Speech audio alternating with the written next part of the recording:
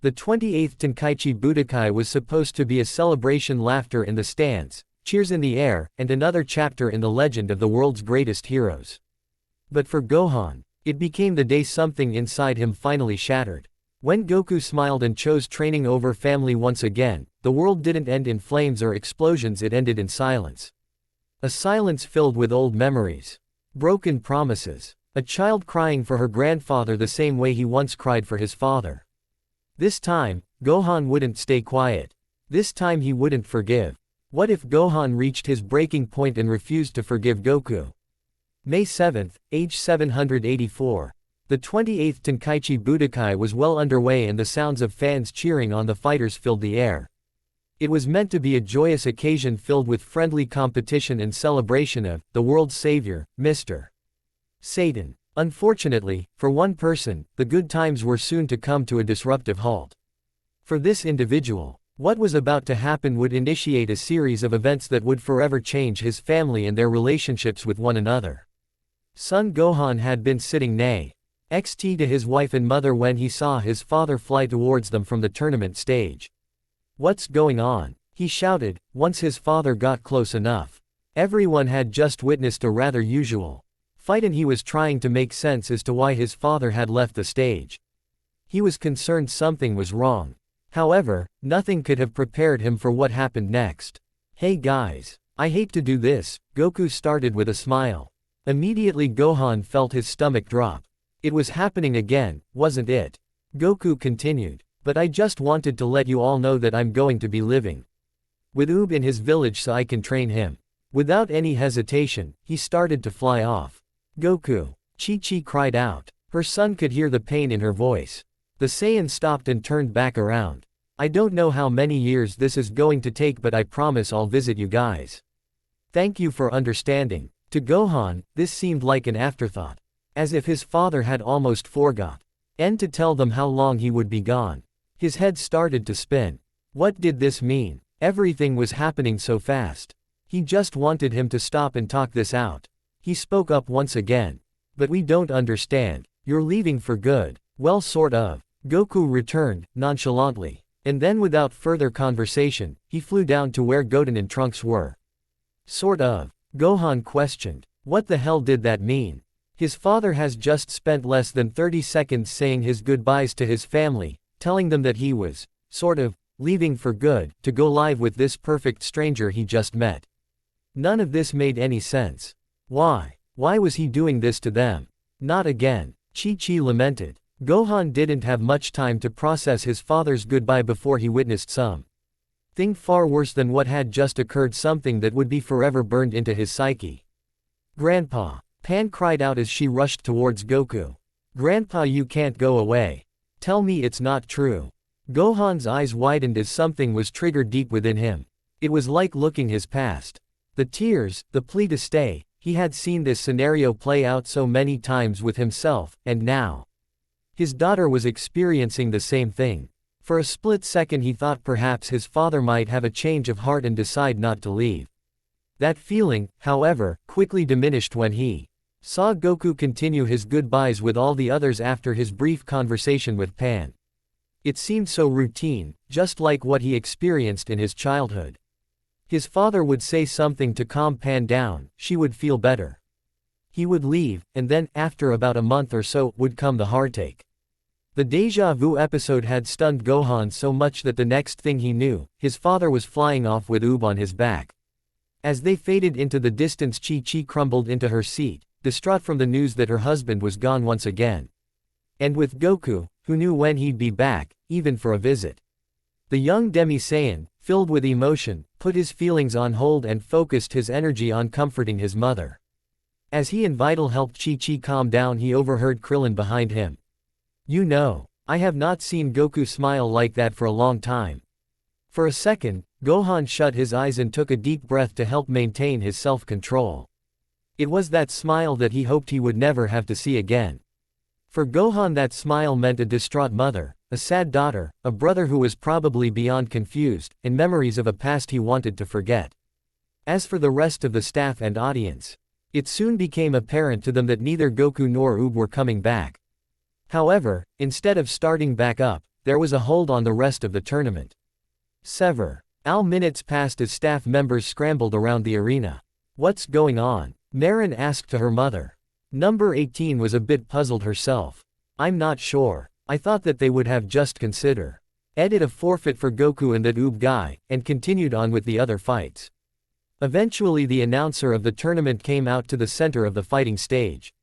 He had been arguing with OT, her staff members, and he was clearly uncomfortable with whatever statement he was about to make. This doesn't look good, Trunks said aloud. Ladies and gentlemen. The announcer stuttered nervously. We apologize for the wait, but we had to consult the rulebook regarding what we should do next. Someone from the crowd yelled out in response. Just continue on with the tournament. Others cheered in agreement. The announcer was now visibly shaking. Why yes. Well, according to the official rulebook of the Tenkaichi Budokai, if both participants in a match in the finals forfeit, and a winner cannot be declared, then the tournament is to be cancelled. Immediately people started booing and throwing things from the stands. HMPH, what a waste of time. Vegeta rolled his eyes as he left for the locker room. Oh man. Goten groaned. Meanwhile, the announcer was doing his best to explain the rationale behind the rule while dodging what was thrown at him.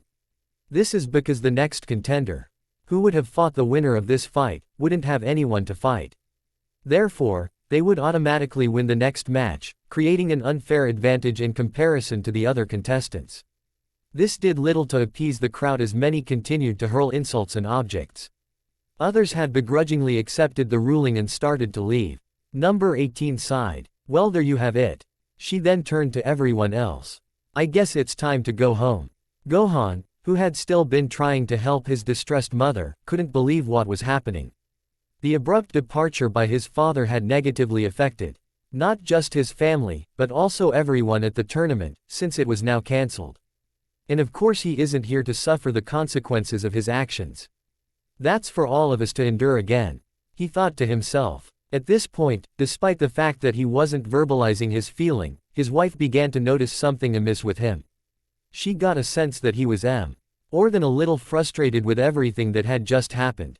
The tournament can't be cancelled. I still want to fight. Pan protested. She had trained rather hard for this and didn't want to leave without a chance to have at least one more match. Her uncle, who stood beside her, agreed. Yay, I didn't want to come all this way for nothing. Seeing the disappointed looks on his family and friends in the VIP section, and overhearing the conversation between Goten and Pan, Trunks got an idea. As the announcer approached them to head toward the exit, the Demi-Saiyan stopped him. Hey mister, could we still use the stage for a match? Well, the tournament is cancelled, so even if you were to have a match it wouldn't be official. Trunks held up his hands. I know, but just for fun, my friend and his niece here still want a chance to fight. The announcer looked at them. This certainly was a competitive group. Listen, you guys do what you want, I can't stop you.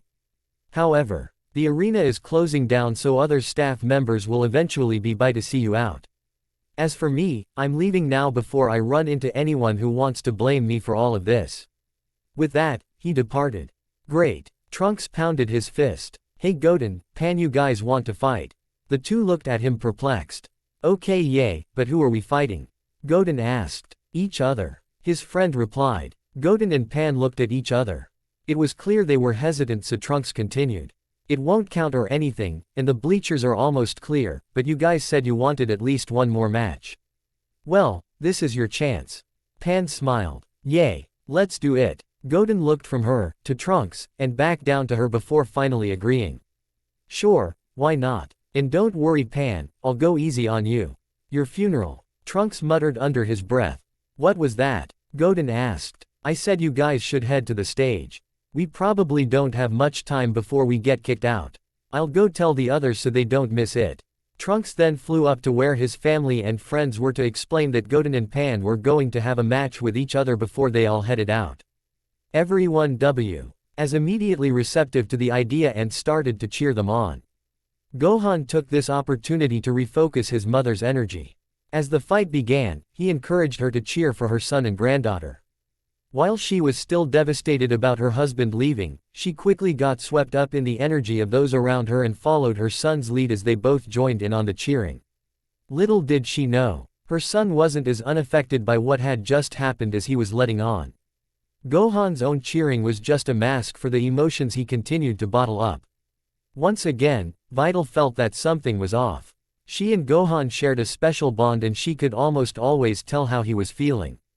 This time, however, he seemed to be hiding it exceptionally well.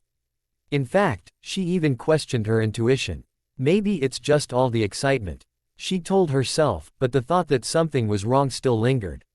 Pan and Goten continued to battle in front of the near-empty stadium, cheered on by their family and friends. As the last of the crowd exited the tournament area, staff members began to approach the stage to ask them to leave. Just as they were about to put a halt to the fight, Pan laid down a finishing blow to her uncle, a hard smack across the cheek that had him colliding down into the stage and unable to get back up before Trunks finished the countdown. "We have a winner," he shouted as he held up Pan's arm in victory. Everyone else cheered. With the last unofficial match finished, the tournament was over. Before they knew it, the Z Gang was making their way to the Capsule Corp Airbus to go back to their respective homes. As they walked, they were alive with congratulations and stories from the day. "Mommy, Daddy, look, look," Pan screamed as she held out her certificate showing her participation in the Tenkaichi Budokai. "Wow Pan, that's great," Vital said, picking up her daughter. "We're so proud of you," Gohan reiterated as he ruffled her hair. "So Goten, how's your cheek?" Trunks teased his friend, pointing at the red mark caused by Pan during their match. Goten just grumbled underneath his breath as he rubbed his swollen face. Everyone laughed and continued to talk about the tournament. The mood was rather joyous and carefree until the inevitable came up. "Man, you guys really wrecked that stage," Yamcha commented. "Well, in all fairness, it was Goku who did the most damage," Krillin retorted. It was the mere mention of his name that caused Gohan's mood to change once again. This time it was clear for Vital. While he wasn't showing it on the outside, she could tell he was angry. She correctly gathered that he was concealing his emotions so as not to upset anyone else. That being said, Vital wasn't the only one who noticed. When Goku's name was mentioned, Piccolo recognized a subtle change in Gohan's ki. It wasn't an increase or decrease, but simply a change. It would only be natural for him to be a little distressed, but this feeling was different, very different. Bulma sighed and looked up to the sky. "I can't believe Goku just left right in the middle of the tournament." "Haha, well that's Goku for you. He's always in pursuit of training and getting stronger," Krillin said, trying to make the situation easier. Gohan looked down for Pan's reaction, but luckily she had fallen asleep in Vital's arms. He then looked at his wife, who was already looking at him, and he immediately put on a fake smile, but she wasn't fooled. The conversations continued onto the plane as they flew home together. Collectively, everyone just brushed off Goku's exit as typical Goku. For Gohan, however, seeing his father leave had triggered something in him, memories and feelings he couldn't shake. This is the last straw, he thought to himself. No more. The tournament had ended, and so had Gohan's patience towards his father. While the others continued to talk on the Airbus as they traveled home, he quietly disengaged from conversation and gazed out the window to try to distract himself. However, that did little to quell his emotions. His anger continued to grow. The events of that day had tapped into memories and feeling he thought were long gone, or at least resolved. Flashback. Using instant transmission, his father had appeared in front of him as Cell was nearing self-destruction. "I'm going to need you to take care of your mother for me. Tell her I didn't have a choice." The 11-year-old Gohan was quickly beginning to understand what his father was doing. Goku smiled that same smile. "Goodbye, Gohan." Then, within an instant, both his father and Cell were gone. "No, come back," Gohan cried out. End flashback. The actions of today opened a floodgate for him, and he began to relive all the instances in which his father had left him or made decisions that hurt those around him. He couldn't stop his own mind from bombarding itself with memory after memory, and he grew more upset by minute. "Come back, come back, come back," his own voice echoed in his head. But his father didn't come back for 7 years by choice. And that wasn't the only time it had happened. "How could I be so stupid?" he muttered to himself. I trusted him with Pan and he did what he has always done.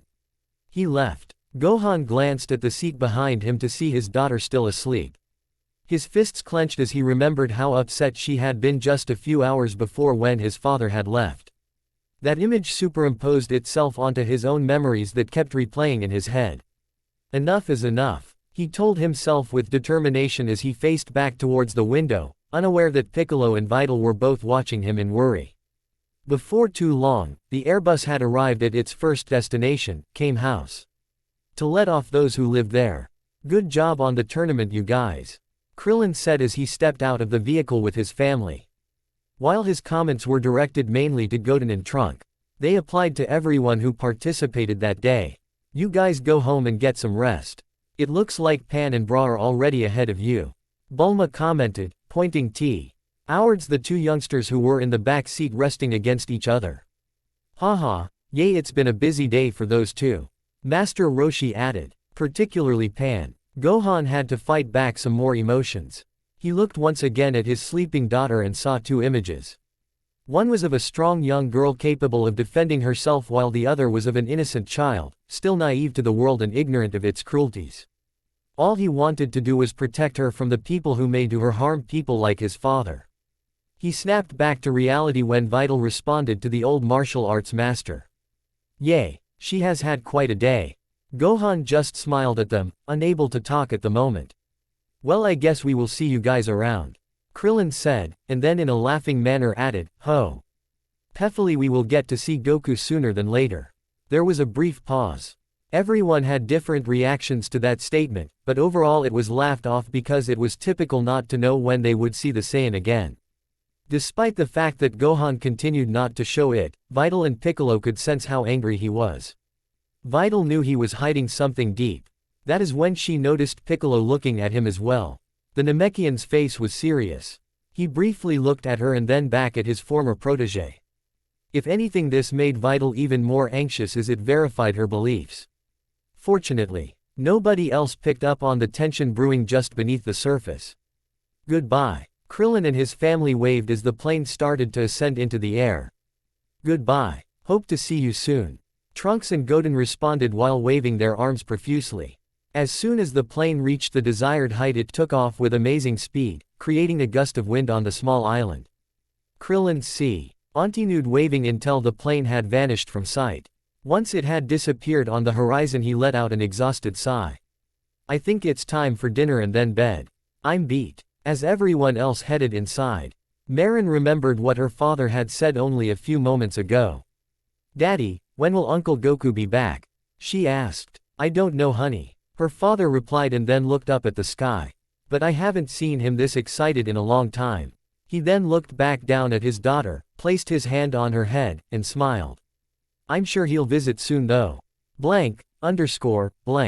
Back on the plane, conversations continued in a hushed tone so as not to disturb Pan and Bra, who were still sleeping. So Goten, are you ready for school on Monday? Trunks asked, leaning back in his seat. Yay, I guess. I still need to work on my report, Goten responded without too much enthusiasm. He then turned around to face his brother. Oh yay, Gohan, did you tell Vital that Unks and I both have the same teacher that you guys had when you started Orange Star High? Gohan, who had been looking down at Pan the entire time, broke out of his trance. Huh? He asked. Vital butted in, repeating the question in her response since she knew her husband had not been paying attention. No, Gohan didn't tell me that you guys have the same teacher that we had when we first started going to Orange Star High. Is he still considered one of the strictest teachers there? Trunks laughed as Goten slunk down in his chair. Yay, and he's particularly strict on me, Goten moaned. Ha ha. That's because you always daydream and don't do your work, Trunks teased him, laughing harder. Goten slunk even deeper into his chair. That's because his class is so boring and his work is so hard. Usually I would just exercise with Dad, hoping that would help me focus, but we always ended up training late. Goten. Chi-Chi's voice boomed throughout the plane, waking up Bra and Pan. You've been slacking on your homework. Goten cringed. He had forgotten his mother was listening. It's not that bad, Mom. It's just high school is new and training makes me relax, he said as he cowered in front of his looming mother. Chi-Chi continued to glare at him with her hands on her hips. That wasn't the response she was looking for. I promise I'll study harder. He continued. You better Goten, she demanded as she sat back down. From now on, no more training until all of your school work is done. Goten sighed. Okay mom, he responded while regaining some composure now that he was not receiving his mother's evil glare. Then it just came out of his mouth. Without even thinking, Goten sat back upright in his chair, folded his arms, and mumbled, well now I don't even have anyone to train. Since dad's not going to be around and who knows when he will be back. The entire Sun family looked up at Goten, who looked at his mother when he realized what he had said. Chi-Chi just faced forward with a disgruntled look. I didn't mean. Goten tried to apologize but was cut off by Gohan putting his hand on his brother's shoulder, with a look telling him to not say anything more. The rest of the plane ride was held in awkward silence. Pan had tried to inquire about when her grandfather would come back for a visit, but was quickly hushed by Vital. At one point Chi-Chi had to turn away because a tear went down her cheek. She knew Goku was like this, often out seeking adventure, but she missed having time with him. After all, so much of it had been taken from her in the past 2 decades. His mother's emotion did not go unnoticed by Gohan, which only added fuel to the already burning fire within him. It was getting harder and harder for him to remain silent, but he knew he had to keep his cool. He didn't want to cause a scene, especially in front of his daughter. There was a sense of relief from everyone when they had reached their second destination, the Sun residence. As they started to descend, Gohan looked out the window at his current house, and then at his childhood home. So many memories had been attached to the latter, and yet most of those memories didn't include his father. He wondered if that old house would ever see Goku again at all. The sounds of the engine began to fade as Goten sat up and stretched. They had landed. Gohan and his family exited first, followed by Chi-Chi, Goten, and then Piccolo. Goodbye. Bulma waved, trying to ignore the tension that had been in the aircraft earlier. Trunks gave a slight smile and waved. See you in school Goten. Bye. Goten shouted back to the ascending aircraft. Everyone waved goodbye as the vehicle took off into the direction of the briefs, home. Chi-Chi turned to Gohan. I will get dinner ready for all of us. You 3 come over when you're all washed up. She then turned to her youngest son. Goten, will you get some firewood while I start preparing the meal? Goten looked at his mom and smiled. Sure. It appeared that she had gotten over the comment he had made on the plane. She smiled back at him and then walked towards her house. See you guys in a bit, Goten said to brother as he took off to complete his chore. Okay, we'll be over shortly, Gohan responded. He then turned to his old mentor. Piccolo, will you be joining us? Not tonight, Piccolo replied. I need to get back to the lookout. I told Den before he left the tournament that I would be quickly behind him. I just wanted to see you guys home. He lifted into the air and, after giving Vital a quick glance, said his goodbyes before flying off. The family waved goodbye until Vital looked back down at her daughter. Well, we better get ready for dinner, huh, Pan-chan? Pan immediately perked up. Yay, she agreed. Haha. Vital giggled. All right, I'll get you some new cloths while you take a bath. Then she went inside. Gohan and Pan were right behind her, but before going in, Pan stopped. What is it, sweetie? Gohan asked, looking down at her. And then to the horizon where she was looking. The sun was almost completely set and the sky was decorated with pink, orange, and purple colors as night began to fall. Grand. Pa would always watch the sunset with me before dinner. Her voice held sorrow in it. When do you think he'll come back? Gohan's face turned serious, but it went unnoticed. I don't know, Pan, why do? You hurry up inside and get ready for supper. We don't want to keep Grandma waiting. Okay, Pan said, regaining happiness as she smiled at her father. She quickly skipped inside. Gohan stood outside his house watching as the last remnants of the sun disappeared. He knew nothing would ever be the same. After everything that happened today, he made the decision, then and there, that Pan would ever watch another sunset with his father ever again. It was over. Everything had changed. The rain continued to pour down as Vital watched her husband from a window on the second floor of her house. The garbage man was there and Gohan had one last bag for him. She looked on as her husband trotted down their walkway, covering himself with his jacket. The thunderstorm outside was growing, but she wasn't focused on that. Instead she was focused on the small black bag that he was carrying. It was the same bag she had seen earlier that morning. When Gohan got to the end of the walkway, he handed T. He bag over and it was immediately tossed in with the rest of the trash. It was that simple. Seeing the bag disappear amongst the other garbage weighed heavy on her. She looked away from the window. Everything really had changed. As she heard the truck go off into the distance she went over to the bed Gohan and her shared.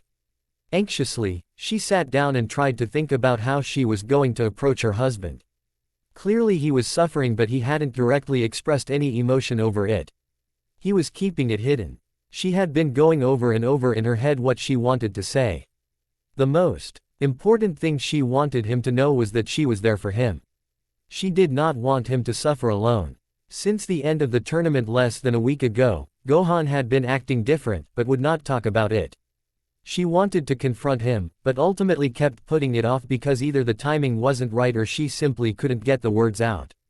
However, it was when she saw him throw away that bag that she knew she had waited long enough. She knew she wasn't going to get another chance like this. With Pan having a sleepover at Bra's, it was now or never. By the time Gohan opened the door, Vital had made her way downstairs. "Gohan, we need to talk," she said with a serious face. Her husband closed the front door behind him, muffling the sound of the intense rainfall outside. Talk about what? He was trying to ignore the serious tone Vital had just taken with him. "I know what was in the bag. I know how you have been feeling this past week," she responded. He no longer tried to hide it. Gohan looked his wife directly in the eyes and with a weak voice asked, And, Gohan, this is serious. What's going on?" Vital cried out. She was upset and scared for him. They stood in silence for a moment. "I'm done with him," the Demi-Saiyan replied straightforwardly. "I don't want to have anything to do with him anymore. He has consistently made decisions that have had negative impacts on his family. And this time I won't brush it off. I won't ignore it like everyone else. I won't let him do to Pan the same thing he did to me." His voice was beginning to break and he turned head away from her. Vital's expression changed to sympathy. She was truly worried about him. "Gohan, why haven't you talked with me about this? Why have you been keeping this all in?" Gohan kept his face turned and shut his eyes. Tears were starting to form. I didn't want to get you involved. I'm your wife, I'm supposed to be involved. Besides, what are you expecting to happen when he comes back?" she asked. "If he comes back," Gohan mumbled. "What?" Vital had not heard him. Gohan opened his eyes and turned to his wife. "I said if he comes back," he yelled, startling her. He did not mean to scare her, but he was finally releasing the emotions that had been pent up inside of him, emotions that went back well beyond the past week. "I'm sorry," I yelled, "but I can't tell you how many times I asked myself, when is he coming back? When I was first training with Piccolo, I was a scared 4-year-old boy and didn't understand what was going. While that instance was not his fault, I found myself asking the same thing when we found out he was still alive after the battle with Frieza and in no way tried to establish contact with us. I continued to ask that again and again every time he was gone. Now I don't care. He could be back tomorrow, or he could be back 10 years from now. All I know is that I do not want him hurting me, or my family, again. If he ever comes back, he is to stay as far away from us as possible." His ki was rapidly accelerating because of his emotional state. He was angry about his father and angry about his past. But more than anything, he was hurt. Are you really going to cut him out of your life like that? If he has hurt you this much, then you need to talk to him about it. Vital was trying to calm him down but remained stern. You think he would listen? All he has ever cared about is fighting, seeking out a greater challenge. Everything else comes second. Throughout my entire life I've gone with his direction and stood by his decisions, but now I've had enough. I won't do this anymore. Finally, Gohan's energy had reached a point to where it caught the attention of his brother in the adjacent house. Goten had been studying when he felt a sharp increase in his brother's ki. Something wasn't right. Without hesitation he dropped his pencil and ran out the front door. Chi-Chi, who was making breakfast, witnessed her son go off at amazing speed into the harsh rain. "Goten," she shouted, but her voice did not reach him. She rushed to the doorway and saw that he was heading towards Gohan's house. Worried, she followed him. The Demi-Saiyan barged into his brother's house where he saw him wiping his eyes and his sister-in-law looking tense. "What's going on?" he asked with concern. "Gohan, I felt your ki, what's wrong?" Gohan turned away from his brother. Confused, Goten looked at Vital for answers. "Gohan," she said gently as she approached her husband. "You need to talk this out." She then placed a hand on his shoulder. "I'm sure you're not the only one who is upset." Vital then looked at Goten, who in turn, became even more confused. He took a few steps toward them. "Hey, what's happening? What are you upset over?" Vital looked at her husband as if to reassure him that he needed to speak up. "Dad," Gohan finally replied. Just then, Chi-Chi entered the house. She was soaked from the rain and out of breath. "Goten," she huffed. "What are you doing? What's going on?" Gohan looked up at his brother and mother. "I can't forgive him this time." The tears had stopped and his tone was unwavering. "I'm done with him. I put everything in a bag and threw it away. Blank. Earlier that same day. Gohan, do you need help with anything?" Vital asked as she stood in the doorway with her nightgown still on. It was 5 a.m. and her husband had woken up and started to rummage through things in the other room. "No, I'm just going through some old stuff before the garbage man gets here today. I've always said we could use a little bit more space," he said as he gave her a half smile. She yawned and stretched as she started to turn back towards their bed. "Okay, just let me know if you need anything." "Okay," he replied and continued his rummaging. Vital had started to close the door but left it slightly ajar. She had meant to go straight back to bed but something had suddenly caught her eye. Quietly, she peered into the room through small door opening to get a better look. There, in the dim light, was her husband holding up his orange and blue GI from when he fought Buu. The Demi-Saiyan looked over his old uniform. It had been mended after the fight, so many years ago, and appeared as good as new. He felt the fabric and closed his eyes as he reminisced of when he first got it from Kibito. He had wanted an outfit just like his dad's before heading off to fight Buu. He wanted to be just like his father and make him proud. But that was then, and times had changed. Now Gohan couldn't stand the thought of his father. The GI he held in his hands stood for a time when he trusted someone whom he loved, someone who just ended up causing pain. He traced the stitching around the neckline with both hands until he came to the center. Then, in an instant, he ripped the outfit at its seams. Vital let out an inaudible gasp. He stuffed the ruined clothing into the bag as he continued to rummage through the drawer. It wasn't long before he came across what he was looking for, a photo album. As he flipped through the pages, Vital could just barely make out the pictures. Gohan eventually stopped at one page and took out a photo. The picture had been taken during the 25th Tenkaichi Budokai tournament, when Goku had come back after 7 years of absence. It was the first picture of them together after the Cell Games. Vital caught a glimpse of the photo as he held it in front of himself. A glimpse is all she needed though, because she knew that picture well, after all she had taken it. After a brief pause, Gohan crumbled up the picture in his hand and placed in the bag with his GI. He then proceeded to take out every picture with his father eye. End the entire album and throw it in the bag. The more pictures he took out the angrier and more violent he got towards them, until he tossed the last photo, and sat there heaving from the emotional exhaustion. Vital could no longer stand to look. She was too nervous to go in and confront him. It wasn't that she was afraid of him, rather she was afraid for him and didn't want to make him feel worse. After all, what would she say? What could she say? Instead she just went back to bed, while he continued to clear the house of anything that reminded him of his father. Even though, at that moment, all logic was telling her to go to him. She just laid there in bed, frozen. All of a sudden, she heard a noise outside that caused her to get out of her trance. She turned her head and looked up at the water drop that had just landed against the window. It was starting to rain. With the 4 family members in Gohan and Vital's living room, there was some brief discussion on the topic at hand. However, it was soon decided it would be best to move the conversation to the Sun house where breakfast had already been started being prepared. It didn't take long before they were sitting down at the kitchen table to partake in one of Chi-Chi's home-cooked meals. Before sitting down herself, Chi-Chi cracked a window to let some heat out from the kitchen. The pitter-patter of the rain outside filled tea room as they started their meal in silence. Nobody quite knew what to say given the sensitivity of the topic. Eventually it was Gohan who spoke first. He's made his choice. Now he will have to live the consequences, he said, staring at his cup of tea. He remained fixated on it, fearing that if he faced his mother he would see hurt in her eyes. I'm sorry if anyone has objection to this, but I'm done with him. Goten looked to his mother, who remained silent, and then turned to his brother. Gohan, this is Dad we are talking about here. Don't you think this is a little extreme?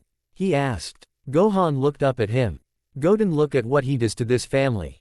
He left us for 7 years, leaving Mom with 2 children to take care of. Then he comes back, and expects everything to be okay, only to leave again. This would be fine if he was on his own, but he has a family. His actions are unacceptable and I've had enough. When he left with Oob to train, he sent a clear message that he is unwilling to change and unwilling to take on any responsibility. Some of our friends may be used to this, but I'm still not, and Pan certainly isn't. Seeing my daughter cry like that was too much for me. I won't let him hurt my family like he hurt me. I won't let Pan suffer like I did. Chi-Chi, who had been focusing only on the food in front of her because she was in deep thought, looked up at her son when he said this. She had never known he felt this way, and that word, suffer, it was a strong word to use. Even though she never knew how her son felt, deep down she always wondered how his father's sense had affected him and his younger brother. Now that it was finally being discussed, some of her worst fears were coming true. Gohan, she said in a near whisper. I'm sorry, I didn't know that you felt this way.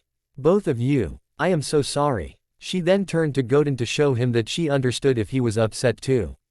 She did not want him to hide his emotions. Mom, you don't need to apologize. It's Gohan tried to respond but was cut off by his mother. Yes, I do. You see, I have always known your father was like this. When we were younger he was always off on some adventure or dedicated to his training. He hardly stayed in one place very long. But this was something that attracted me to him. When we got married, I thought that he would settle down. It then became so confusing after your uncle arrived. Things seemed to have spiraled out of control after that. Chi-Chi's voice was beginning to break. She realized that Gohan's life had been a very hard one, and that Goten's had not been too much easier. Everything that had happened to her family had been so unfair. Vital, who was sitting next to her, placed her hand on her mother-in-law's hand. Chi-Chi, from what Gohan has told me, you did the best you could.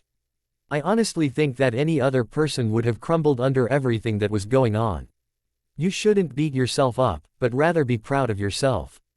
In times of great strife and turmoil you managed to stay strong and be there for your family. You were, and still are, a great mom. Chi-Chi looked at Vital and smiled. She turned her hand so that it was firmly grasping Vital's. These words helped to lift her from the undeserved guilt she was feeling. It was clear that she was very thankful for the support and comfort her daughter-in-law provided. Besides, Gohan spoke. Nothing was your fault. During my childhood, and Goten's as well, we all made choices. Like our friends, I made a choice to fight in the battles that I did because I wanted to protect others. All I have ever wanted was peace and to be with my family.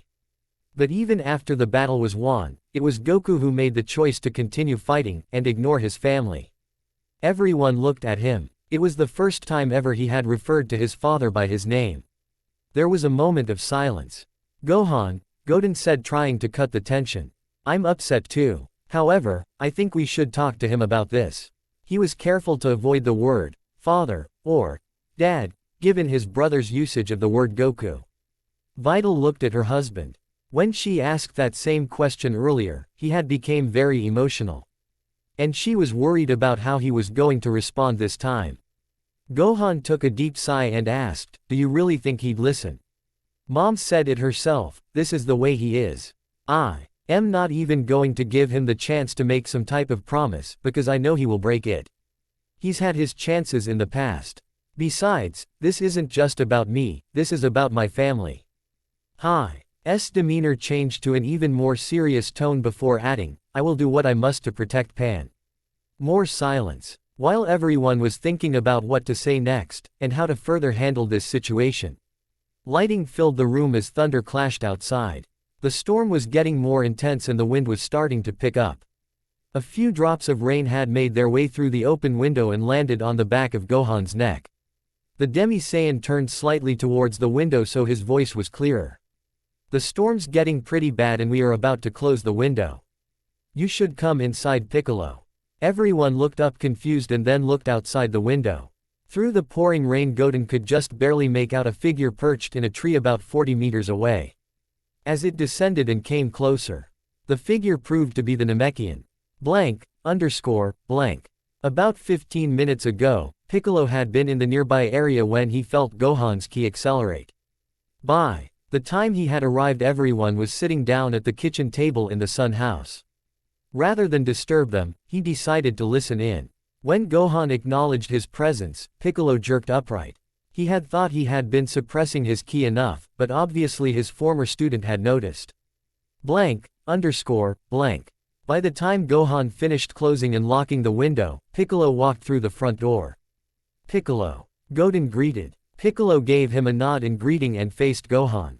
It didn't take long for Gohan to figure out that his old mentor had stayed in the nearby area since they arrived back from the Tenkaichi Budokai. When his ki had risen during his conversation with Vital, it had only reached a point to where not everybody would have noticed, only those close by. A million things were going through both their minds as they tried to figure out what the other knew. Eventually Piccolo just said what he truly felt. I'm sorry, Gohan. Me too, he responded. Gohan. Chi-Chi stood up. It doesn't have to be this way. You have every right to be mad, but I don't want to see this happen. I know your father is a good man. Please, when he comes back, just talk to him. A few tears started to make their way down her cheek as she clutched her napkin ready to catch them. Gohan turned to his mother. Seeing her cry was incredibly hard for him. The last thing he wanted to do was hurt her. He looked down at the floor and closed his eyes as he started to cry too. I'm sorry, I just don't think I can. Gohan. Goten shouted, causing his brother to look his way. Emotions were certainly running high at this point in the conversation and it was taking its toll on everyone. While the younger Demi-Saiyan looked stoic, inside he was scared that he was witnessing a major fracture in his family. Listen, I'm angry too. He should be here. It's not right that he just left us. But I remember how you used to tell me stories of him when I was young. Why? Oh, you would tell me all about the adventures you guys had and how great of a person he was. These stories made me wish I knew who he was. When he came back, I no longer had to rely on them for comfort. Instead I got something that I have cherished every day since then. I may be angry right now, but I do not want him to be absent from my life forever. I know deep down inside you feel the same way. Gohan was silent. Seeing how heavily this was affecting his family caused him great sorrow. On the other hand, there was no way he could open himself up again to getting hurt. There was also Pan to think about. He had to protect her from going through what he went through. His mind continued to race as he became deeply torn on what to do. It seemed like no matter what, someone was going to get hurt. Both Vital and Piccolo felt the internal strife within him. You can't let this eat you up, Gohan. Piccolo commented. He's right, Vital added as she stood by her husband's side. If you won't do this for you, do it for your family. Give your father a chance to see his granddaughter again. If Pan is feeling hurt now, think how she will feel if you tell her that she can never see him again. The input he was getting from those in the room began to sway his decision. As more tears came down Gohan's face, he took a pause before slowly nodding in confirmation that he would meet their request. This agreement gave the Sun family some relief. Vital gave him a hug. They embraced for a few seconds before he broke away and faced her. But there is something I need to do. He then turned to Piccolo. I need you to train me. What? Goten, Chi-Chi, and Vital said in unison. Gohan explained. I need to prove to him that he doesn't have to search for someone who will take care of the earth. I can show him that there are people right here who can, and will, protect this planet. He needs to learn that training does not mean he has to abandon his family. I will train around my family time, not in place of it. Lastly, it's time for me to take action and accept the responsibility that comes with my power. This past week has shown me that I need to work to protect those around me.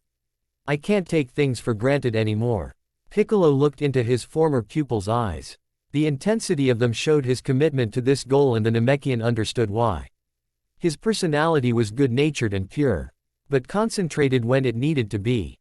It was the Saiyan-human hybrid in him that made Gohan this way. This was something he felt he needed to do for himself and his family. Piccolo smirked. Agreed. Bleg. It was 7 in the morning and Vital had her head in the toilet again. What's wrong me? She questioned as she flushed down her sick. She sat up, wiping her mouth. After a quick rinse with mouthwash and washing her hands, she slowly made her way back to bed with the feeling that she could turn back any second and repeat the action. Once at her bed, she eased herself under the covers and put her arm in the spot where Gohan usually slept. The one weekend I get sick he has to be out on a camping trip with his friends. She sighed. Oh well, at least he's going out. So much had changed since that fateful night 10 months ago when he had finally opened up about his feelings. Goku's actions at the tournament had proven to be just too much for him to handle. As a matter of fact, that is when his personality started to change. He was still the sweet and kind-hearted man that she fell in love with, but after the tournament, and even after the talk they had that morning, it was clear that he was facing some serious issues. Demons from his past were haunting him. While Gohan had a great support system of family and friends, Vital knew that they could only do so much. Even the conversations that he had with Krillin, Yamcha, and the rest, which were similar to those that he had with her, could only help to a certain degree. There was a key missing ingredient to provide a more permanent solution: a civil conversation with Goku. As she lay in bed, Vital closed her eyes and thought back to the events that occurred after that rainy morning and why she was happy that Gohan was going on this camping trip. Flashback. 10 months ago. The storm that had raged on throughout that day and night eventually died down, giving way to a sunshine-filled horizon the following morning. With the morning sunlight hitting her face, Vital slowly opened her eyes as she woke up to the smell of the cool country air. The first thing she saw was Gohan sitting upright on the bed looking out at the sunrise with a smile on his face. She noticed how peaceful and calm he looked in comparison to the previous day. She smiled too. Gohan turned his head towards her. "Good morning," he said as he leaned down and gave his wife a kiss. Vital let herself fall into his embrace. Once he pulled back from the kiss, she sat up looking into her husband's eyes. "Gohan," was all she could get out. But in that one word she was able to communicate the questions that were lingering in her head. "How are you doing? Do you want to talk? What's going to happen now?" He put his hand on her shoulder to reassure her. "I'm fine, but I meant everything I said yesterday, and Piccolo and I will start training today while you're getting Pan from Capsule Corp." He then slid his hand up to her cheek. "I want you to know that my training will never come in the way of this family. In fact, I hope to spend even more time with you and Pan. I want you both to know how much you mean to me." His voice took a more serious tone. "I will not become like my father. I will always be there for the both of you and protect you. I will never abandon either of you." Vital didn't know what to say. She knew they both meant the world to each other and that the other knew that. She loved him so much, and no matter what, she never wanted to see him as hurt as he had been since the tournament. Gohan let out a sigh and began to recall his past. "You know, I actually have never really enjoyed fighting. Ever since I was young I typically held off in battle until my emotions overtook me and I fell. I had to do what was necessary for the safety of my friends. But even then I held back, not wanting to kill anyone no matter how evil they were. Eventually this dilemma caught up with me when I was battling Cell. For the first time, the fate of the world, the universe, rested solely on my shoulders. While I knew the seriousness of the situation, a part of me still did not want to resort to violence. I tried my hardest to talk with Cell, to reason with him, but he did not listen. When I refused to fight and get angry, he targeted my friends. While this certainly made my anger grow, I continued to hold back. I did not want to fight. I did not understand why he wouldn't just leave us alone. To this day I can still picture everyone up on that cliff being beaten, some to near death. I think I did not want to fight because deep down I was afraid. I was afraid of what would happen, not only if I failed, but also what kind of person it would make me if I resorted to that kind of violence. That's when what was left of android number 16. His head was thrown in front of me. I will never forget what he told me. He said that, some people will not listen to reason, and to fight these people to protect what is most sacred is justified. He taught me, in his last moments of life, that it is okay to fight for these things. He taught me not to be afraid. Number 16 knew he was about to die, and all he asked was that I unleash the anger inside of me. That I protect the earth and nature, which he loved. For my entire life, there had been an internal struggle between my Saiyan side and my human side, one aggressive and one submissive. I could never seem to find balance between the two until that moment. When Cell came over and destroyed him, a defenseless android with such a capacity to love life, something in me clicked. What number 16 had said changed how I viewed my role as a defender of Earth. Because of him I was able to settle my internal struggles, which helped me to ascend to a level beyond what anyone had at that point. I finally reached a balance. He then took his wife's hands into his own. I know that because I am half Saiyan and half human I carry a great potential that can now easily be tapped into. I know I am capable of fulfilling #16's promise to protect the earth and the ones I care about. And now I need to show that to Goku. Gohan's story had caused Vital's mind to race. So many things were rushing through her head, but the most pertinent one made it to her lips. Gohan, please tell me you aren't going to fight him. She was pleading, but at the same time authoritative. She did not think that was the appropriate action to take, and she let him know it. This question had been in her mind since the day before, but she held off from asking it, fearing a yes from him. However, after listening to what he had just said, she knew she had to ask it. Fortunately, the Demi-Saiyan had more non-violent intentions. Vital, no, he said, trying to calm her down and reassure her. I just need him to see my power level, to know that I, along with every else, have the capability of protecting the earth. I only want him to understand my determination for maintaining peace. She let out a sigh of relief. Still trying to find an alternative, she asked, I don't understand why you can't just talk to him. Gohan paused. Because he will not listen unless I do this first. Vital developed a sorrowful gaze and looked down to contemplate everything that was just said. Hey, Gohan said, lifting her chin up delicately with hand. Just remember you and Pan come first. I will never let anything interfere with that. I know Gohan, I just want you to be okay. She replied. He leaned into her, as long as I have the two of you I'm better than okay. He then gave her a deep kiss as he wrapped his arms around her. As he parted his lips he looked into her eyes. I love you, Vital. She could only respond with the thing that she felt most deep in her heart. I love you too, Gohan. End flashback. The very next thing to occur was the beginning of the training process, something that continued still. Gohan remained diligent in scheduling his training around his family time and not the other way around. This meant a lot of nighttime exercises with Piccolo, when Vital and Pan were asleep. He also found time to train whenever his wife and daughter were away spending time in the city. However, this option did not occur until several weeks after he started training, because when he promised to spend more time with his family he grew more protective of Pan, not wanting her to have a childhood like he had.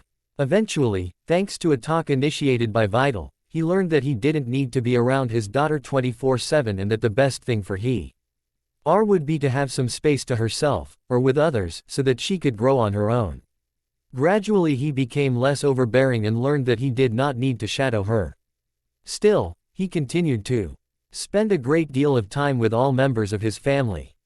Spontaneous trips to the zoo, picnics, and like were more common in the past 10 months than they had ever been. This quality time with family and friends helped him. However, the reasoning for all of this, and the underlying problem, had stayed constant. Blank. Vital opened her eyes back up and looked at the ceiling. So much really had happened in these past 10 months. That is why this weekend's camping trip with friends was so important. Gohan had been so busy with work, training, and spending quality time with his family that he never had any time for himself. While they had several get-togethers with their friends over the past 10 months, this was the first time he could totally relax for more than a few hours. It was also the first time that he was away from his family for more than a day. He needed to get away for a weekend and not stress over Pan or worry if he was being a good enough father. He needed to get away from the training. He needed to get away from his work. He just needed to get away. At least he's promised to take it easy once he gets back. Vital told herself. After his business meeting Monday and after making his surprise plans for our anniversary in April she then sighed in frustration.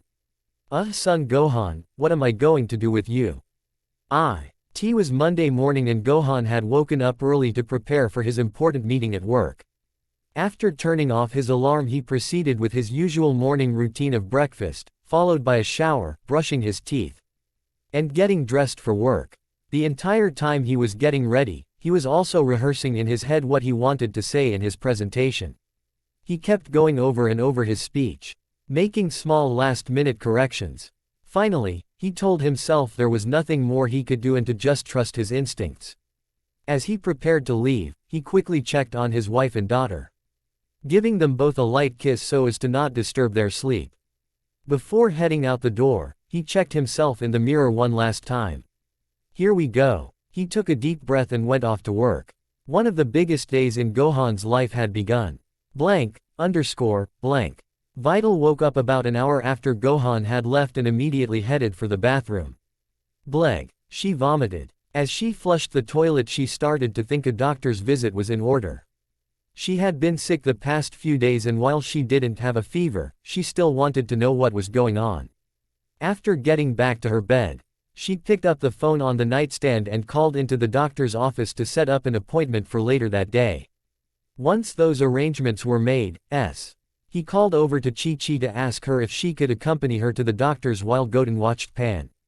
Of course, Chi-Chi replied, feeling concerned.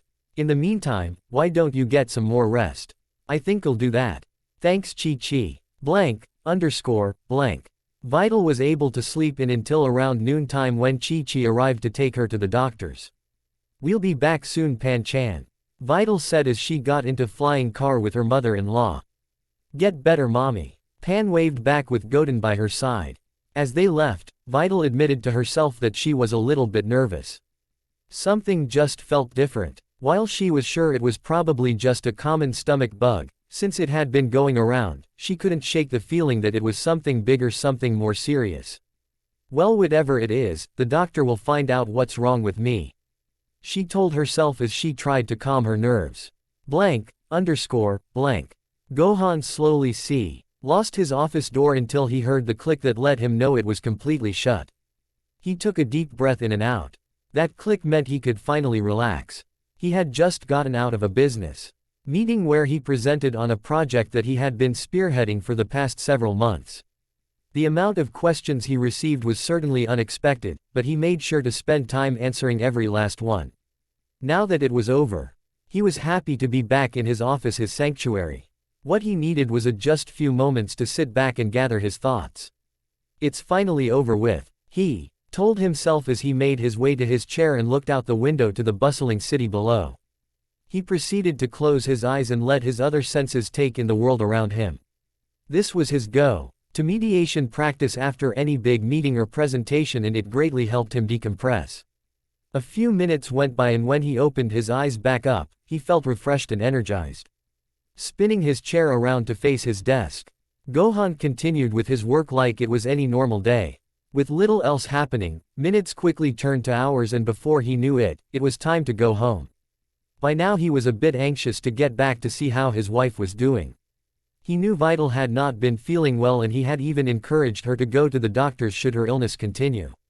Even though he hadn't heard anything from her, which was typically a good sign, he still wondered how she was doing. Ideally, he would have gone back home after his meeting, but his boss mentioned that she might want to talk with him afterwards at some point. This kept him chained to his office. As he gathered his belongings, he assumed that his boss must have been satisfied with his work since he had not seen her the rest of the day. He was turning the key in his office door to lock it when he heard a voice a few feet from him.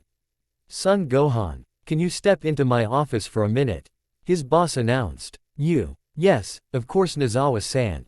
He stuttered, rather surprised at the timing. While making the short trip to his boss's office, his mind raced with anxiety. Oh, this can't be good. I should have known something was wrong when they kept asking questions. I must have been in there for an extra hour over my scheduled time. I probably looked so foolish. Hopefully I'm not in too much trouble. As Gohan entered the office, his anxiety heightened. Sitting next to his boss were two other people from the business meeting he had made his presentation in. Two exceptionally important people in the company. Just how much trouble am I in? He thought to himself. Son Gohan, you remember Toriyama-san and Kageyama-san? Mrs. Nozawa said as she motioned to the two other gentlemen. Of course, Gohan replied as they bowed to each other. Hello again. Please sit. Mrs. Nozawa instructed, taking a seat herself. Gohan cautiously sat down in the chair opposite of her and the other two executives.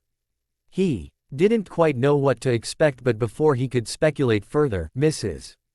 Nozawa spoke up again. Gohan, after the meeting the three of us sat down and had a chat. We were all very impressed with your presentation and your work on this project. Really? Gohan said, surprised, but he had to catch himself. Just a second ago he was worried they thought the complete opposite. Yes, she continued. In fact, ever since the meeting we have been talking about it along with your future. Future, he thought aloud. Mr. Toriyama took over. Your presentation today and the work you put forth was on the best that either Kageyama-san or myself have ever seen. Not only that, but you showed us how well you knew what you were talking about, and how well you handled stress, by the way you answered any question we threw at you. Gohan was in disbelief. He didn't know what to say. All he could muster out was a simple, thank you. Gohan. Kageyama joined in. As you know, this company has locations all over the world. But our headquarters is located in North City, where some of the brightest minds in the industry come and work for us. We have discussed it and we would like to offer you a job promotion at our main building there. What? Really? I mean, what about an interview? Gohan asked, stammering through his speech. To say he was surprised would be an understatement. The presentation you gave us today, along with all the questions we had, was your interview. Today you proved yourself to be very capable and you are exactly the person we are looking for. Toriyama said with great encouragement. You should know. We three came up with this idea.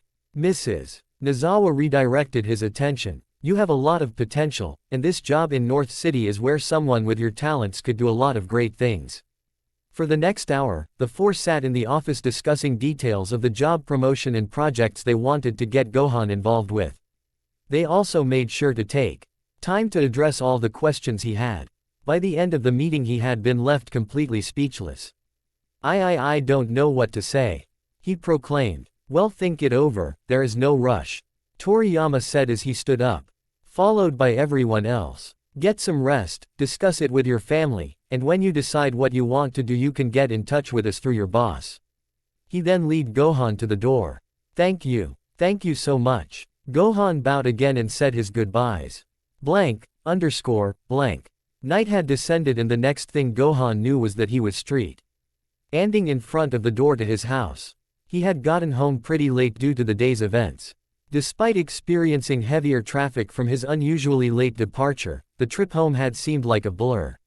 The entire time he had been going over this new proposition in his head.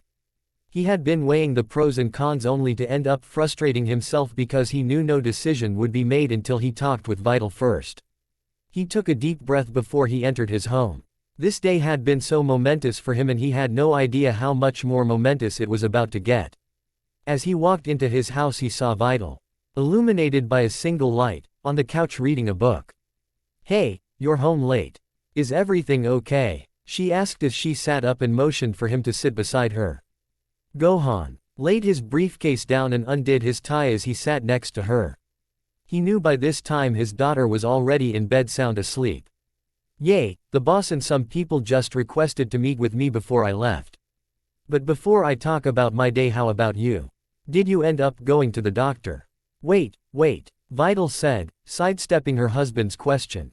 Your boss and some people requested to meet with you. Who were these other people?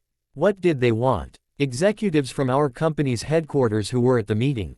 Gohan tried his best to make it sound like it was no big deal.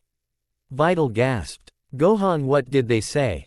What happened? Her voice was starting to show her excitement as she could already predict what they had discussed. Well, they said that they liked the presentation, they really liked it. Gohan let out a smile. And we talked and they thought I have a lot potential. But before I say anything else, keep in mind I haven't said yes to anything yet, and I wanted to talk to you first. And I realize this would be a big change, and I want us to careful. Vital had gotten impatient and cut him off. Come on, out with it. What did they say? They offered me a job promotion at the headquarters in North City. North City. Vital was astonished. Gohan mistook her excitement for anger that he would even consider moving that far away. Vital, don't worry, I haven't accepted anything yet. Well, you have to say yes. He looked at his wife puzzled.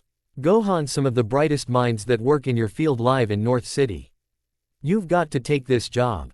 Vital was so happy for her husband right now. For the second time today, Gohan was surprisingly shocked. He did not expect her to be this enthusiastic about it. You really think so? Of course, why not? She asked in return. Well, it's just that we would have to move pretty far, and what about your job? If we moved to North City, I could get a better job and it would be easier for Pan to go to school. You have to take this job. You have to tell them yes. Ha ha. Alright, you've convinced me. Gohan said as he became a little overwhelmed with his wife's excitement. The two then looked at each other in the dim light, taking in the moment. Then, without warning, Vital gave her husband a big hug. I love you, Gohan. I love you too, Vital. He returned. A few seconds passed before Vital broke the silence. I guess this works out anyway, since we are probably going to need a bigger place. Huh. Gohan pulled away from the hug to face his wife. What do you mean? Vital smiled in a way that he had not seen in a long time. His thoughts went to what she had done today. What did the doctor say? Is everything all right? He was getting anxious again. Close your eyes for a minute. What? He asked, confused. But then something in him told him not to question her, so he closed his eyes. Okay, they are closed. Vital pressed his hand against her chest. Gohan sat there with his eyes closed as he felt Vital's heartbeat. Then, he noticed something different. Not with her heartbeat but with her ki. A puzzle look came across his face as he tried to figure out what his wife was getting to. What he was sensing was not something bad, but rather it was something good. Vital smiled gently as she watched her husband's face twist in confusion, trying to figure out what he was feeling. She then asked, how many keys do you sense? He concentrated real hard for a minute. 2, he said just before opening his eyes. Vital nodded. Gohan, the doctor said I'm not sick, I'm pregnant. It had been a few weeks since Gohan's job promotion and Vital finding out she was pregnant.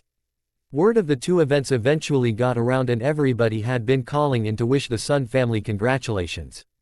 While Chi-Chi was at first overly excited about the news of a new grandchild, she was quickly reminded that Gohan and Vital would be moving to North City soon, so the new baby would not be right next door like Pan had been.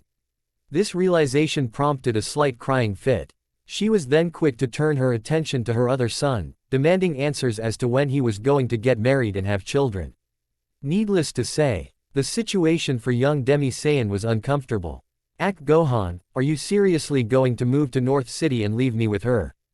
Goten joked with his brother, who laughed back in response. Gohan had suggested several times that his mother and brother should move, if not with him and Vital, then near some of their friends in West City or Satan City. However, neither Chi-Chi nor Goten had any desire to relocate. Both thought of 439 East District as their home and moving would be like losing part of the family. They did, however, on several occasions accompany Vital and Gohan to North City to look for a house. Eventually the couple decided on one located on the outskirts of the city. It also happened to be near one of the best schools in the area for Pan and their future child. An additional bonus of the location was that it was relatively close to where Xiaosu and Tian lived. During a visit to the house to sign some of the last paperwork with the realtor, Vital and Pan ran into Xiaosu and Tian. You guys live around here? Pan asked happily. Yup. Tian confirmed and then he pointed towards a mountain range not far away. You see that mountain in the middle there? We live right at the base of it. That's so close. Pan exclaimed happily. So we can see each other every day. The pair laughed before the Xiaosu responded. Well, even if we don't see each other every day, we can certainly see you guys a lot more often now that you live so close. Yay! Pan jumped for joy. She had been a bit apprehensive about the move, given that she would be moving away from her grandparents and uncle, but now she knew this new place would have people she considered family, living nearby. It made her feel more comfortable about moving, which would be a relief for her parents. Come on, Pan. Vital came up to her. We have to get going to see Grandpa and Boo. Oh, that's right. Tien remembered. It's your wedding anniversary today. Gohan mentioned you two were going to a nice restaurant in downtown Satan City. Yup, he had some business to attend to, so we are meeting him there. And this little on, he is going to spend some time at Grandpa's while we enjoy a nice night out. Much deserved, I'm sure. Tien continued. I can only imagine how stressful it is preparing for such a move. Vital sighed. It's had its ups and downs, but really it hasn't been as hard as I thought it would be. Gohan's company has been extremely helpful and has offered us a lot of resources to make the transition easier. That's great, Xiaosu said. Tien took the opportunity to inquire about his old friend. And how is Gohan doing? He couldn't outright ask about the Goku-Gohan situation given that Pan was right there, but the subtext was clear. Vital smiled. He's doing rather well. I think he's really happy with everything right now. And he's very excited about this move. We all are considering this a new chapter in our lives. To the duo, it sounded like things were starting to ease. The tension didn't seem as high as it had been before. Perhaps this move was exactly what this family needed. Whenever Goku did come back, it would probably be best that there was some space in between the father and son. That way they could both take their time and not feel rushed into any conversation. Sometimes things worked best a slow and steady pace. Xiaosu chimed back in. That's wonderful to hear. Let us know if there is anything we can do to help. Will do. Vital thanked them before she and Pan said their goodbyes and headed off. Blank. That evening, while Gohan and Vital enjoyed a night on the town for their anniversary, Mr. Satan babysat Pan and Bra, who had come out for a sleepover with her friend. Late into the evening the two young girls decided to have a tea party with Boo. So Pan, how does it feel knowing that you are going to be a big sister? Bra asked, taking a sip of her tea. I'm super excited, Pan exclaimed. I hope it's a girl. I would love a baby sister. Ah. Bra responded as she marveled at the prospect of her best friend having a younger sister. Boo, who had been filling himself with various sweets, took a second to interject. What if it's a boy? Pan frowned at the idea. Hemp boys are yucky. They are so dirty. They are messy. Bra added, which led to a back and forth between the two. They are gross. They are loud. They pick their nose. EWWWWW. They both squealed in response to the last comment. Boo, who is not quite used to the behavior of children, as well as the gender roles and stereotypes that came with it, sat there confused. Before any questions could be asked, Mr. Satan came in the room with B right behind him. All right, you two munchkins. Time for bed. Ah, do we have to? Pan asked with a sad face. It was a face that always got to Mr. Satan. Well, UGHH, he stumbled on his words. Fortunately, B came to his rescue and ran up to Pan, licking her face. Haha, B stop, haha. Pan laughed and then she ran towards Bra, hiding behind her.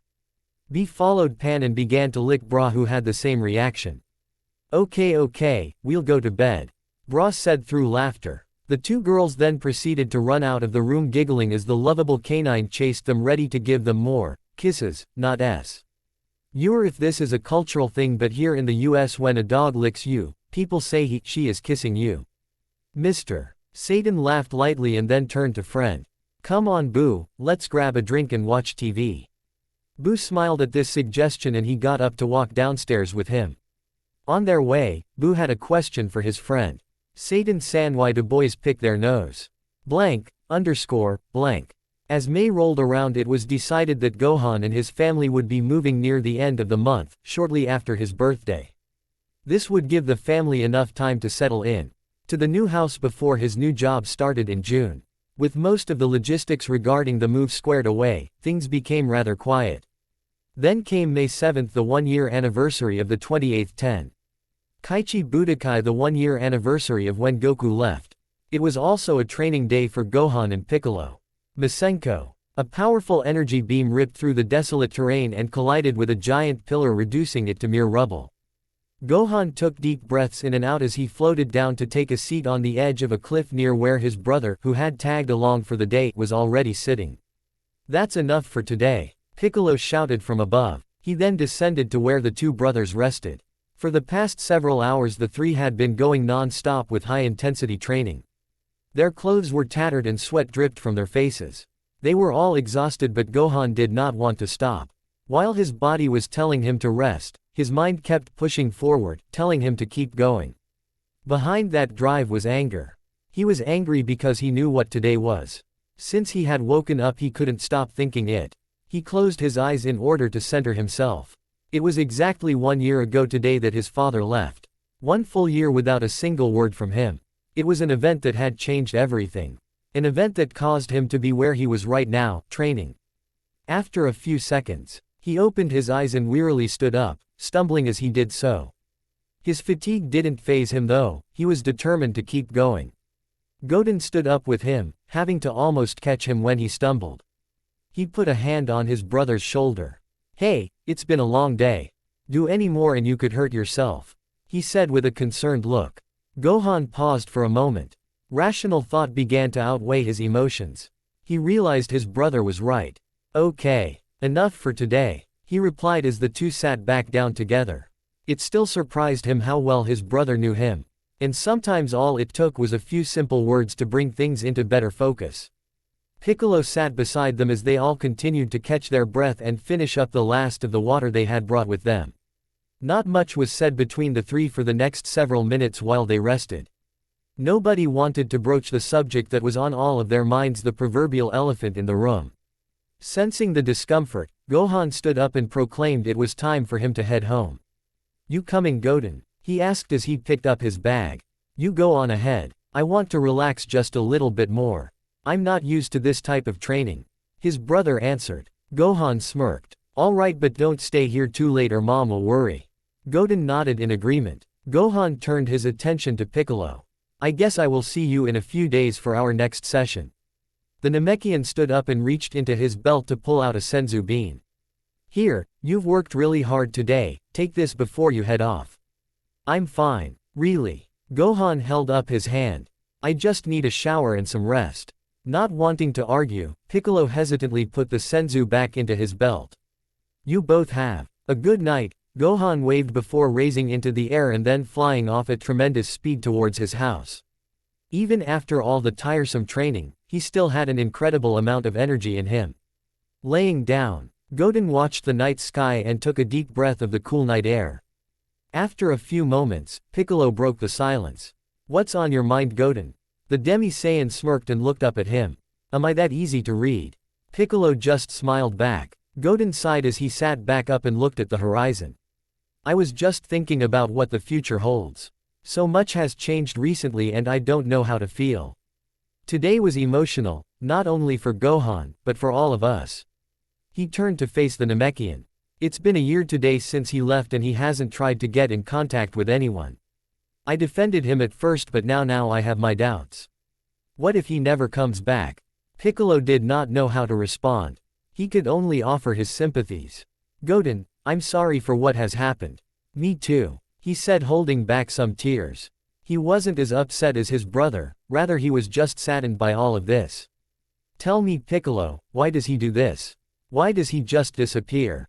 "I don't know. But ever since I've known your father, he has been this way. He is always trying to look for a worthy opponent, somebody stronger than him.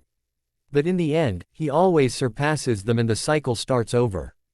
According to Vegeta, it's the Saiyan in him. But he has a choice," Goten said coldly. Piccolo was a little taken aback by this comment. It had been a long time since the two of them discussed the issue at hand, but he was surprised nonetheless. Goten stood up and continued before Piccolo could respond. "He has always had a choice. And this past year he has chosen to completely ignore us. Heck, the only contact anyone has had with him was 2 days after the tournament when he called Mr. Satan about money he said he promised Oob, and even then he picked it up. The next day in Satan City with very little conversation. We don't know where he is or anything else. And for all he knows, something tragic has happened, and one of us is dead." Tears started to make their way down his face. He was starting to understand the hurt that his brother talked about. When Gohan mentioned the pain he experienced in his childhood of having to see dad leave and come back, and never knowing when either was going to happen, I didn't understand. I didn't understand then, but I am beginning to understand now. I thought it was hard not having a father for the first 7 years of my life. But what's harder is finally having him, and then after all this time, losing him. It's been eating me up inside, and if it hurts this much for me, after the same time of this happening, I can't even begin to imagine the hurt and pain Gohan has been through when dad was absent so frequently. Goten started to cry harder. Piccolo walked up to him and placed his arm on his shoulder. It was a moment that felt surreal for him. He began to think to himself of the many times he had done this with Gohan when Goku was gone. Suddenly Goten wasn't the only one who was beginning to understand more about Gohan's pain. A few minutes passed and Goten regained his composure. He then stepped away from Piccolo and asked the one question on his mind. "Piccolo, how much stronger has he gotten?"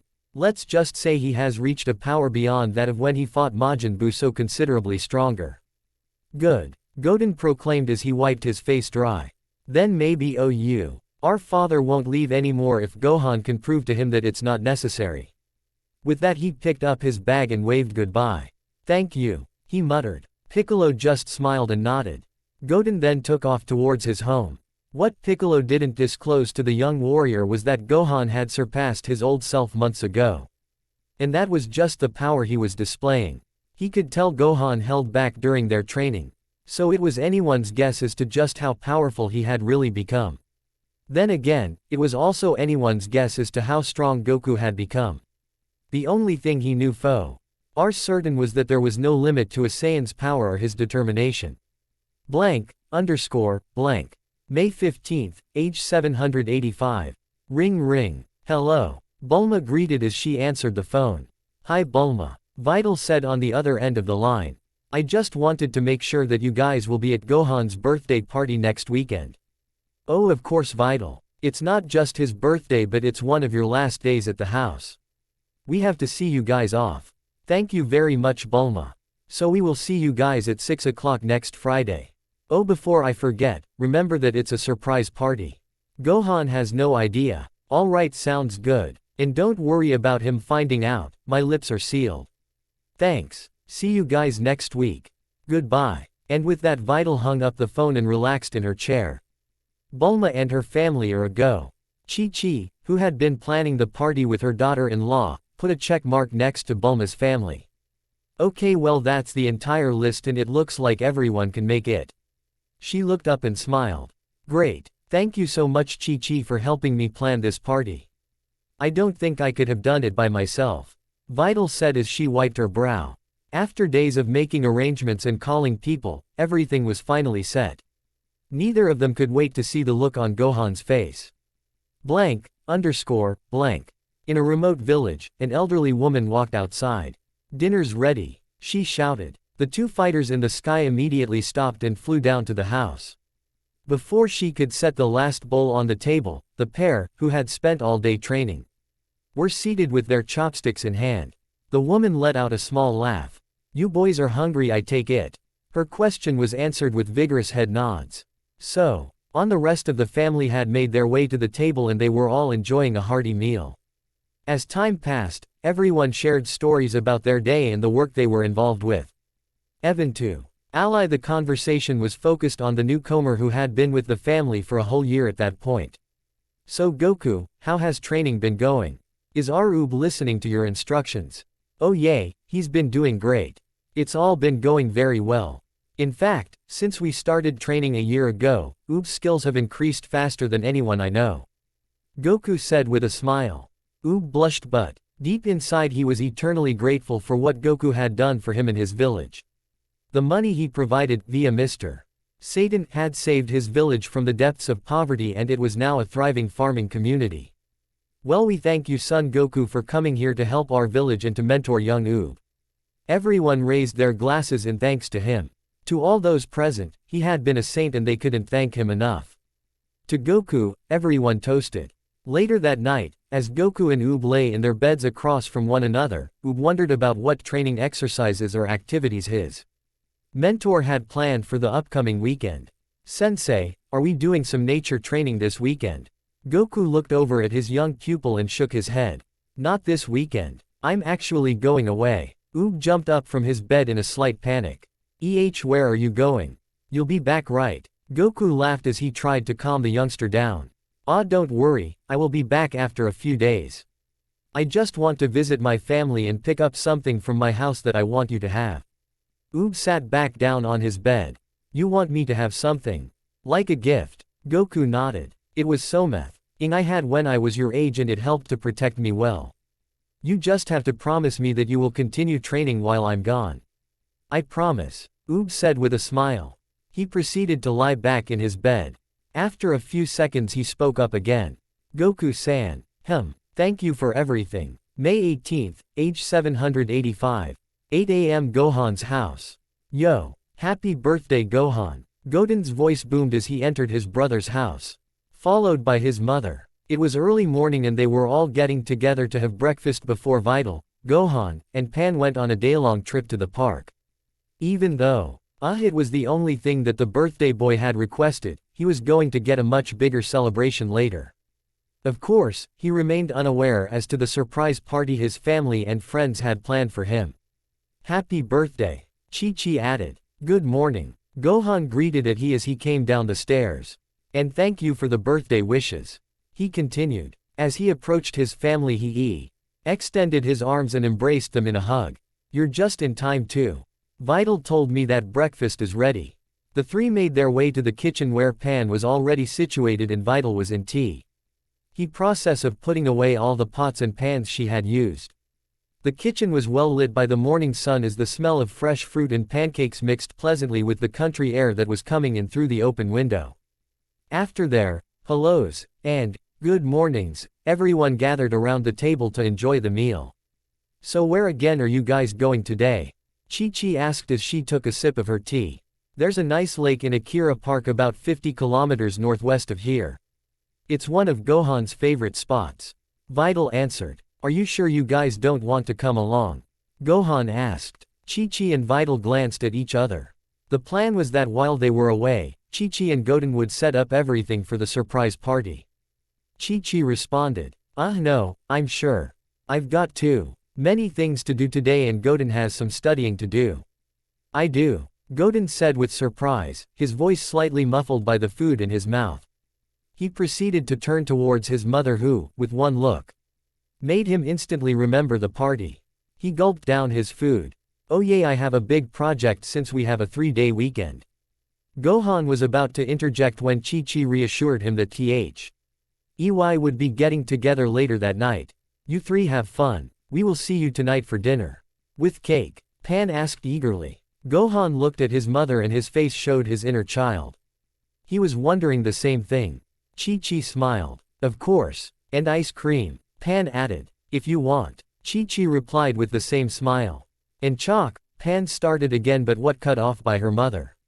Say, whose birthday is this? Vital joked. Everyone laughed. The rest of breakfast went well into the late morning with casual conversation. For Goten it was hard to hide the fact that his brother would be coming home to a surprise party. He was always so bad with secrets. However, he managed to pull through without any slip-ups and the party was still on. ___. 11:34 a.m. Gohan's house. As he stepped back to look over everything he had packed into the hover car, Gohan noticed he was missing one vital thing, a blanket to sit on for the picnic. Just as he was about to ask Vital where it had gone, Pan came running out of the house with it neatly wrapped up. Daddy, you forgot this. Thank you, he replied as she put it on top of the picnic baskets. It's a perfect fit, she exclaimed giving her father a thumbs up and a wink. Awesome. Gohan smiled back, returning the gesture. Okay, everyone ready? Vital asked as she closed the door behind her. Yup, the father-daughter pair said in unison.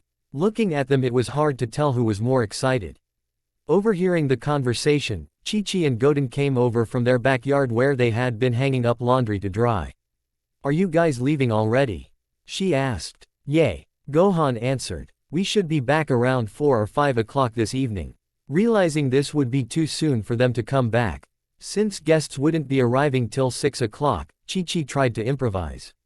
You guys should spend more time out. It's going to be a wonderful day today. Plus, dinner won't be ready until later, so there's no rush to come back so soon. Vital helped her out. Yay, the weather is supposed to be perfect. Let's take our time to enjoy the day. And in case we get tired of the park, the Ri's a small town nearby that has a lot of interesting shops and sightseeing tours. Gohan shrugged his shoulders. To him, his wife's suggestion seemed like a great idea. Okay, I guess we will be home later then. Great. You guys have fun, Chi-Chi said as the family got into the hover car. Oh, good luck on your project, Goten. Gohan yelled from the passenger side. Huh, Goten questioned, but a quick jab from his mother's elbow corrected him. Oh yay, thanks, he yelled back. The vehicle then took off into the distance. After it was out of sight, the silence was broken by Chi-Chi. All right, Goten, let's get to work. Yay, he responded with a head nod. And so they began the preparations for the party. Blank, underscore, blank. 2:09 p.m. Akira Park. At Akira Park, people were going about their day while they enjoyed the nice weather. The sky was clear and the temperature was just right for an afternoon spent outside. Gohan and Vital sat lazily on the plaid picnic blah. NKET as they took in the beauty of the scenery. Their daughter had taken some extra bread crumbs from their lunch and walked a few meters to the lakeside where she was now feeding the ducks. Everything seemed so picturesque and perfect. Hey, are you going to finish this?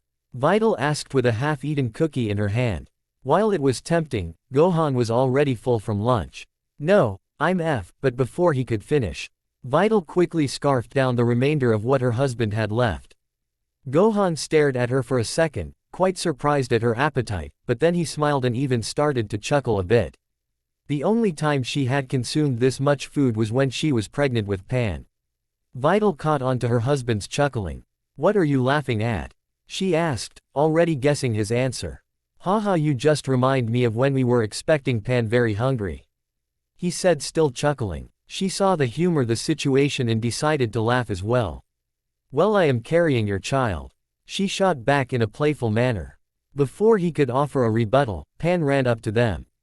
Daddy, Mommy, I fed the baby ducks. I saw. Did they enjoy it? Vital responded as she redirected her attention. They ate it all up. Daddy, did you get a picture? Pan asked, pointing to the camera slung around her father's shoulder.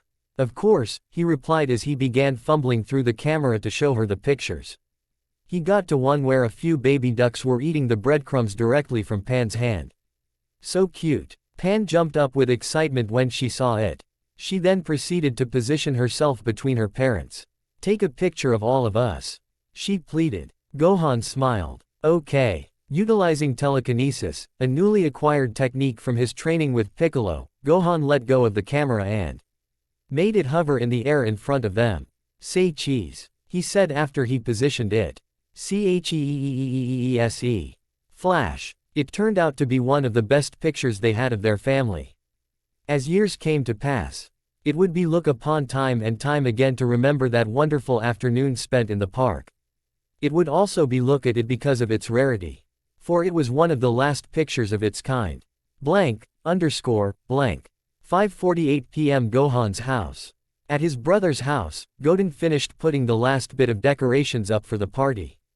There, all done, he said to himself. As he backed away from the "Happy Birthday Gohan" sign that hung from the banister. Perfect. He then saw his mother as she brought in a big plate of food from the kitchen. He instinctively hummed. Chi-Chi knew that sound all too well, her son was anxious to eat. Goten, we have to wait for the guests. She turned around ready to lecture him more, but instead her face lit up with delight at the sight of all the decorations. Oh, it's perfect. Your brother is going to love it. You did such a great job. Goten grinned at his mother's approval. Just then they heard a knock on the door. Chi-Chi cautiously approached, hoping that it wasn't Gohan arriving home early. After looking out the peephole, she quickly opened the door. Bulma, she shouted and proceeded to hug her old friend. Hi Chi-Chi. Bulma greeted as she hugged back. Are we the first ones here? Yup, And we just finished getting everything together, so it's perfect timing. Chi-Chi replied as she motioned them inside the house. Come in, come in. Is there food? Vegeta asked as his family stepped inside. Vegeta. Bulma shot back as she gave him a glare. Trunks laughed. What, Mom? We're hungry. Chi-Chi and Bulma shared a look with each other. Both of them knew quite too well how the Saiyan appetite was. Within moments, another knock was at the door. This time Goten answered. Tien, Xiaosu. Hey. They returned with the same enthusiasm. Before long, Gohan's house was alive with excitement and anticipation as more and more people arrived. By 6 p.m. it was a packed house with all of Gohan's friends and family from Piccolo to Bulma to Den. Everyone was there to celebrate his birthday, everyone, except of course Goku. Blank, underscore, blank. 6:25 p.m. Gohan's house. The phone rang. Ji and Chi-Chi quickly hushed everyone while she answered. Hi Chi-Chi. I just wanted to let you know we are about 5-7 minutes away. Okay Vital. I'll set the table. Chi-Chi replied as she stifled a laugh. She felt just like a spy with the hidden messages in the conversation. The two had planned the phone call so she knew when to tell everyone that the family was close by. The rest of the dialogue was set up just in case Gohan heard what his mother was saying from the other end of the phone. Once she hung up, she announced to everyone that the family would be back any minute. Gather around and shut off the lights. Everyone quieted down and started to group together so they could all prepare for when Gohan walked in. Blank, underscore, blank. 6:31 p.m. Gohan's house. Pan hopped out of the hover car, followed by her parents. I wonder what's for dinner? She inquired happily. I dunno Pan-chan, we will have to see. Gohan replied as he began to open his front door. He clicked the lights on. Surprise! Everyone shouted, startling him a little. Happy birthday Gohan! His face instantly lit up as he realized what was going on. How did? He began to question but never finished his sentence. He then turned to Vital. Did you? Instead of responding, his wife just gave a sly smile as she looked away trying to act innocent. Thank you, he said to her, almost in a whisper. And then he turned to his friends. Thank you everyone. The party had officially started. Music was played and drinks were poured as Gohan maneuvered his way around the crowd to say hello to all his friends, some of whom he had not seen for a few months. The house was quickly filled with laughs and good conversations. You've done a really nice job Chi-Chi, Yamcha proclaimed as he looked around at all the food and party decorations. Thank you. Chi-Chi smiled as she put down another large plate of appetizers. As soon as the plate hit the table, Trunks and Goten were quick to help themselves to a hefty portion. The two old friends stepped back to give them enough space. Chi-Chi faced Yamcha. Be thankful you don't have teenage sons, she joked as he laughed in response. As the party went on, everyone mingled with old friends and held discussions on the past, present, and future. One such discussion, and perhaps a highlight of the party, at least for Pan, Marin, and Bra, was when Krillin and Den shared stories about their time on Namek. They had the kids on the edge of their seat with their storytelling and elaborate use of physical comedy with Puar and Oolong using the IR shapeshifting abilities to replicate some of their enemies. Gohan looked on with Piccolo and Vegeta.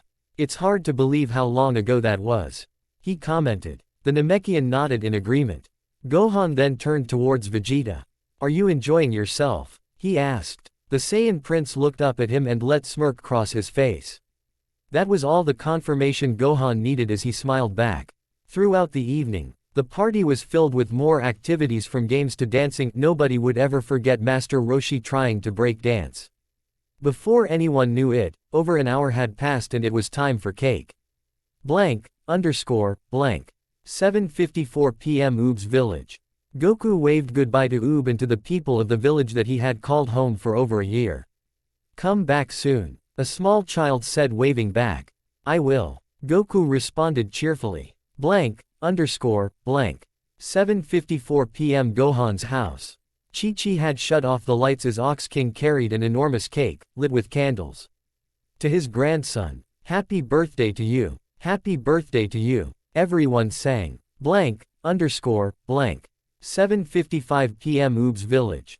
Goku put 2 fingers to his head and concentrated. Chi-Chi Chi-Chi, he muttered as he tried to get a sense of her ki so he could teleport back home. Blank, blank. 7:55 p.m. Gohan's house. Happy birthday to Gohan, blank, blank. 7:56 p.m. Oob's village.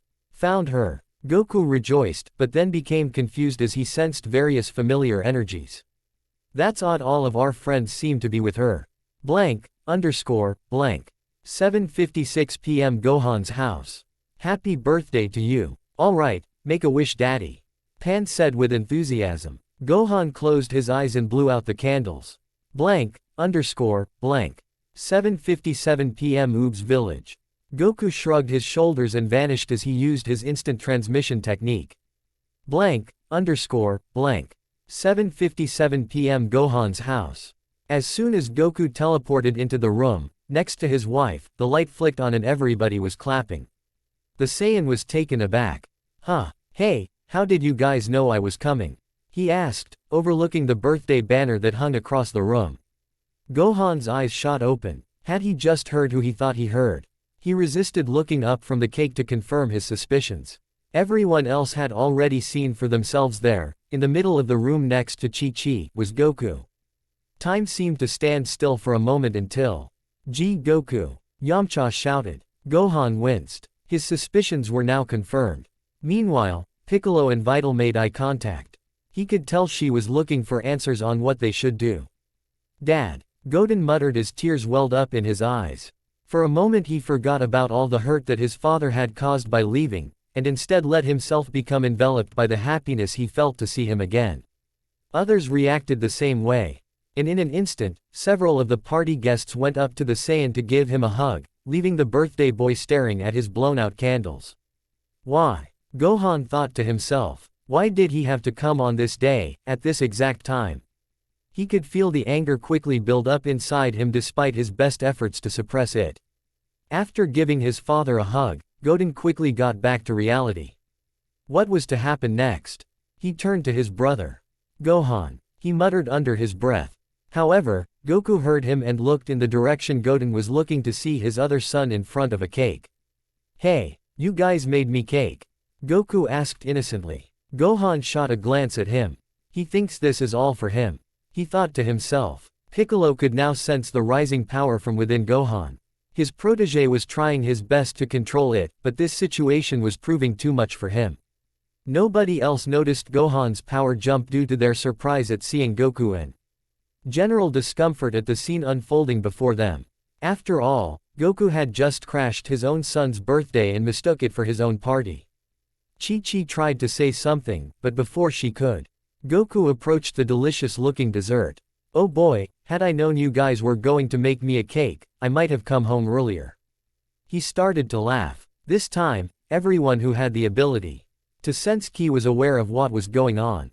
Gohan's power was spiking erratically, he was losing control. Piccolo became increasingly worried. Even Vegeta showed signs of unease.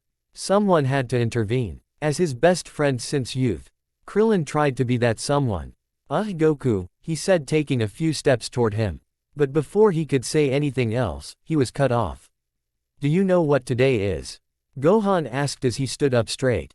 His tone was ice cold and his facial expression showed his intense seriousness. Goku, still oblivious to his son's mood, as well as his rising ki, tilted his head back to think. If he only turned 90 degrees he would see the huge, happy birthday banner that Goten had hung up earlier. He pondered. It's Saturday, no wait, Friday. Gohan let out a deep sigh. I thought so, excuse me. The air was thick with tension as he tried to leave. He knew he was too angry to confront his father at that moment.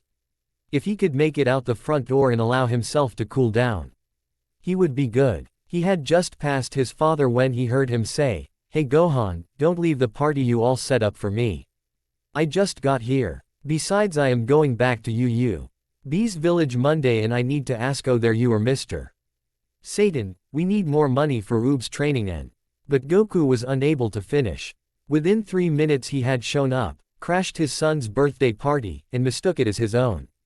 Now he was announcing that he was leaving again after being gone for an entire year, and it appeared the only reason he was back was to ask for money. Gohan couldn't take it anymore. Within a split second all the anger that had built up was unleashed. His energy level shot through the roof. He lost control. He quickly swung his arm back with a fist formed and launched it full force. Just as he was sending it towards his father, he heard a voice in his head. Gohan. Piccolo shouted to him through their mental link. This shout immediately brought him out of his haze of anger just before his punch landed. He tried to pull back, but at that point there was nothing that could stop the trajectory. His punch made contact with his father's cheek, with just enough force to knock Goku completely unconscious and cause him to fall violently to the floor. Gasps filled the room as everyone was in shock and disbelief as to what had just happened. However, Piccolo was too late in stopping the assault. He knew that had he not gotten through at the last second, Goku would have been through the wall instead of on the floor. Hearing Piccolo's shout and the gasps afterwards, Gohan immediately realized what he had done, and that's when he heard his daughter cry. As he looked at her, he was met with the stunned stares from everyone in the room and his emotion turned from anger to guilt. What have I done? He thought to himself. Looking down at his quivering hands, panic set in. He continued to sense the eyes of everyone there on him. His daughter's cries echoed in his ears as everything else was drowned out. Suddenly, the walls felt like they were closing in on him. His chest tightened as his heart raced. He felt like he was being suffocated. He couldn't take it. He had to get out of there. Without warning, he ran out of the door and flew off at top speed into the night. 8 p.m. Gohan's house. In the night sky, Gohan was reaching speeds that even he didn't know he was capable of. As tears ran down his face, he kept pushing his body to new limits in an effort to create as much distance between himself and his father as possible. The stress he was putting on his body also served another purpose. He was using the strain to try to drown out the emotional pain he was in. He didn't want to have to think about what had just transpired. That he had punched his father and knocked him to the floor in front of all his friends and family. It was like a bad dream and he desperately wanted to wake up. Unfortunately, no matter how hard he tried, his mind continued to play the scene over and over to remind him that all of this was very much real. Back at the Sun household, Chi-Chi, overcome with shock, fainted and fell into the arms of her father. Pan continued to cry and Vital rushed to her side. Pan, I'm here. It's okay. Everything is going to be okay.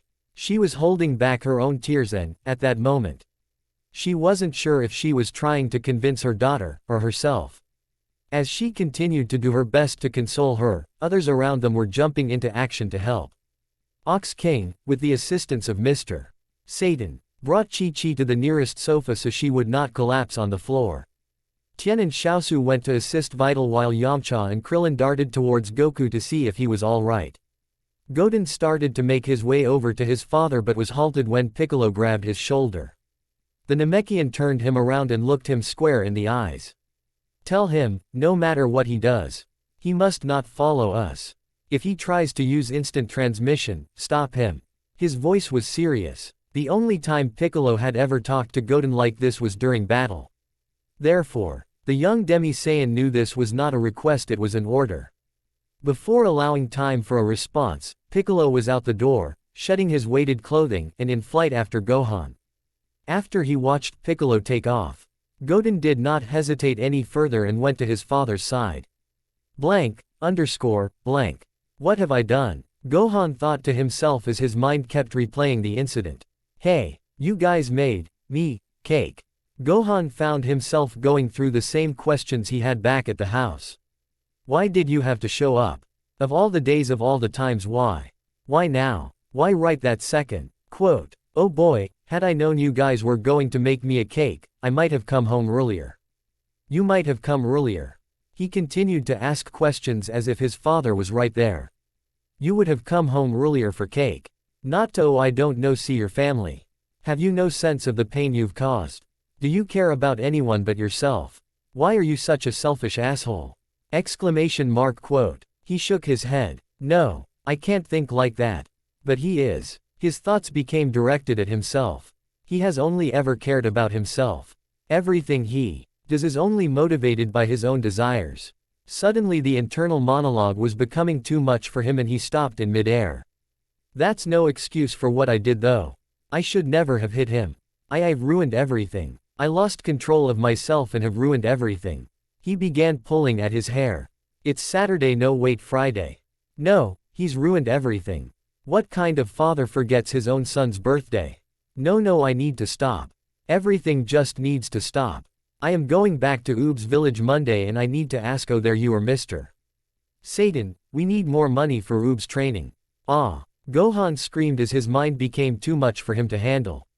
He grabbed at his head in an attempt to control his thoughts. Everything seemed to be spiraling out of control. And he was having a hard time maintaining sanity. This stress caused his power to start to fluctuate again. The land below him trembled as small debris was blown away from the force he was beginning to generate. Blank. Piccolo had focused in on Gohan's ki, so he was able to sense when the Demi-Saiyan had halted his flight. He felt some relief. Now he had a chance to catch up with him. However, the next thing he sensed was a sharp increase in Gohan's power. Any relief he had felt immediately turned to anxiety, and this anxiety quickly turned to panic when he realized that the power he was sensing wasn't plateauing, rather it kept increasing at an incredible rate. He did not like the looks of this. He knew very well that Gohan's power relied heavily on emotion. Despite their training, he was worried that given everything that had just happened, he may have a tough time controlling himself. He had to hurry. At the Sun household, Goten had made his way over to his father who was starting to regain consciousness. Dad, he said with concern as he helped Krillin and Yamcha lift him up. Goku rubbed his head as he tried to regain balance. He moaned. Wow, what happened? He was still rather dazed and was relying on his son and friends just to stand. Not exactly knowing how to answer, Krillin, Yamcha, and Goten looked at each other. Let's first get you seated. Krillin replied. They proceeded to help him to a chair adjacent to Chi-Chi, who was still out cold. By the time Goku became fully lucid, a wet rag had been placed on his forehead. Several of the party guests were crowded around him and Chi-Chi, some talking amongst themselves as to what they should do. Goku looked around at everyone. What happened? Why is Chi-Chi on the sofa? He asked, sounding more coherent this time around. A few awkward looks were shared. How do you tell someone that their son knocked them out and then took off? Goku continued to look around, waiting for someone to speak up. Eventually Krillin replied. Goku, Chi-Chi's fine, she just fainted but you were punched. There is no easy way to say this. But well, what happened was, Krillin stammered and was eventually interrupted by Vegeta. Your son knocked you out, he exclaimed in a rather harsh tone. Everyone became tense. Hey, we're hoping to deliver the news a little more gently. Goku then looked at Goten. Goten, you have to let me know if you want to spar. Not him, you idiot, your other son. Vegeta yelled. He became irritated by his fellow Saiyan's complete lack of awareness. Pan became upset and started to cry again. Vegeta. Bulma yelled, which did not help the situation as Bra began to cry as well. Feeling had it would be best to separate her daughter and Bra from the situation, Vital spoke up. Listen, Bulma, why don't you help me take Pan and Bra into the other room? I think we could use a breather while everyone sorts this out. Without waiting for a response, Vital took her daughter's hand. Come on, Pan. But Grandpa, she protested, worried about him. Vital knelt down to her. Grandpa is okay and we're only going to the other room. A lot is going on and we just need to take a break. Sensing that Pan didn't want to feel left out of anything, Ox King spoke up. Grandpa Satan, Boo and I will join you guys. Your mother's right, we need to give everyone some space. With that proclamation, Pan agreed and left with her mother, followed by Bulma, Bra, and the rest. Once they were out of sight, Goku faced Krillin again. I still don't understand, why would Gohan punch me? And where is he? He had only just noticed that his eldest son was not around. He left Goku. Krillin explained. Listen, a lot has changed since you took off last year. Plus, today is Gohan's birthday. This get-together was his birthday party. Goku began thinking back to what he had said when he first arrived. So, this was for him, not me. No, Goku. Yamcha replied. We had no idea you were even coming. The Saiyan stood up. Where did he go? I should go talk to him. I don't think right now is a good time. Goten returned. But Goku felt persistent. I'm sure it will be okay if I just talk to him. This is just a misunderstanding. He took a step forward. Dad, no, Goten said in a rather stern voice as he blocked his path. Piccolo went after him. He told me not to let you follow them. Now Goku was severely confused. All he wanted to do was talk to his son. As he said, it was just a misunderstanding, right? I don't get it. Why? Isn't it best to talk these things out? Not right now, Goten reiterated. This goes deeper than just today. Going after him right now would only make things worse. Tien tried to add support. As Krillin said, a lot has changed since you've been gone. Not a second later, they all felt a massive spike in ki. Everyone faced towards the horizon in the direction of the source. It's Gohan, Trunks exclaimed with shock. He knew that the older Demi-Saiyan had been training, but this power was well beyond what he imagined. Goten could sense that his brother's power was unstable and that he was losing control over it. Damn it, he cursed. He wanted to run out and help, but he felt obligated to stay with his father and follow Piccolo's orders. Sensing the internal struggle in his friend, Trunks walked over to him. I'll go and check it out, he stated, but before he could reach the door he was stopped by his father. No, I'll go, Vegeta declared. Dad, Trunks questioned as his father walked past him. Are you sure you should go? No offense, but you're not exactly the most sensitive person to others' emotions. I'm not going for a therapy session. I'm only going as backup to make sure nothing bad happens. And with all due respect, son, I don't think you'd be able to handle the power we are sensing right now, let alone if it got worse. Vegeta then took off without further discussion. He wasn't the type to negotiate once his mind was made up, and he also knew he had a lot of distance to cover. Blank. Ah! Gohan screamed as he continued to let out his frustration. His body curled up with tension as his mind continued to race with more questions. Why does he do this? Why does he make everything about him? Why? With the last, why, he spread out his limbs and produced a powerful shockwave that flattened the mountainous terrain below him. He then proceeded to shoot down to the epicenter, directly underneath him, and pound his fists into the ground until they bled. Why? He kept repeating as powerful shockwaves continued to emanate from his body. He was so consumed with anger that he didn't even recognize that Piccolo had reached the vicinity. Gohan, the Namekian yelled, but to no avail. Gohan, he yelled again, trying to get closer, but he was being pushed back. Why the strong winds that Gohan was creating from his power? As Gohan continued to release his anger, his energy kept increasing, putting further strain on his body.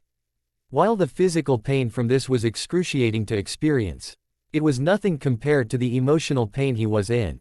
He was beginning to see that his father would never be the father he had wanted. Years of hurt and suppressed memories were finally coming to a head. He wasn't just angry at Goku, he hated him.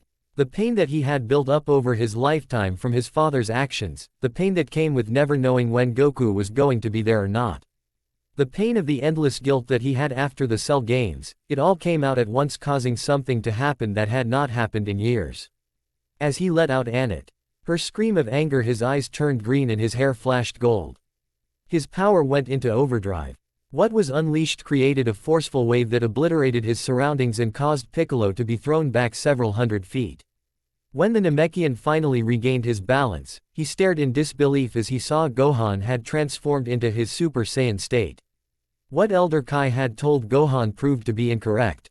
He had said that turning Super Saiyan in his permanent ultimate form would only waste energy and do nothing to improve his power. Yet here Gohan was, triggered by an emotional event. He had transformed for the first time in over a decade, and it was having a profound effect on his power. At that moment, it was a transformation that was not in his control. Rather, it was controlled by a mixture of emotion and heredity, similar to the first time any Saiyan transformed. Piccolo continued to stare in disbelief at what he was witnessing. Then he sensed the toll Gohan's power was taking on his body, and snapped back to action. Gohan, stop! Piccolo yelled, but again in vain. The man before him was so consumed with emotion that everything else had been blocked out. Instead of waiting any longer, he started to fight against powerful waves being generated by his pupil in an attempt to reach him. He knew he had to act fast. If the power became too much for Gohan, and became too unstable, it could easily destroy the Demi-Saiyan himself. The closer he got, the harder and harder it became to continue forward. But he persisted. Eventually he was within a few feet of him. He saw that Gohan's eyes had glazed over and his body was trembling, all control had been lost.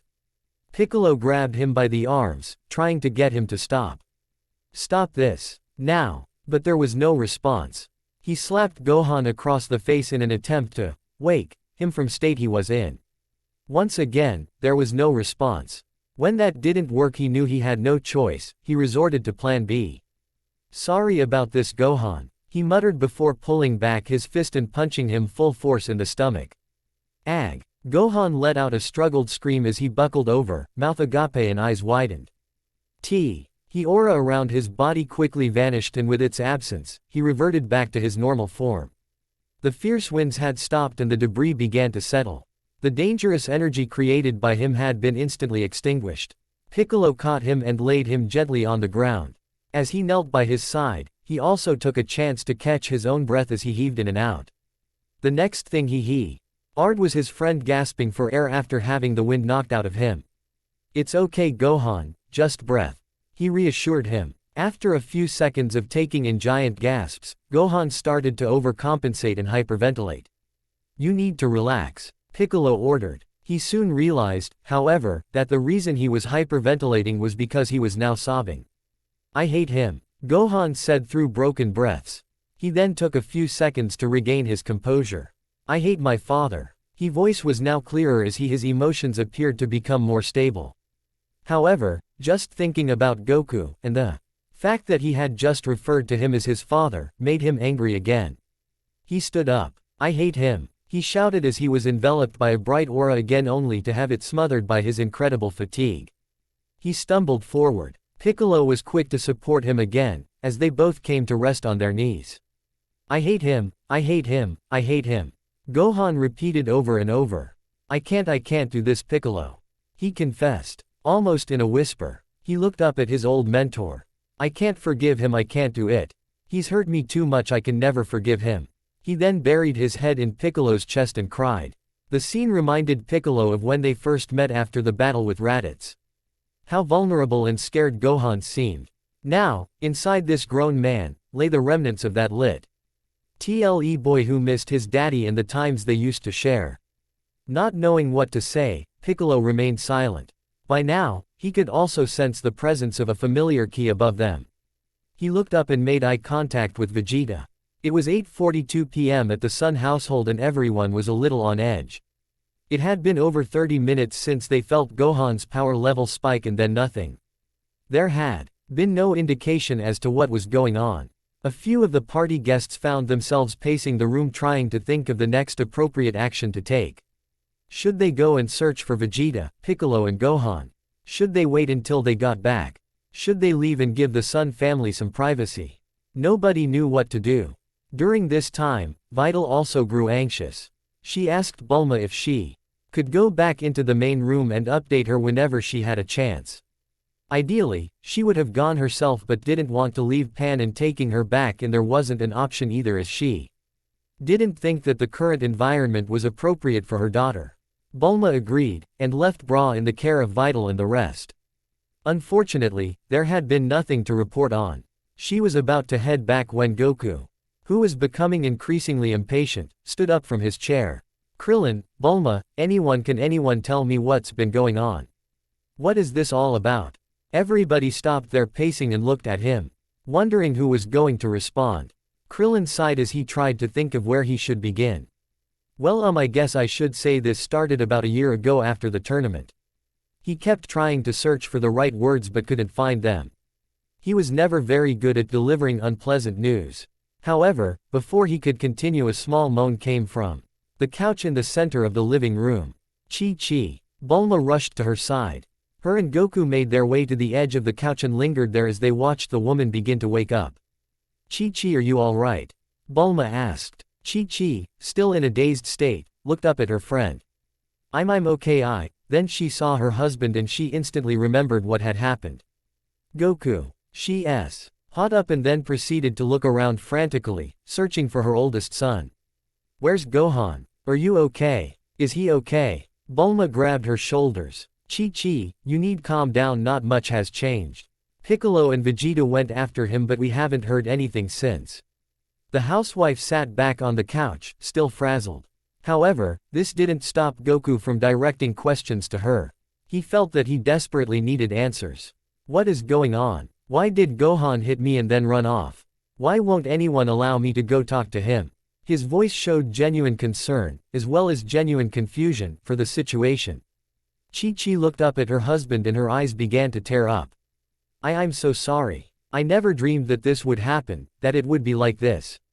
Be like what? What's happened? Goku questioned further. You left, Goten said in a matter-of-fact tone as he stood up and walked to the window. Now for all he knew his brother had left too. What? Goku asked as he approached him. Goten turned around to face his father. You left, that's why he's mad at you. Last year when you left with Oob to train you barely said goodbye to any of us. Everything was so sudden and none of us had any idea when you were going to be back. It wasn't until a week later when Gohan told us he had had enough with you. He was so upset that we had to convince him to sit down and talk with you when you got back, but now, Goten began to lose focus on his words. He didn't know how to say that now it might all be ruined after his father's entrance. Trunks recognized his friend was struggling. It's been a very emotional year, Goku. And I think you just happened to come back at a bad time. Goku was at a complete loss for words. It had never dawned on him just how much him leaving to train Oob would affect his family and friends. The air was tense in the Sun household as everything got quiet again. Nobody knew quite what to say, then again nobody quite knew what to think. Things became increasingly uncomfortable by the second. Trunks suddenly shifted his head toward the horizon. He felt the presence of his father. Dad is coming back. Goten closed his eyes to concentrate. I can feel Gohan and Piccolo a bit behind him. They seem to be traveling at a slower pace. Bulma took the opportunity to go to the adjacent room and update Vital. They are on their way back, she informed. Vital took a deep breath. What was to happen next was anyone's guess. Blank. Vegeta landed in front of Gohan's house and walked in. Vegeta, several of the guests said in unison, causing Vital to overhear of his return. She quietly left Pan under the supervision of her father and went to the adjacent room to see if the Saiyan had any updates. Dad, what happened? Trunks asked earnestly. His father looked at him but didn't respond. Instead, he faced Goku and then Bulma. I think we go, he proclaimed. Persistent, Trunks tried again. Go. Why? What happened? Nothing happened. Vegeta finally replied. At least nothing happened that I was needed for. Piccolo and Gohan should be back shortly. And we should leave before they get back. Trunks as about to ask, why, once again, but his mother spoke up before he could. I think you're right, Bulma, Chi-Chi questioned. Bulma looked at her and then at the rest of the Sun family. As Vegeta said, we should leave before they get back so that you can talk this out as a family. I think it's best if we all give you some privacy. Everyone found themselves nodding in agreement. Without much else to add, the guests began to say their goodbyes to one another and the family. It was a rather awkward departure for everyone, given the circumstances, but they all knew it was the best thing to do. This was a matter for the Sun family to discuss.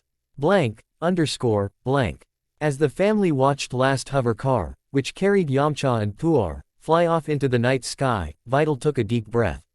She didn't know what was going to happen next and that aspect made her nervous. Almost as if he was reading her mind, Goten voiced what he considered to be the obvious question. So, what do we do now? They all looked at each other. Pan, who had joined everyone outside to say goodbye to the guests, tugged on Goku's hand. Grandpa, what's going on? Before he could answer, Vital responded. What's going on is that it's been a long day and I think it's bedtime for you. She was trying her best to put on a smile despite the circumstances surrounding everything. As she predicted, Pan was resistant to the idea. I want to wait for Daddy. Goten knelt by her side. I'll make sure to tell your dad to see you, but when he gets back he and Grandpa Goku will need to have a long talk. Here are some things they need to sort out. It may take some time, so your mom is right, getting some rest sounds like a good idea. Pan looked at those around her and then up to her grandfather.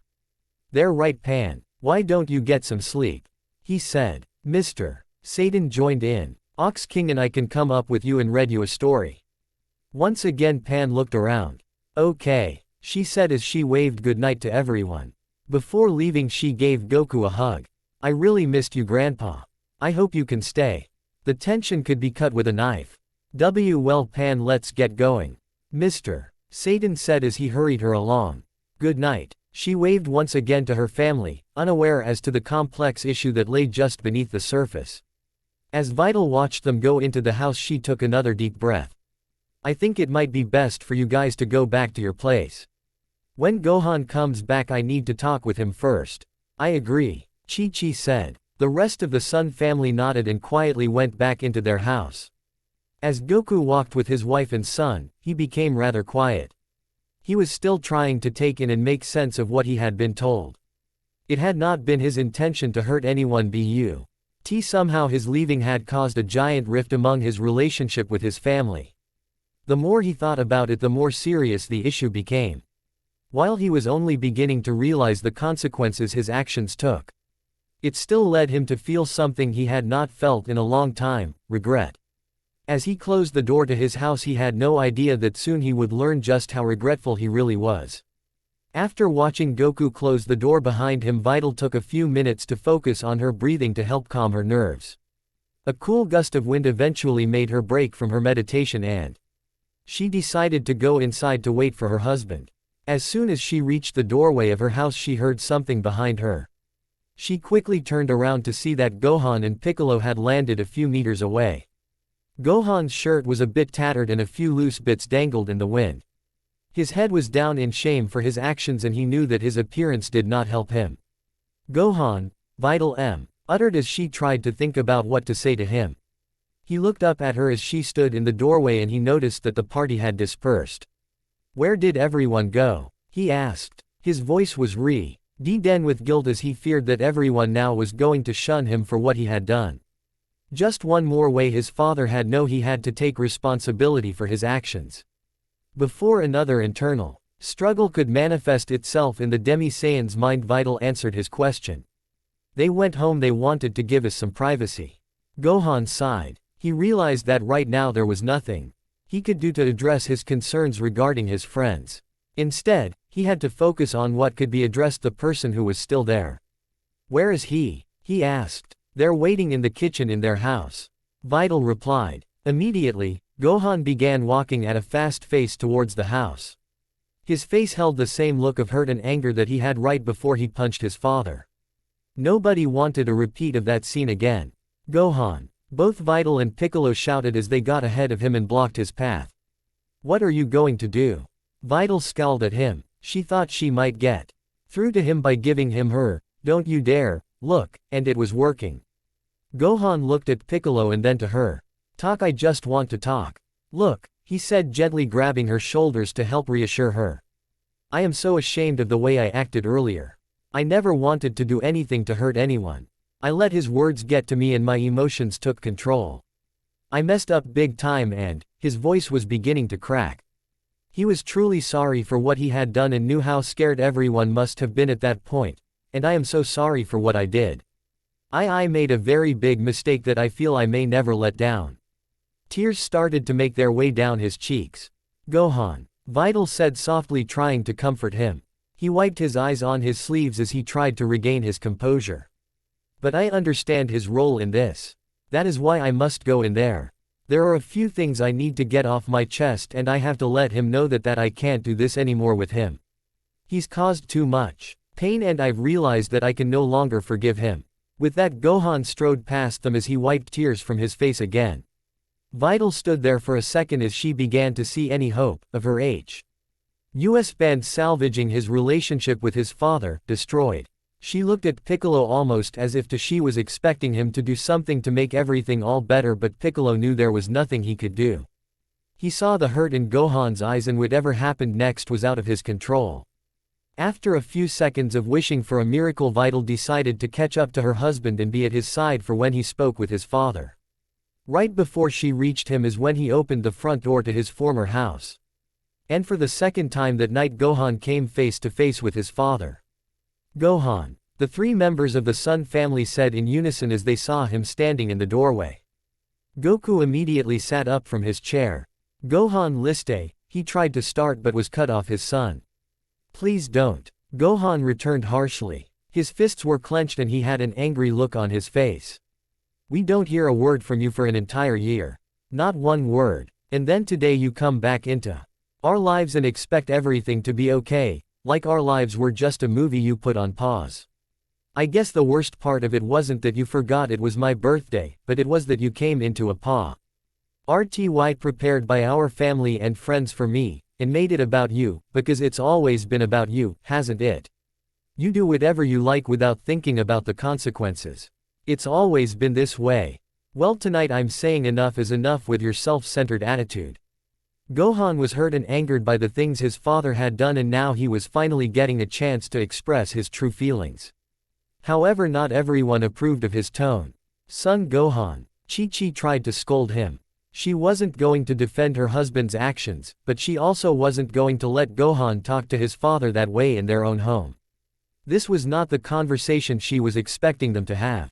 But Gohan was just getting started. He looked at his mother apologetically. I'm sorry, Mom, but it's true. He then pointed to Goku. He has never taken on any responsibility, especially as a parent. At this point, Vital had reached the doorway and was next to her husband. Piccolo was close behind but maintained his distance from what was occurring in the house. He wasn't there to get involved, rather his objective was just to keep an eye on Gohan. Goku took the defensive, trying to remain calm under the accusations his son had just hurled at him. Gohan, I don't know where all of this coming from. I have always tried to do what was best to protect this family and this planet. My first thought has been the safety of everyone in this room and our friends. I've done, and continue to do, whatever I can to ensure this protection. Before Gohan could continue, he felt Vital's hand grab his arm. He wasn't sure she should be here for all of this. I don't want Pan to be alone in the house after everything that's happened. Can you be with her while I talk with him? My dad stayed behind with your grandfather. They are taking care of her. Vital replied. She could tell that he was apprehensive about her being there, but she wasn't budging. He looked at her intensely and flat out asked what he had been thinking. Are you sure you want to be here for this? She gave him an equally intense stare and nodded.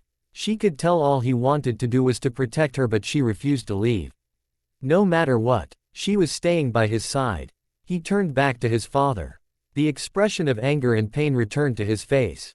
You say you have done your best to protect Earth and this family but all you've done is abandon us time and time again. So much of my childhood was spent wondering where you were and when you were coming back. I even started to blame myself for your absence, thinking, gee, it was something I did to make you not want to come back. Goku was taken aback. He had never expected his son to say any of the things that he had just said. It's like he had come back to a different world than the one he left last year. As Krillin told him, a lot had certainly changed. His expression became more serious as he realized this back and forth between them was just beginning. I never meant for you to blame yourself for my absence. I'm sorry for when I wasn't here, but at the time I didn't have a choice. Yes, you did. Gohan responded promptly as he gritted his teeth. You say not to come back after the battle with Frieza even after the Yardrats healed you. You chose not to come back after the battle with Cell. And you chose to leave last year with and not come back until today, a full year later. I did those things one way or another because I wanted to protect this family and this planet. Goku shot back. You still don't get it. Abandonment is not protection. Gohan had shut his eyes in a moment of frustration but was quick to open them back up to look at his father again. You chose what you thought would be the easiest for you and you did it without thinking about any alternatives. Your actions left Mom to raise 2 children by herself. How is having a complete disregard for any parental responsibilities protection? His emotions were running high, but this time he remained in control. Goku became silent. He had never seen his son like this angry and this upset. Sure, on the battlefield his son had expressed these emotions, it was what drove his power. But this was something entirely different. He wasn't quite sure how to respond. Gohan took his father's silence as an opportunity to continue. You cannot even begin to imagine the pain you have caused over the years. His voice began to crack as tears started to make their way down his face. I trusted you, I put my faith in you, all I wanted was for us to be a family, but you only wanted to continue fighting. That's why you have consistently made decisions that have put us more in danger, not less. This was something he had not expressed before to anyone else in the room, and it caught everyone by surprise. Gohan, what are you talking about? Goku questioned. He was utterly confused as to what his son was referring to. The Demi-Saiyan scowled. When Trunks came from the future to warn us about the androids, it was suggested to try to stop Drive Zero before he even created them, but you said, no. You had the chance to stop them before they could hurt anyone, but you didn't. You didn't care about our safety, you just wanted to fight them. That's why we trained for 3 years, when instead we should have been searching for Dr. Zero, or better yet, just have used the dragon to find him. Because of your decision, Cell was able to complete his transformation and wreaked havoc on this entire world. Because of your decision, the Earth was almost destroyed. Goku go. T silent again as he was met with stares from Vital and Goten, who had never heard this information before. They were both wondering why he would make such a dangerous choice that obviously had severe consequences. Dad, Goten muttered. He was asking for verification and, if so, an explanation. But Goku did not know what to say. He had originally stated that it wasn't right to go after Dr. Zero because he had not technically done anything wrong yet, but looking back, he began to realize that decision was also based on his desire to fight. Gohan was right. He had put his desires before the safety of his friends, his family, and even the Earth. Gohan wasn't even going to bother going into other examples. The expression his father had on his face showed that he understood. He wiped a few lingering tears from his cheeks as he took a deep breath to address his father once more. My entire life you have caused me pain. You've never truly been there for me, and I now realize that you never will. If you had been around, you would know that tomorrow morning we are moving up to North City because of my job. While this news was surprising to hear, nothing could have prepared Goku for what he was about to hear next. Gohan continued. Once we move, you are to never contact us again. Gohan. Chi-Chi and Vital gasped. Gohan remained unresponsive to them as he glared intensely at his father. It was the same look he gave his enemies in battle while he was trying to protect Earth, except now he was trying to protect his daughter, an unborn child, from someone who had been the cause of so much pain in his life. After seeing Pan cry when you left the tournament last year, I made myself a promise that you would never be allowed to hurt her again. I will not have her suffer the way I suffered.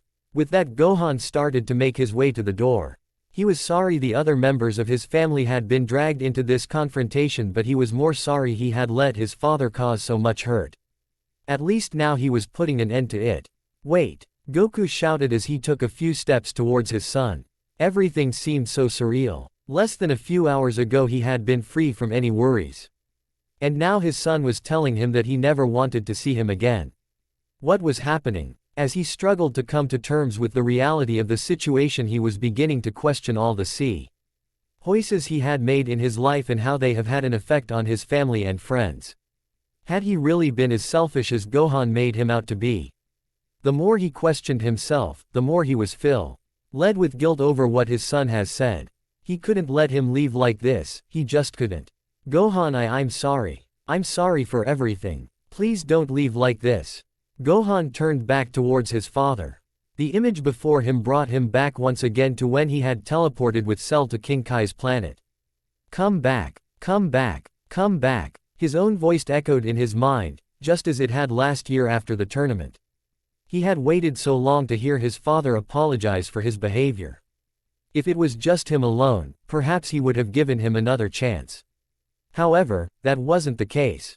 He had his children to think about. Their safety and happiness came before all else. He took a deep breath. It's too late, he said, fighting back more tears. This caused those around to let out a small gasp as they realized what was happening. After all this time, it was coming down to this. Gohan continued. Everyone else may forgive you for what you have done, but I can't. And I won't let you hurt my son or daughter the way you've hurt me. While Goku was trying to digest the information he just received, something stood out to him. Son? He asked. Gohan bit his lip and shut his eyes. He hadn't meant to share that information, not this way at least. What do you mean, son? Goku asked again. Gohan turned to Vital, who had shut her eyes and was taking a deep breath. Y had only just found out yesterday the sex of the baby, and she had been planning on making the announcement after Gohan blew out the candles on the cake. Of course, that didn't go as expected. Now everyone in the room was hearing it for the first time. Sighing, Gohan turned back to his family where they all had eyes on him. He addressed his father directly. Vital's pregnant. We found out yesterday that it's going to be a boy. Vital. Goku asked for confirmation. The woman still had her eyes closed, trying to relax, and simply nodded in affirmation. It's going to be a boy. Chi-Chi exclaimed. A quick smile crossed her face but then dissipated when she remembered what her son had just said.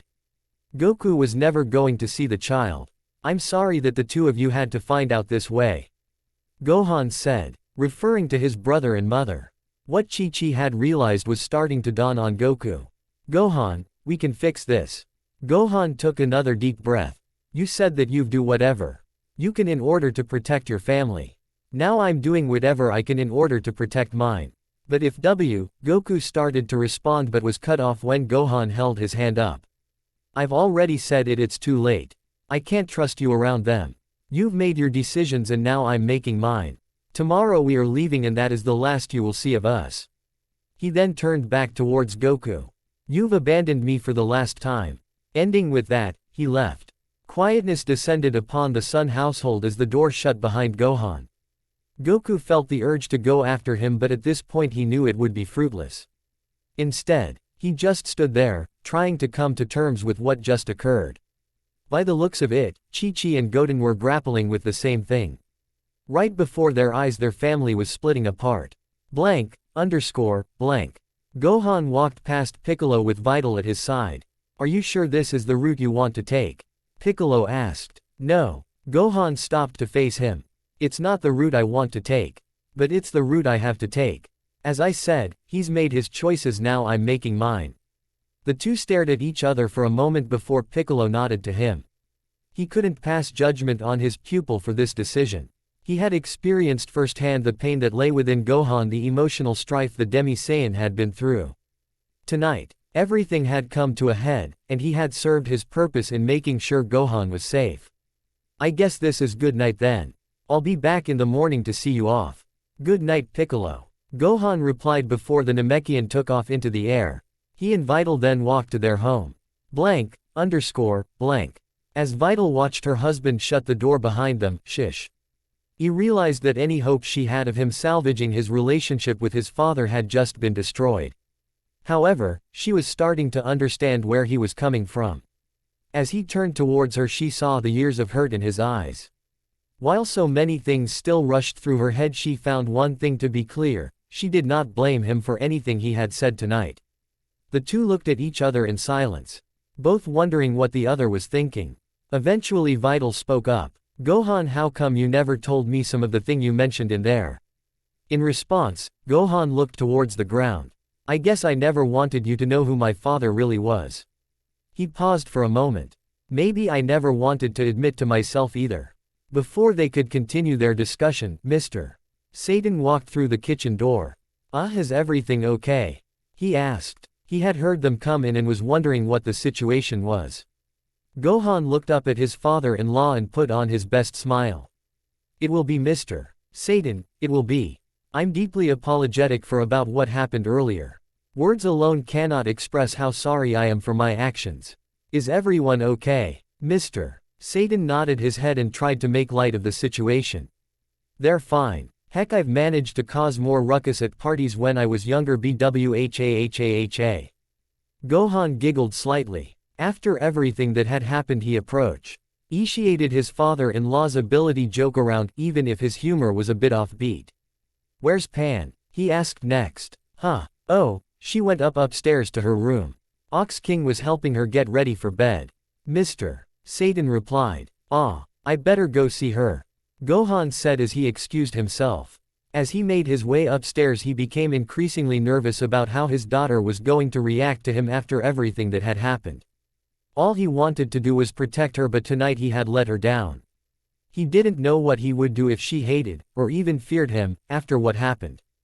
Being a father meant everything to him, and he hoped his actions that night had not jeopardized his relationship with her. While Gohan made his way upstairs, Mr. Satan moved closer to his daughter. "What happened?" he asked, his voice showing obvious concern. "Apparently more than I ever knew," Vital replied. Blank. As Gohan ventured along the upstairs hallway, he noticed a dim light coming from one of the guest rooms. Since he did not hear any voices, he approached silently. When he reached the door, he saw his grandfather on the big recliner with his daughter curled up next to him. The storybook that lay across Ox King's chest suggested that the two had fallen asleep while reading a story together. It was not the first time Gohan had encountered the two like this, and he hoped it wouldn't be the last. A soft smile covered his face as he entered the room and gently placed the book on the nightstand. He then proceeded to dim the light some more and, ever so carefully, picked up Pan and carried her to her room. As he unfolded the sheets and placed his daughter in her bed, he noticed how peaceful she looked. Her demeanor now was in stark contrast to the events that had taken place earlier that day. He hoped that she would never have to go through something like that again. He brushed back a few strands of hair from her face as he finished tucking her into bed. "I hope you aren't angry with me, Pan-chan," he whispered. "I love you and would never do anything to hurt you. I'm so sorry for what happened today." A single tear made its way down his cheek as he beat himself up on the inside for what he had done. He sighed and gently kissed his daughter on the forehead before turning towards the door. "Daddy," Pan said, half asleep. Gohan turned around to see his daughter staring up at him. "Daddy," she repeated, this time holding out her arms in search for a hug. "Pan," he returned as he knelt down and embraced his daughter. "Pan, I'm so sorry for what happened. I'm so sorry for scaring you." "It's okay, Daddy, I'm not mad at you." They pulled away from their hug and Gohan looked at his daughter. He realized she had heard him whispering. But why did you hit Grandpa?" she asked as a sad look came across her face. Gohan looked at his daughter sympathetically. How was he supposed to explain the situation to her? He sighed deeply as he searched for the words. "Grandpa really hurt me today. Actually, Grandpa has hurt me a lot, and when I saw him I got angry and did something really stupid." Pan looked at her father quizzically. "How did Grandpa hurt you?" "Well, do you remember last year when he left during the tournament?" Pan nodded. "And do you remember how sad it was to see him leave?" Again, Pan nodded. "Well, when I was a little older than you are now. Grandpa left for 7 years, leaving Grandma to raise me and Goten by herself. This wasn't the only time he was gone, but during these 7 years he chose to stay away from us. He said he was doing it for our protection, but it still made me sad, like when he left the tournament." Gohan had to take a deep breath to focus on his words. He could tell his daughter was a little bothered by this news. She had not been told yet about Cell and the occurrences during those times. "When he left during the tournament last year, it reminded me of all the times he was absent during my childhood and how sad that made me. So, when I saw him today I became very upset with him because he had been gone so long and didn't seem to care. I lost control and did something I shouldn't have. I'm very sorry, Pan." Pan thought deeply for a moment and then spoke up. "It's okay," she said, patting his shoulder. "I understand. I'm sorry Grandpa made you so upset. It's not your fault, Pan." "Grandpa," he had to pause. How exactly was he going to say this? "Grandpa has done some things that have really hurt me, and I just don't want to see him hurt you the same way. That is why after tomorrow we aren't going to see Grandpa for a long time." "What?" Pan exclaimed as she started to well up. Even though he had tried to sugarcoat the news, she was still troubled by this revelation. As Gohan expected, she still did not fully understand the situation, but then again, how could she? She had only been told a snippet of information. "Listen, Pan," Gohan said sympathetically. "I know it may seem bad right now, but I'm doing this because I want to protect you. Grandpa is not someone who I can trust, and I don't want to see you get hurt by him." Before Pan could continue to protest, Vital came into the room. "Pan, what's the matter?" she asked soothingly. "Daddy said we can't see Grandpa after we move," Pan cried. Vital made her way over to the bed. She looked at her husband as if she was thinking hard on the subject and then turned to her daughter. "Well, Pan, Daddy has been hurt a lot by Grandpa and he doesn't want you to be hurt like he was. But, Pan started to plead again. Vital glanced at her husband. This is what she had warned him about when he had opened up to her a week after the tournament. Of course, now she had more information, but it didn't make this any easier. Listen, Pan, there are things that even I didn't know until recently. Your dad is just trying to protect you. Our family is experiencing a lot of changes and we are just asking that you trust us as we get settled into everything. Pan looked down without knowing what else to say. She didn't exactly understand what was going on, but she trusted her parents. Okay, she muttered. Vital let out a weak smile. She had just managed to convince her daughter that not seeing Goku was for the best, but she still felt conflicted on the issue. While she couldn't blame her husband for how he felt, she wasn't she was 100% in agreement about this being a permanent thing. But now was not the time to bring that discussion up. So much had already happened and tomorrow they had a long day ahead of them. Their rest and contemplation would be required before she broached this topic. As she walked out of Pan's room with Gohan, Vital was struck with another conflicting feeling. She felt that she was missing something in regard to this whole situation. She obviously knew Gohan was hurt, and that he was dedicated to his decision, but she felt as if there was more to the story.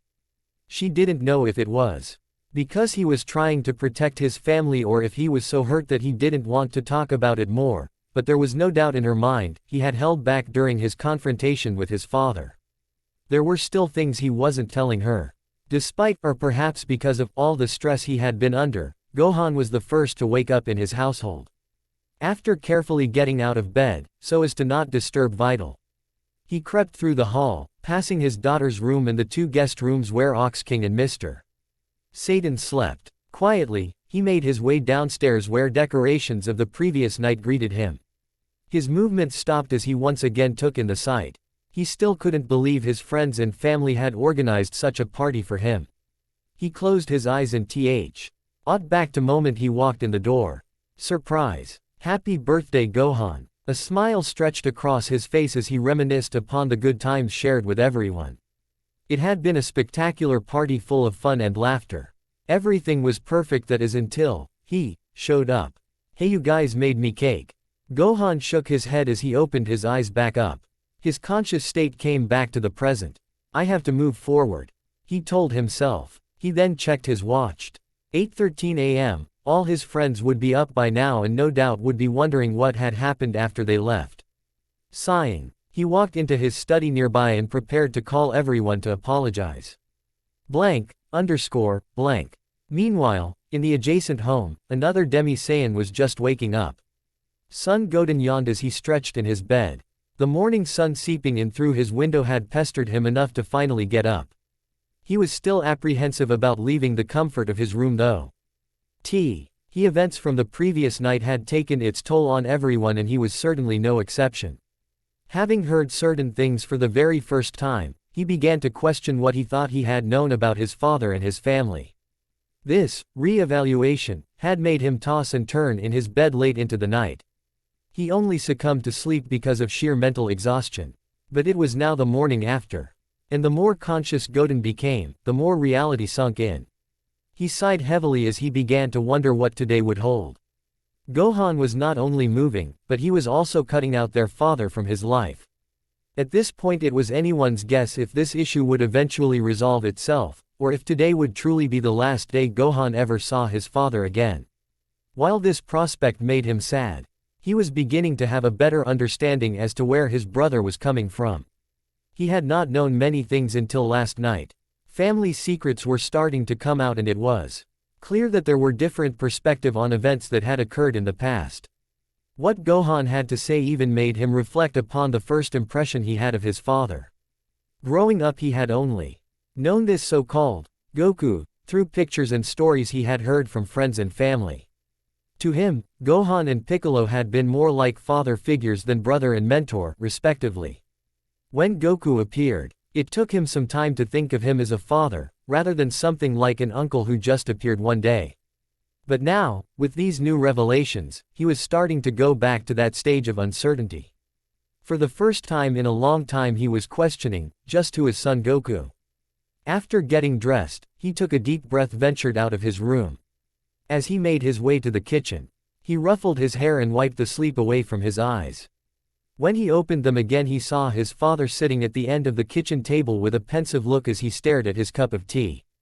"Dad," he said, rather surprised his father was up this early, given what happened the previous night. "Morning, Goten," Goku responded without even looking up. His voice was solemn, just like his demeanor. "Good morning," Goten returned without much enthusiasm. He didn't know quite what to say. After a short pause, he finished walking into the kitchen and opened the cupboard to fix himself some breakfast. It was an awkward moment between the two. Goten realized that he felt angered, and at the same time sympathetic, towards his father. Therefore, he didn't even know where to begin in conversation. The only thing he knew, what he felt deep in his heart, was that in time he and his father would be able to move past all this. He could forgive his father's transgressions, but he couldn't force his brother to do the same. As Goten poured his cereal, Goku felt the internal struggle of emotions that his son was going through. However, he didn't know where to start. There was still a little part of him thinking, or perhaps hoping, that this was being blown out of proportion, that Gohan just had a bad day and had taken it out on him. But he knew that wasn't true. Finally, he decided he had to say something, no matter how short it was. "Goten," he muttered, still not looking up. "Huh." His son turned towards him. Goku was still pensive but came out with it anyway. "I'm sorry." Goten stared at his father for a moment. He knew the apology was genuine, but at the same time context, he needed some time to properly digest and accept certain things that had been revealed. In the end, there was only one way he felt he could respond. "I know," he muttered back and then continued making his breakfast. Blank. "All right, goodbye, Krillin," Gohan said as he hung up the phone. Letting out a deep breath, he leaned back in his chair. He had just finished calling everyone to apologize for his actions from the previous night. Expressing sincere remorse, he found all his friends to be forgiving. Of course, he faced the inevitable questions regarding what happened once he got back home and if he had a chance to talk with his father. Gohan knew this question was going to come up and had been thinking about how to respond to it. For the most part, he tried to keep his answer brief. He told everyone that he had a chance to speak with Goku and get some things off his chest. However, he was trying to move forward from this, and, in doing so, that meant having some separation from his father. A few of his close friends inquired further, asking exactly what he meant. Again, he tried to keep his answers vague. It was not his desire to badmouth his father, no matter how much hurt had been caused by him. Others had a good relationship with Goku, he just couldn't count himself as a part of that group. More than anything, he simply wanted to move on. After fielding more questions, most of his friends began to get an understanding as to where he was coming from, even if they didn't have the full picture. Gohan checked the time on his watch. 9:37 a.m. He had spent over an hour on the phone. He knew, however, that discussions would not stop there, but it did for today, or so he thought. Standing up from his desk, he started to make his way back into the living room. His family would be up soon and they still needed to get a few things together before they moved out by noon. As he opened the door, a familiar figure was sitting in a nearby chair, waiting for him. "Grandpa," he gasped. He did not hear his grandfather come down the stairs, and therefore did not expect him to be right outside his study. Without saying anything, Ox King stood up, approached his grandson, and embraced him in a hug. It caught Gohan completely by surprise, but, after he realized that his grandfather had been listening and was now as aware as everyone else was regarding the situation, he returned the hug. "Gohan," Ox King spoke after a moment. His voice, like many others, showed concern. They broke from their hug and he looked down at his grandson. "I want you to know that I'm not going to judge your decision on what you think is best for your family. No matter what, you will always have my support." He then sighed while Gohan continued to stare up at him. "But I hope in the future you will be able to give your father another chance. Despite what you might think, he does care for you." Gohan averted his eyes away from him. Even with Ox King knowing as much as anyone else, which Gohan had purposefully tried to keep vague, he had been able to read in between the lines to understand what was truly going on. Perhaps some of his friends were equally perceptive but simply decided not to inquire further. Regardless, he respected his grandfather too much to lie to him. "I'm sorry but I can't. There is just no way I can forgive him. And he doesn't care for me. He's showed that through his actions." Ox King looked at him sympathetically. "I know he hasn't been wound much throughout your life but people can change. All of this might change him." Gohan let a light smile cross his face. If only it were that simple. Huh. Ox King gave a confused look. The Saiyan looked back up at his grandfather. "It's not just him being absent. It's much more than that. There are things that you don't know about which," but he was unable to finish. "Gohan!" Vital shouted as she came down the stairs. Unknowingly interrupting the conversation, she then turned around to see her husband and grandfather-in-law in the hallway. Before she could ask what was going on, Gohan spoke up. "Hey, you're up. I hope we didn't wake you." Vital shook her head. No, I woke up naturally. We better hurry and pack the remaining things. We have to be at the new place by 4 p.m. remember." Vital nodded. Gohan smiled. "All right. Why don't you wake up everyone else? I will finish getting the kitchen packed up, Grandpa can get the living room, and we can work from there." "That sound good." Ox King slightly nodded, not really knowing what else to do, while Vital agreed and went back upstairs. Gohan turned to his grandfather, acting like the conversation they just had never happened, and explained. "There are empty capsules for the furniture in the desk. Everything should be labeled, but if you need me you know where to find me." And with that he made his way into the kitchen, leaving Ox King a little confused as to what his grandson had just mentioned. What did he mean? "There are things you don't know. Blank, _ blank. 12 p.m. The sun gleamed rough the cloudless sky as the moment of departure arrived. There was a great juxtaposition between the beautiful spring day and the event that was taking place between the two houses at the mountain base. Vital and Pan began to say their goodbyes to Chi-Chi, Goten, and Ox King. Behind them, Gohan, with the help of his father-in-law, was placing the last of the moving boxes in the hovercar. Nearby Piccolo, who had come to see Gohan off, leaned against the side of the house. The only thing missing was Goku, who looked on from the kitchen window of his home. The Saiyan did not want to confront on with his son and felt this was the best place for him to be at the moment. "Piccolo," Gohan called out, "can you put the house back in the capsule?" The Namekian pressed the appropriate buttons and within an instant, all that was left was a tiny capsule surrounded by a large circular brown spot where the foundation of the house had been. It wouldn't take too long before the area was covered with grass and any traces of where the house used to be would disappear. Piccolo picked up the small capsule and brought it over to Gohan. "Thanks," he said as he tossed it in a container and shut the side door to the hovercar. He then began to tremble, which made Piccolo concerned. "Gohan," he said in a whisper so as not to draw attention to the young man. Gohan took a deep breath and then faced his former mentor. "I'm alright, just glad to be moving." He then looked around. A lot of bad memories associated with this place. Piccolo looked at him sympathetically. Even Mt. Paozu, as beautiful as it was, held a painful remembrance. Things truly had changed. The two stood in silence for a brief moment and then Gohan embraced him in a hug. "Thank you, Piccolo. You've always been there for me." Piccolo returned the hug but kept silent. He wasn't one to become too emotional with words but Gohan knew what went unsaid. They pulled apart. "You know that you're always welcome at our place. We have plenty of room," he added. Piccolo smiled and nodded. From afar, Goku watched this interaction take place. The fact that his son saw his former rival as his father figure became more apparent to him. By the scene that was playing out before him, he began to question, again, what he had done regarding certain decisions he had made. His chronic absence had now resulted in him being the one left in the dark. After deciding it was now time, Gohan left Piccolo at the hovercar and made his way to Vital's side. "It's time to go," he declared. Chi-Chi bit down on her handkerchief as she tried her best to hold back tears. Vital and Pan started saying their goodbyes with Gohan behind them. "Grandpa," Gohan said as he gave his grandfather a hug. He then moved to his brother. "Goten," his voice started to crack. He and Goten had been together from the day Goten was born. And even though his brother was 18 years old now, Gohan still saw him as his little baby brother. To say it was tough goodbye would be an understatement.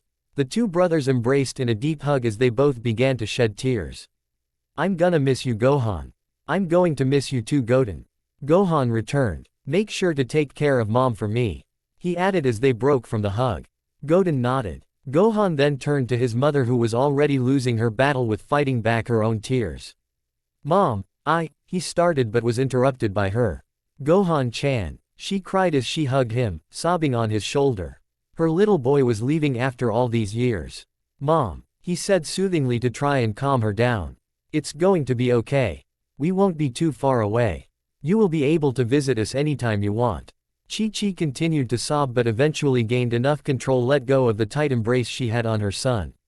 As she looked into his eyes, and that calming smile across his face, she kept thinking to herself how much her little boy had grown up. For a moment, they forgot about everything that had happened and remembered the good times rather than the bad. Gohan sighed and looked at Vital. Alright, I guess we better get going. He then turned to face his daughter. Ready, Pan? But she wasn't there. When he looked up, he saw his daughter running towards his parents' house, where the man he now referred to as Goku stood in the doorway. Grandpa! Pan cried as tears flew off her cheeks. She had seen him open the door as everyone was saying their goodbyes and realized that couldn't leave without saying goodbye to him as well. Grandpa! She cried again as she ran into Goku's arms.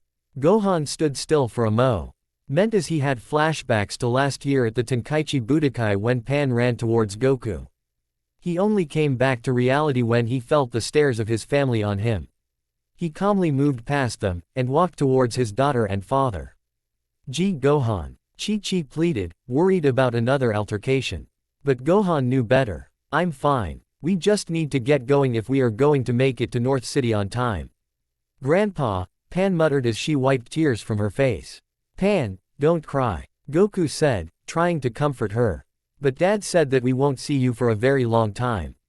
Goku was taken aback. He wasn't expecting to hear that from her, and he began to wonder what Gohan had said. Almost as if she was reading his mind, Pan looked up at him through her tears. He said you hurt him a lot when he was younger and that he doesn't want you to hurt me.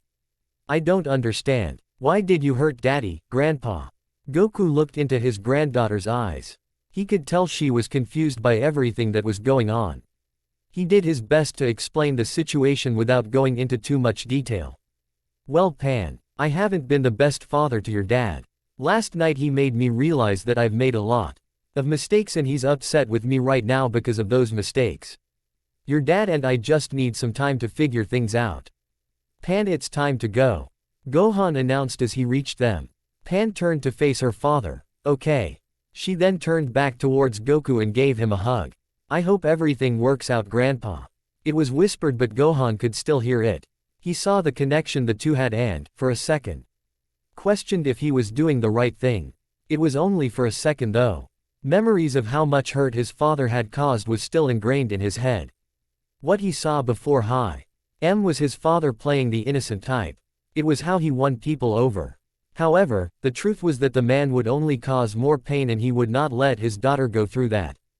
Go say goodbye to Piccolo before we take off, Gohan said. Pan nodded. Goodbye, Grandpa. She waved and then dashed towards Piccolo to say her goodbyes to him.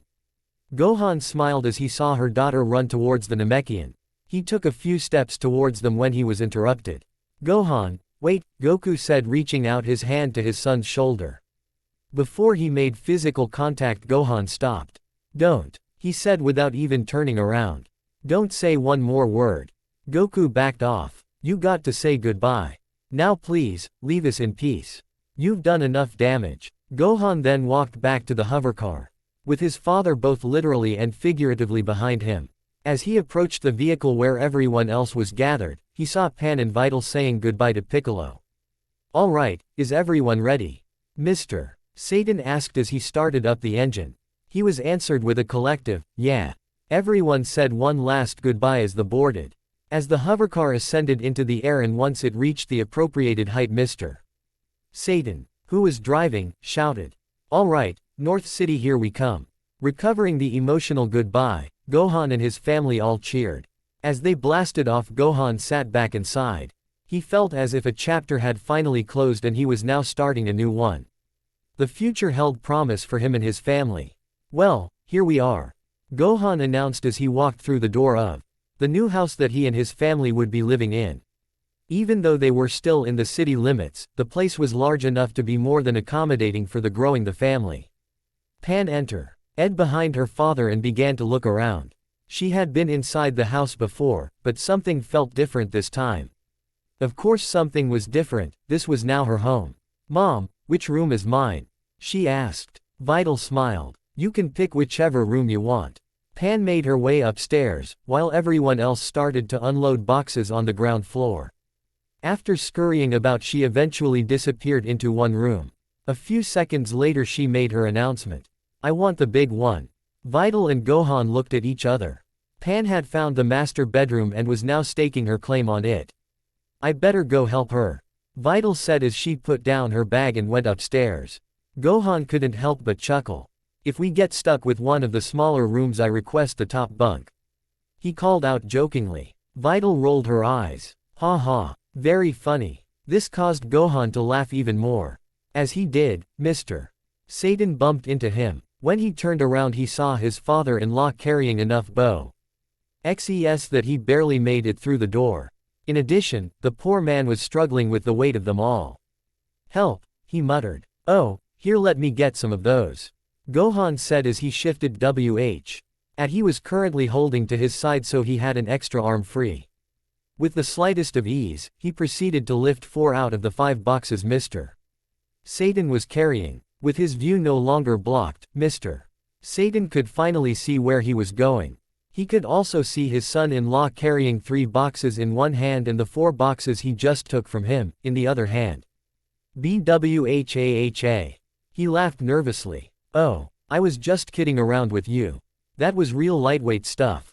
Heck, now it seems like nothing at all with carrying just this one box. Biwaha. But as he said this he quickly made his way inside, past his son-in-law. The last thing he wanted was for all the stuff to get handed back to him. Not far behind him was Boo, who had met up with the family in North City.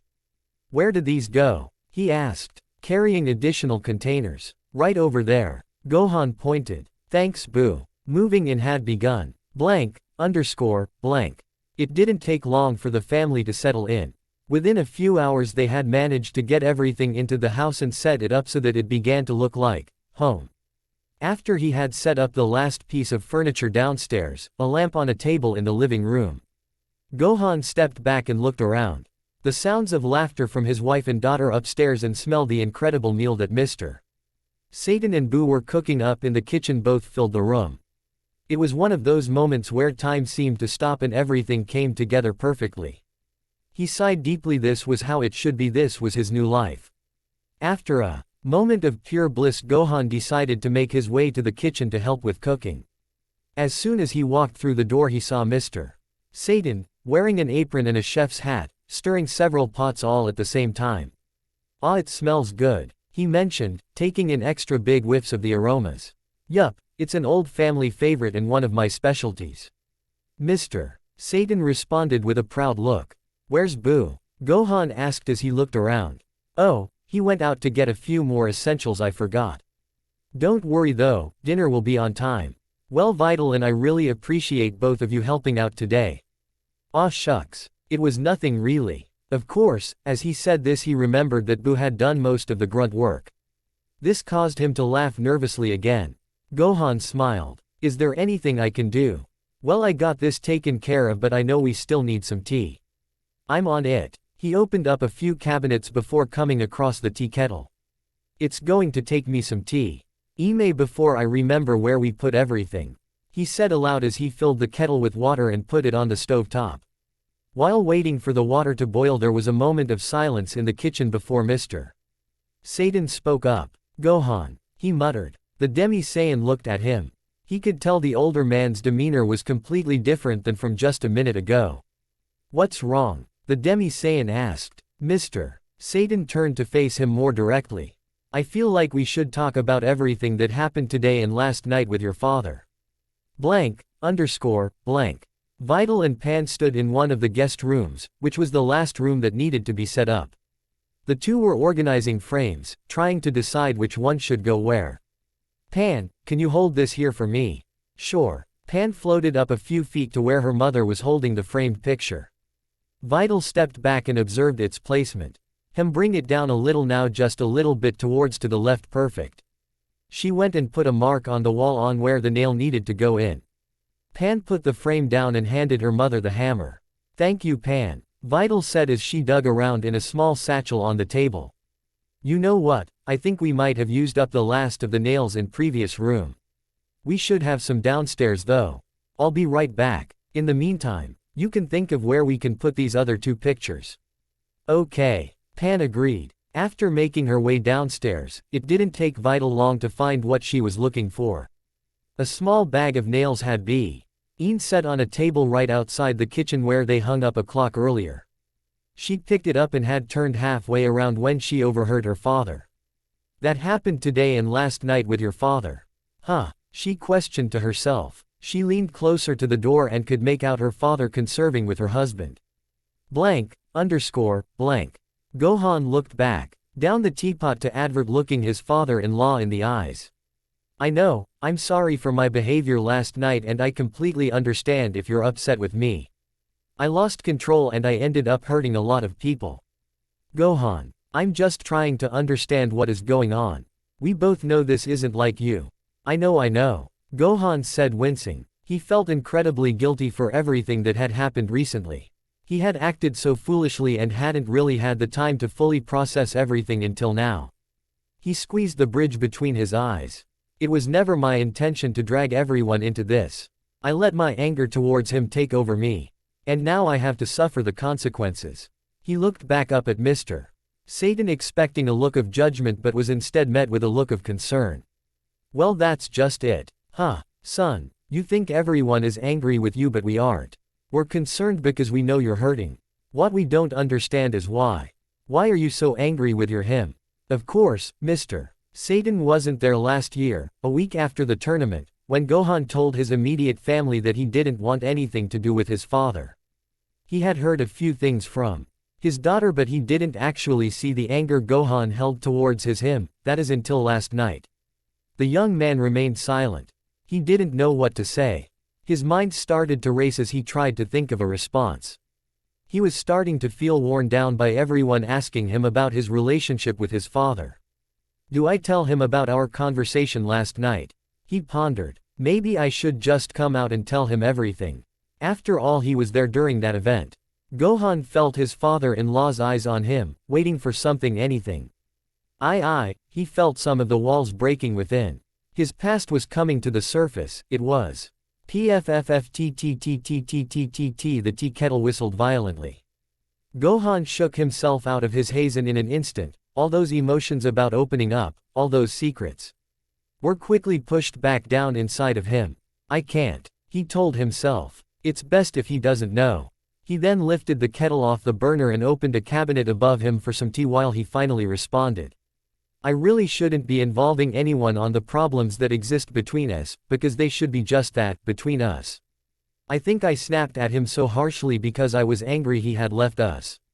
Then he comes back, acting like nothing ever happened, and to top it all off, he didn't even know it was my birthday. And the way he entered just reminded me of how selfish he can really be. I believe that, along with the stress I have been under with moving and this new job, all cumulated together, and I lost control. But this wasn't the entire story. No, the story began long before any of this. But he couldn't tell Mr. Satan, he couldn't tell anyone. He lied to protect them from the truth. After all, everyone else had a good relationship with his father. He wouldn't help it if he had a different experience than most people. Are you sure you will be okay? Are you sure you don't want to talk about it? Mr. Satan asked. His lack of knowledge on his son-in-law's past caused him to buy Gohan's story. Gohan gave him a weak smile. I will be okay. Right now, I'm just embarrassed because of my behavior, but I will be okay. When I left today, I also left my past behind me. All I want to do now is look forward to the future. Mr. Satan returned with a weak smile of his own. Well, you know, you can always talk with me. The champ may be pretty busy, but he always leaves room for his favorite son-in-law. He was trying to lighten the mood with some of his humor and even ended with one of his famous laughs. Bwhahaha. Thank you, Gohan said and joined in with a slight chuckle. But not everyone was laughing. Vital, who was not meant to hear that conversation, could see past her husband's facade he was hiding something. This was the second time today that he acted like this. First with his grandfather and now with her father. Both times she felt that Gohan was close to opening up but quickly withdrew into himself before he did so. More questions began to fill her head. What was Gohan hiding and why did he feel he couldn't talk to her about it? However, she didn't have too much time to think about this because almost as soon as her husband and father finished their conversation, she heard the knob of the front door begin to turn. Crap! Vital swore under her breath, thinking she was about to get caught eavesdropping. Fortunately, the door had been locked so she had time to run upstairs just before Boo unlocked the door and came in with a bag of groceries. Mr. Satan, Boo got the groceries, he announced as he entered the kitchen, which started up a whole new conversation between the three. Meanwhile Vital let out a sigh of relief at the top of the stairs. That was close, she thought to herself. Mommy. Pan suddenly appeared as she tugged on her mother's hand. Vital looked down at her daughter, a little caught off guard. Did you find the nails? The words took a moment to process. Nails. Nails, oh, yes, Vital exclaimed, then took them out of her pocket. Found it, Pan-chan. All right, let's hang everything up so we can show everyone how well we decorated. Vital just smiled in response but her thoughts lingered on what she had overheard. She was confident there were things that her husband wasn't telling her, but what? Seeing his son leave so harshly struck a chord deep within Goku. He felt confused and heartbroken. Ever in his life had he experienced anything like this? The whole situation remained surreal for him, which facilitated his need for more answers. He couldn't shake the suspicion that there was even more to the story and he needed to find out what. Once the family made their way back into the house, he pulled his wife aside. Chi-Chi, can we talk?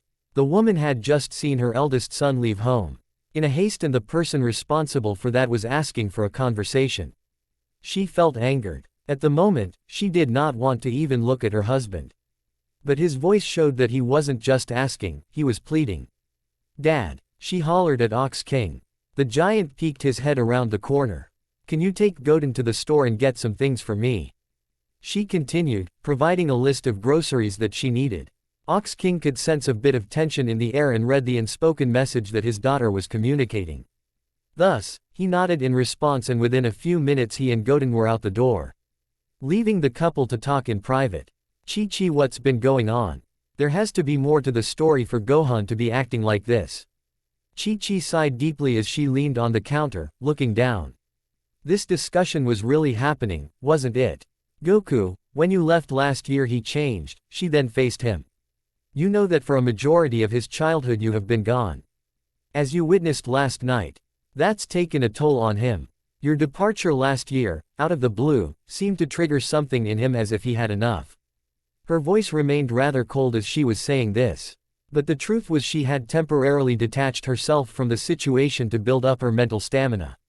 This had not been an easy time for the Sun family. Goku was silent. He was thinking. Based on what was said earlier, he knew Gohan would have talked to him, but the events of last night had changed that. Still, he thought, his son would have to talk to him eventually. He just had to let Gohan cool down right. It was almost as if Chi-Chi was reading his mind. She walked towards the windowsill, staring out into the wilderness with her arms slightly crossed. I don't know, Goku. So much has changed. A week after the tournament is when he told us how he felt. I've never seen him so upset. She began to mumble the end of that last sentence as she thought about the previous night. However, she managed to quickly carry on. He told us he was determined never to see or speak to you again. Vital, Goten, and I managed to talk to him and convinced him to change his mind. His feelings didn't vanish, but we felt that progress was being made. She then turned away from the window to face her husband again. That is until last night, when everything unraveled. Goku let out a sorrowful sigh as he put his head down in shame. He deeply regretted his behavior and wished he could go back and make things right. I'm sorry, he muttered, not really knowing what else to say. It was not really meant to be heard, but he just needed to get it out. He knew that a simple apology was not going to make things better, but he didn't know what else to do right now. He felt limited and powerless. Goku, Chi-Chi started again, also without knowing what to say. She felt her eyes start to well up from grief, from anger.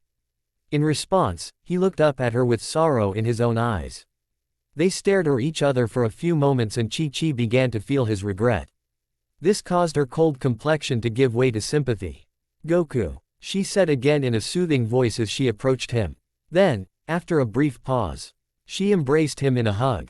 Goku slowly put his arms around her as he nestled his head next to hers. Nothing was said while the two held each other. Neither of them could remember the last time they felt so connected. Time just seemed to stop around them. For a minute, everything was forgotten, and it was just them. "Chi-Chi," he said softly, breaking the silence. She looked up at him. "What am I going to do?" he asked. She hesitated in response. This was a problem that she did not know how to solve. "I don't know, Goku. I just don't know. Like I said, I have never seen Gohan this upset. I know that he doesn't just think this is about him though. When he first talked to us, a week after the tournament, he mentioned that he did not want Pan to experience the same thing he did. As you know, he mentioned that last night as well. This past year he has been increasingly protective of her." She looked away from him, back towards the window. "We both know that his life has not been easy. He just wants to make sure that neither of his children have a childhood like he's had." Goku was now forming a better picture of the situation. And as that picture came into clearer focus, the more he realized just how circumstances and decisions from his past had formed the present situation. He sat down in a nearby chair with a feeling of remorse. "I've made some big mistakes, haven't I?" he asked rhetorically. "I just wish I could talk to him, make him understand that I'm sorry." Chi-Chi sat down in a chair beside him and rested her hand on his. "Let's give it some time. The wounds from yesterday are still very fresh and he's already been feeling hurt." Goku looked up at her. "I'm sorry, Chi-Chi." Those puppy dog eyes of his stole her heart again as she began to pity for her husband. She then responded the same way Goten did. "I know. Blank, underscore, blank." At the Sun household, nothing much was said during the rest of the day. Ox Key. Ing and Goten returned from the store and shortly thereafter Ox King, sensing that this was a time the family needed to be alone, said his goodbyes and left them to their peace. However, even in his absence, silence pervaded the home. Eventually dinner time rolled around. While setting the table, Chi-Chi had laid down 5 placemats. After months of eating with both of her sons, her daughter-in-law, and her granddaughter, she had become accustomed to setting a table for 5. It wasn't until she started to set the cups down that she realized her mistake. With a sigh, she started to collect the extra dishes. 1-2 she stopped herself. Her husband was here now, that meant she only needed to take away 2, not 3. She hesitated for a moment before putting the 3rd back. Once everything was ready, she announced that dinner was served. As the trio seated themselves, quiet once again saturated the atmosphere. Besides the occasional, "Can you pass the rice?" and the comments on the great taste of the food, things remained rather mute. Eventually, Goten realized he couldn't stand the silence.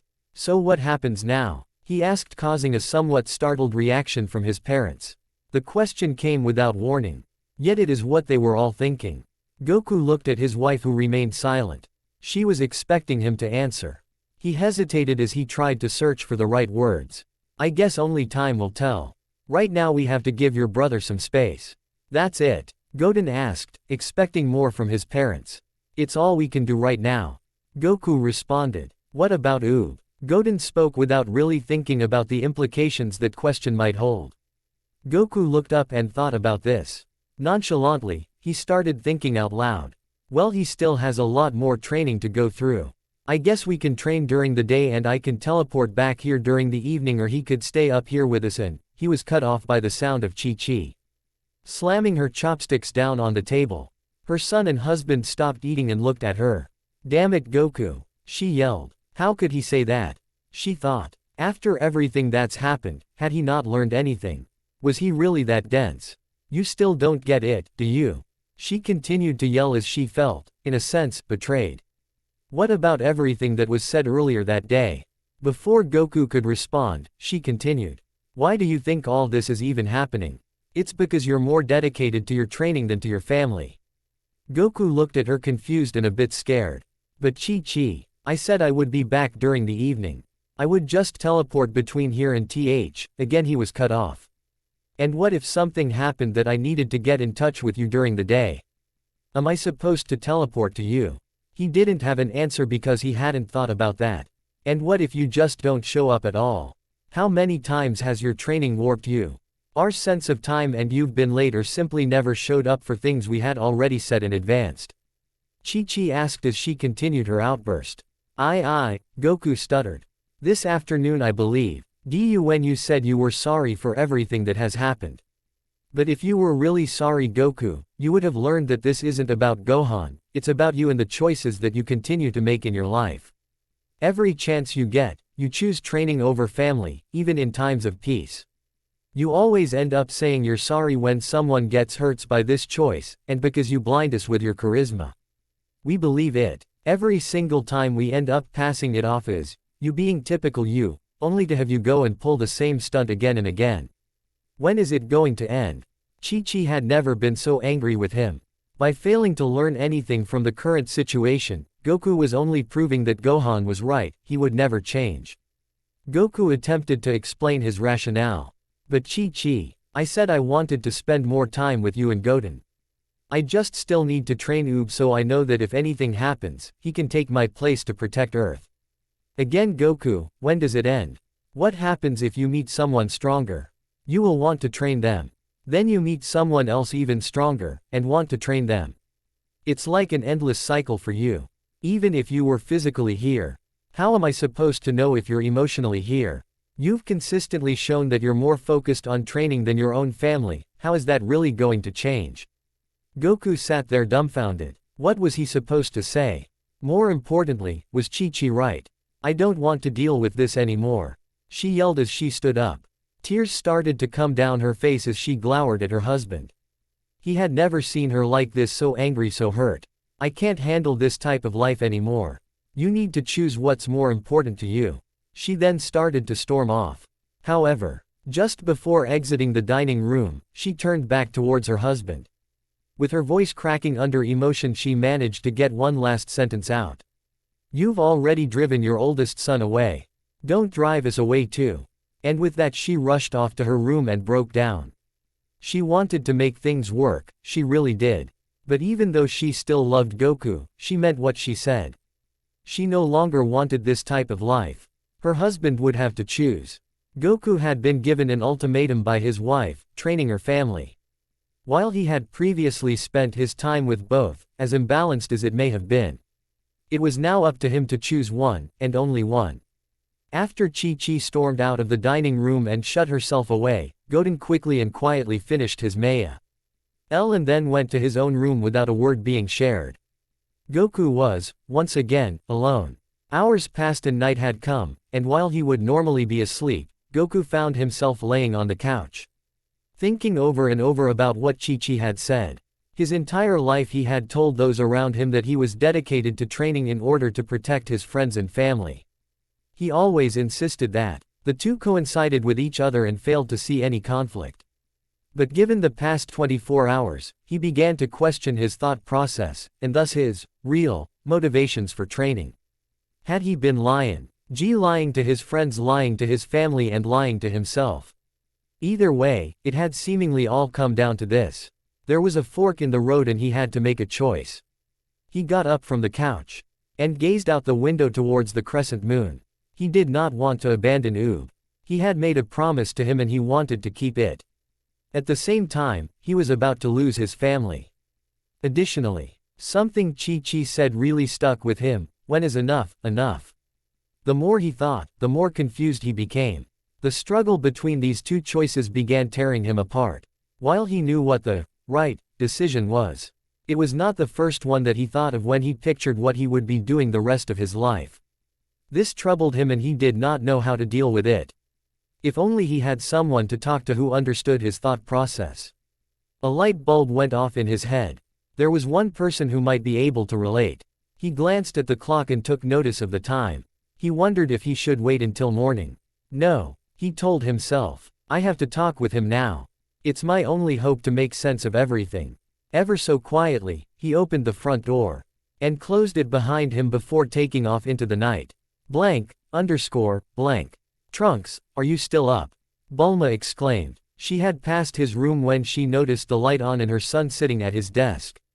Hard at work. I'm just finishing some math homework before I go to bed, he told her. After a few more marks on his paper he closed his book, set his pencil aside, and smiled. All done. Bulma smiled back. Good night, Trunks, she said as she continued on her way to her own bedroom. She yawned as she closed the door behind her. Today had been an exhausting day and she was looking forward to a good night's sleep. After taking off her clothes she slipped into her nightgown and yawned once more. Yes, it was certainly time for bed, but where was her husband? He was usually in bed before her. Vegeta, Bulma called out. After no response, she was about to call his name out again when she heard a huff huff huff coming from outside. She walked over to the balcony that overlooked the backyard. There she saw Vegeta, practicing punches with dumbbells. She opened the sliding glass door and called down to him. Hey, she waved, getting his attention. It's late, come to bed. The Saiyan continued through his exercise. I'll be up later. Go to bed without me. Bulma rolled her eyes. She was too tired to argue with him about how late it was for him to be exercising. Instead, she proceeded to slide the door until it was slightly ajar and then climbed into bed. HMPH, Vegeta grunted as he saw the light in their room go off. He stopped his training and walked over to the bench where he kept a small towel and a bottle of water. As he wiped the sweat from his brow and quenched his thirst he heard someone behind him, someone he was expecting. He smirked as he wiped traces of excess water from his lips. Hello Kakarot. I was hoping you wouldn't be asleep. Vegeta turned around to face him. Normally I would be, but I felt your ki approaching about 30 minutes ago. I assumed you were coming here. Although I'm a bit curious as to why you didn't just teleport here. I didn't know if you'd be awake or not. Imagine if I teleported and startled you in your sleep.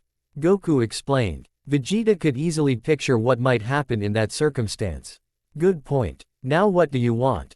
A cool night breeze swept across them as Goku began to explain what had happened earlier that day, along with the emotional struggle that was taking place inside him.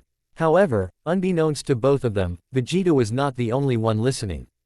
Upon Goku's arrival, the wind degenerated from his flight had blown through the small opening in balcony door that Bulma had left ajar, causing various papers on a nearby table to be scattered delicately across the floor. Bulma grunted under her breath as she got up to clean the mess. Serves me right for just wanting to get some fresh air. She knelt down, scuffling about to collect everything and put them back into order. It wasn't until she was collecting the last of the papers that she noticed voices coming from outside. At first, they were faint whispers, but as she moved over to the balcony door she was able to make out what was being said, as well as who was saying them. Peeking her head around the corner, her suspicions were verified. Goku, she muttered. Him showing up in the middle of the night was a bit surprising. What is he doing here? She questioned to herself. As she got a better view she saw that he was in a deep conversation with her husband. This had Bulma even more curious. Something had to be up. Doing her best to remain quiet, she began to eavesdrop on what was being said. So now Chi-Chi has given me an ultimatum, training her family. Goku concluded after briefly describing the situation. And I know what the right response is, but it's not the response that I first think of. Then I keep telling myself that I am doing this for them, I want to protect them. But now after what both Chi-Chi and Gohan have said, I am beginning to question that as well. He sat down on the nearby bench and groaned. He felt so conflicted and he was worried that his explanation of events might cause confusion for his Saiyan counterpart, further adding to the frustration. It was after a moment of no response, when Goku looked back up at him. To his surprise Vegeta didn't look confused, but rather contemplative. The prince was trying to figure out how he wanted to respond. Kakarot, he finally spoke up. Do you know why we both love to fight? He looked Goku square in the eyes. I'm Su-Ri. I've told you this before, but the need to fight, or Tron as it may be, is in our blood. He then turned around and looked up to the sky. For thousands of years the Saiyan race thrived in harsh environments because of our superior strength and our ruthlessness. Those innate characteristics were reinforced again and again throughout our history as we faced continuous challenges from those that sought to destroy us. That is why, despite the fact that both of us have turned to peaceful lifestyles, we have an urge to fight. That primal instinct exists in us and, in one way or another, it is what drives us. Truth be told, Kakarot, neither of us can deny what we really are, but that doesn't mean we must live a life like that of our ancestors.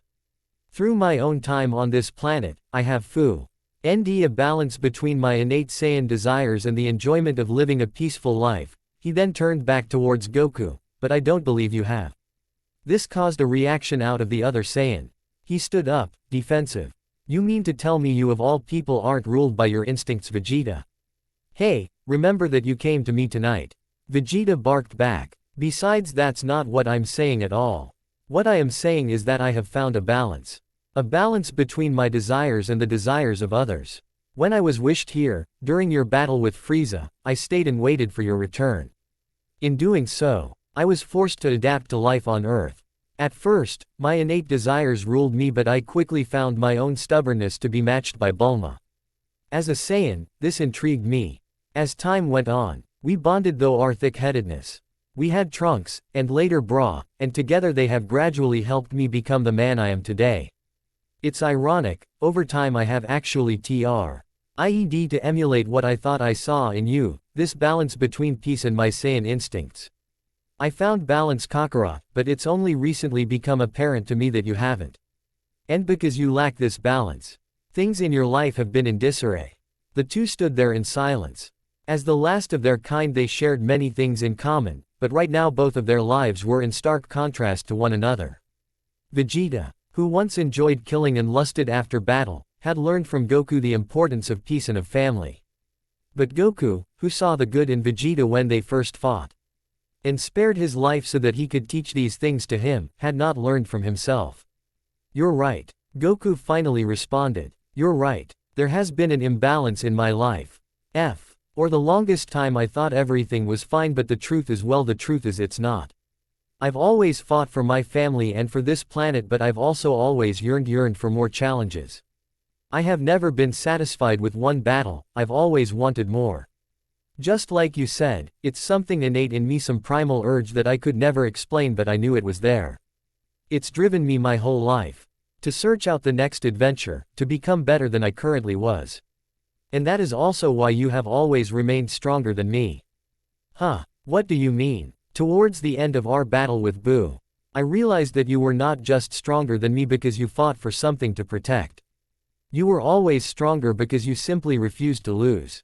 You fought to test your limits, and by doing so you constantly exceeded them to become the strongest you could possibly be. It is why you have won every battle, no matter how difficult the opponent. That is why you are the best. Silence filled the air yet again. As the two Saiyans stood facing each other, another gust of wind made its way past them. Vegeta, Goku muttered softly. It had been over 10 years since the fight with Boo. And while he had noticed a change in Vegeta's demeanor after that fight, the two had never discussed it. But now, after all these years, his former rival was actually telling him, "You are better." Even with this admittance, however, Vegeta did not want to get hung up on emotions.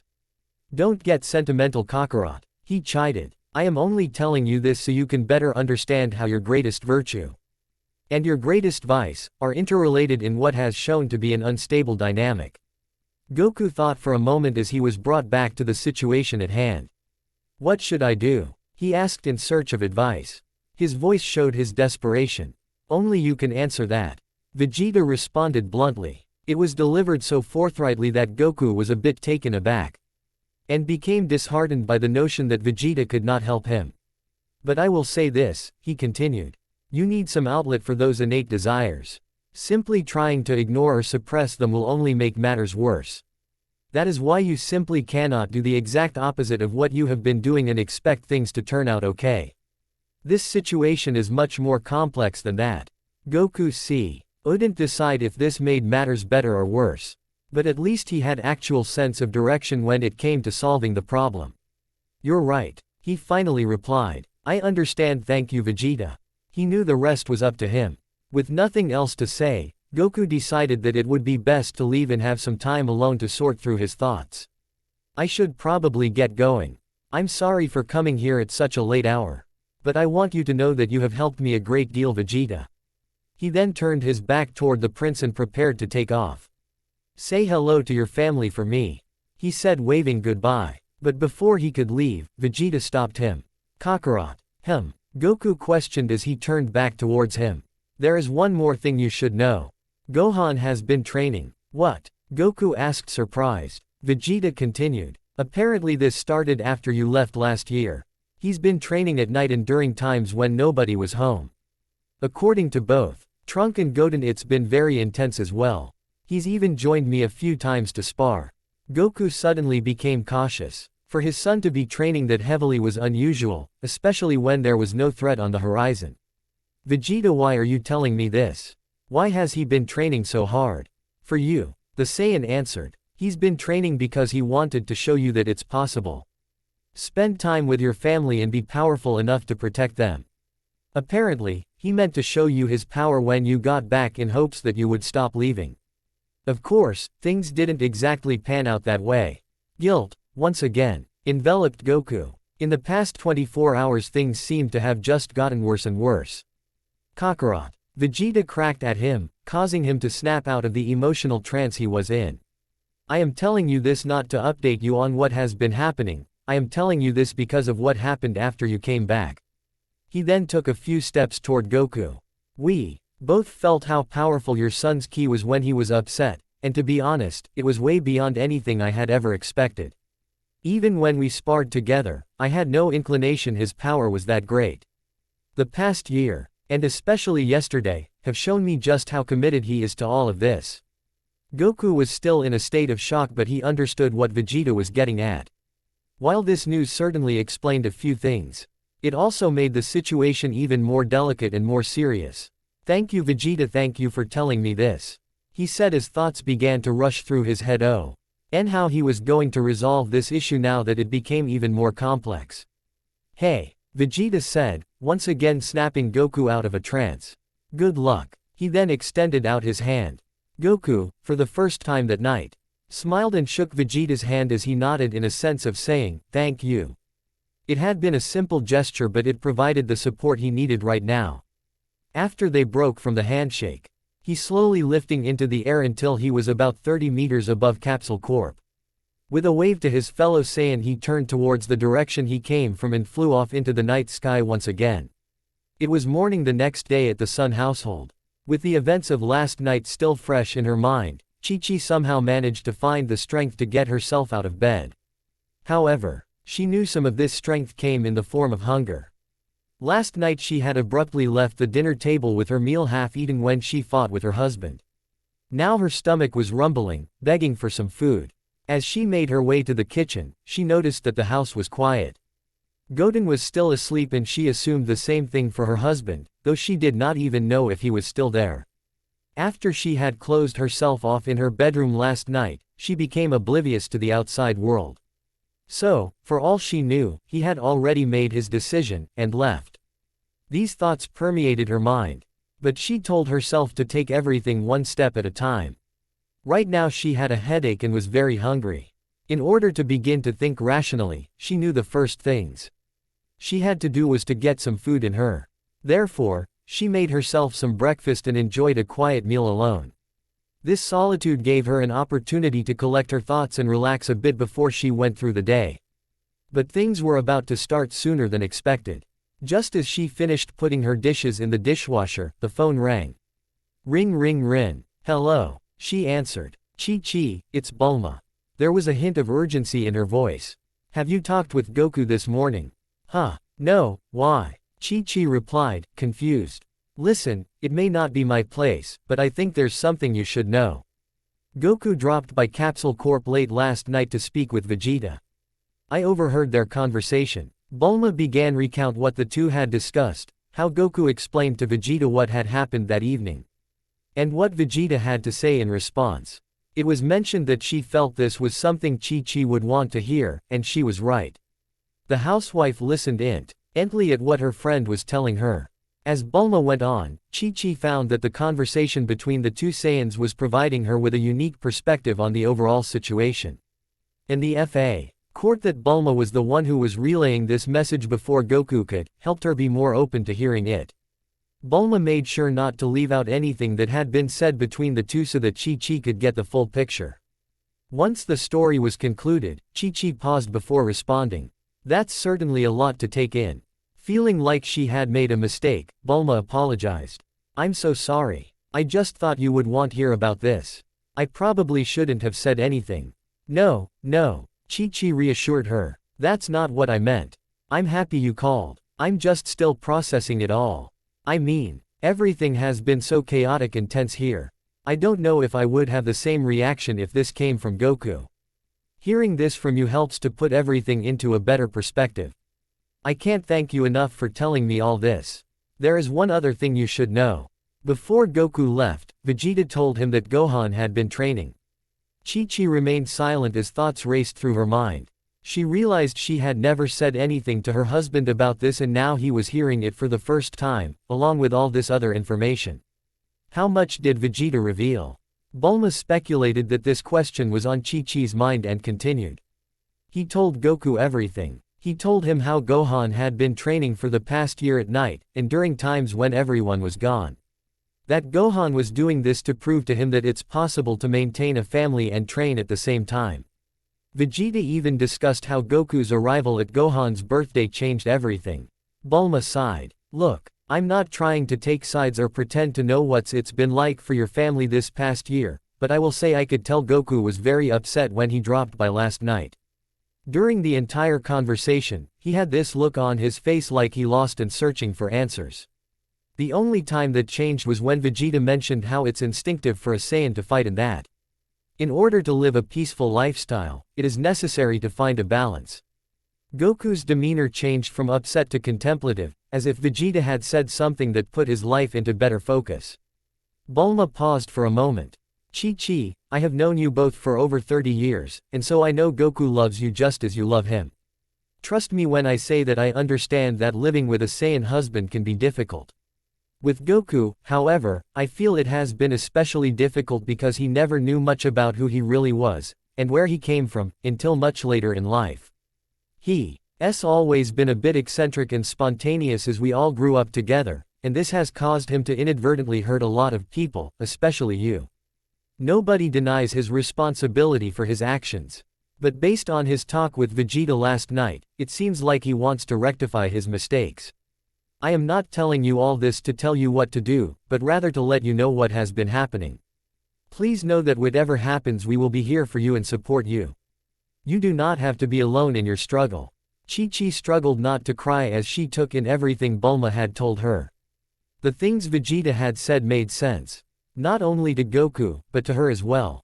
Looking back on her life with him, she sensed that something was always off and now she knew. Like Vegeta had said, he had an imbalance in his life.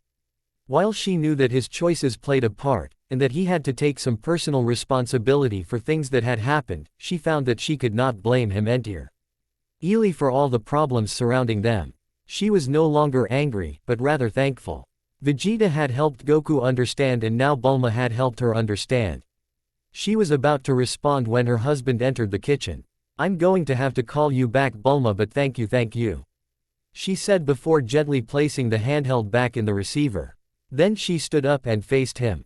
What did Bulma want? He asked. Chi-Chi didn't respond. She stood there, trying to figure things out. After a few moments, she walked up to Goku and wrapped her arms around him.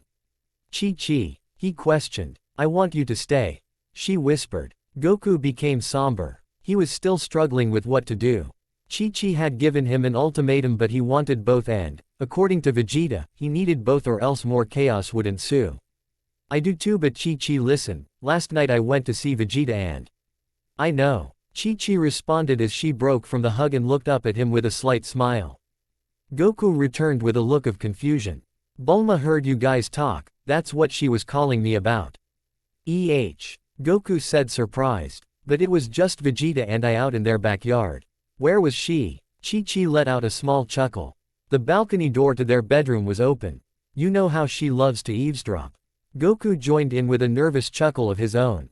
Goku, she told me what Vegeta told you. How Saiyans have a primal urge to fight and train. How it seems he has found a balance between living a peaceful life and his Saiyan instincts, but that you haven't. She also told me about how Vegeta told you that he doesn't believe you can give up training completely because that will just cause another imbalance. So, I don't think it's fair for me to ask you to stop training, but. She clutched her hands together near her chest as she began to tear up. Goku, I don't want to be without you. Every time you leave I end up missing you too much. I need you. Goku looked at her apologetically and gently grabbed her hands. I know and I'm sorry. A few stray tears made their way down Chi-Chi's face as a depressed look came over her. What's wrong? He asked. I just don't see how this is going to work. If you go back to training you'll be so far away and I will have no way to reach you. It will be the same thing all over again. She was frustrated because there seemed to be no reasonable compromise. Goku thought for a moment. What if you call me if anything comes up, and instead of being gone for such a long time, I only go a few hours each day. I can teleport back and forth. Chi-Chi looked up at him. I thought Oob's village didn't have phone access. Goku smiled. They have been doing a lot with the money Mr. Satan gave them. After building what has been necessary. They have added phone lines and now every house has at least one phone. I can give you the number of Oob's parents as well as their neighbors. Oob and I often train near the house, but no matter where they should be able to get in contact with us shortly. And as soon as I hear that you need me, I can be wherever you are. Chi-Chi remained hesitant. She bit at her thumbnail trying to think it all though. So far, she couldn't come up with a reason to say no. Goku laid his hands on her shoulders. Once I'm done training Oob, then I will train here or with Vegeta, on my own time. And I promise not to discuss training while I'm home. He was trying to cover all his bases. He wanted this plan to address both of their needs. Goku, Chi-Chi began to reply. I need to be sure if you do this, that we aren't going to fall into the same pattern that we were in before. I need you to promise me that you will be here if and when we need you. I promise, Chi-Chi. In fact, if at any time you feel this isn't working, we will work together to find another way.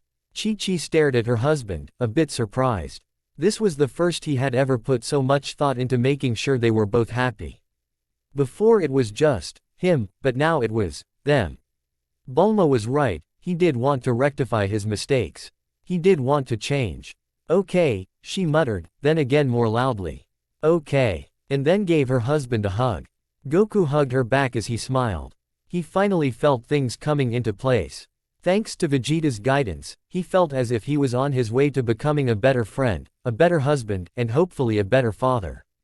Thank you, Goku. Chi-Chi whispered in his ear. Thank you, Chi-Chi. Goku whispered back. She had given him the one thing he had wanted since this mess started, another chance. And now he knew how to balance himself to prevent something like this from happening again. Of course, he remained a little scared inside. This was the only option he had and he did not know how things were going to turn out. All he could do right now was take it one step at a time. But deep down, behind the fear of the unknown future, lie determination and spirit. He wasn't going to give up on this. Like Vegeta said, he refused to lose. Several months had passed since Gohan and his family moved to North City. By now, friends and family alike were back to carrying on with their normal, everyday routine.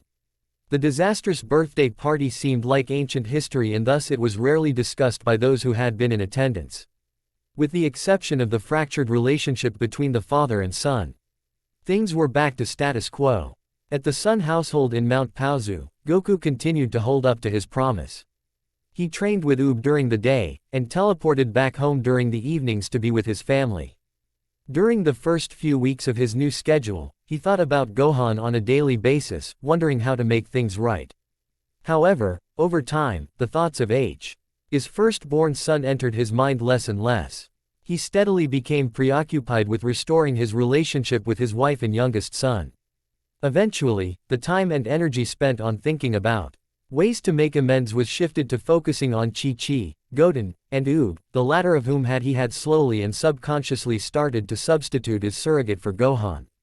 Both his Chi-Chi and N remained oblivious to this shift in attention as they had also become preoccupied with repairing their own relationship with Goku.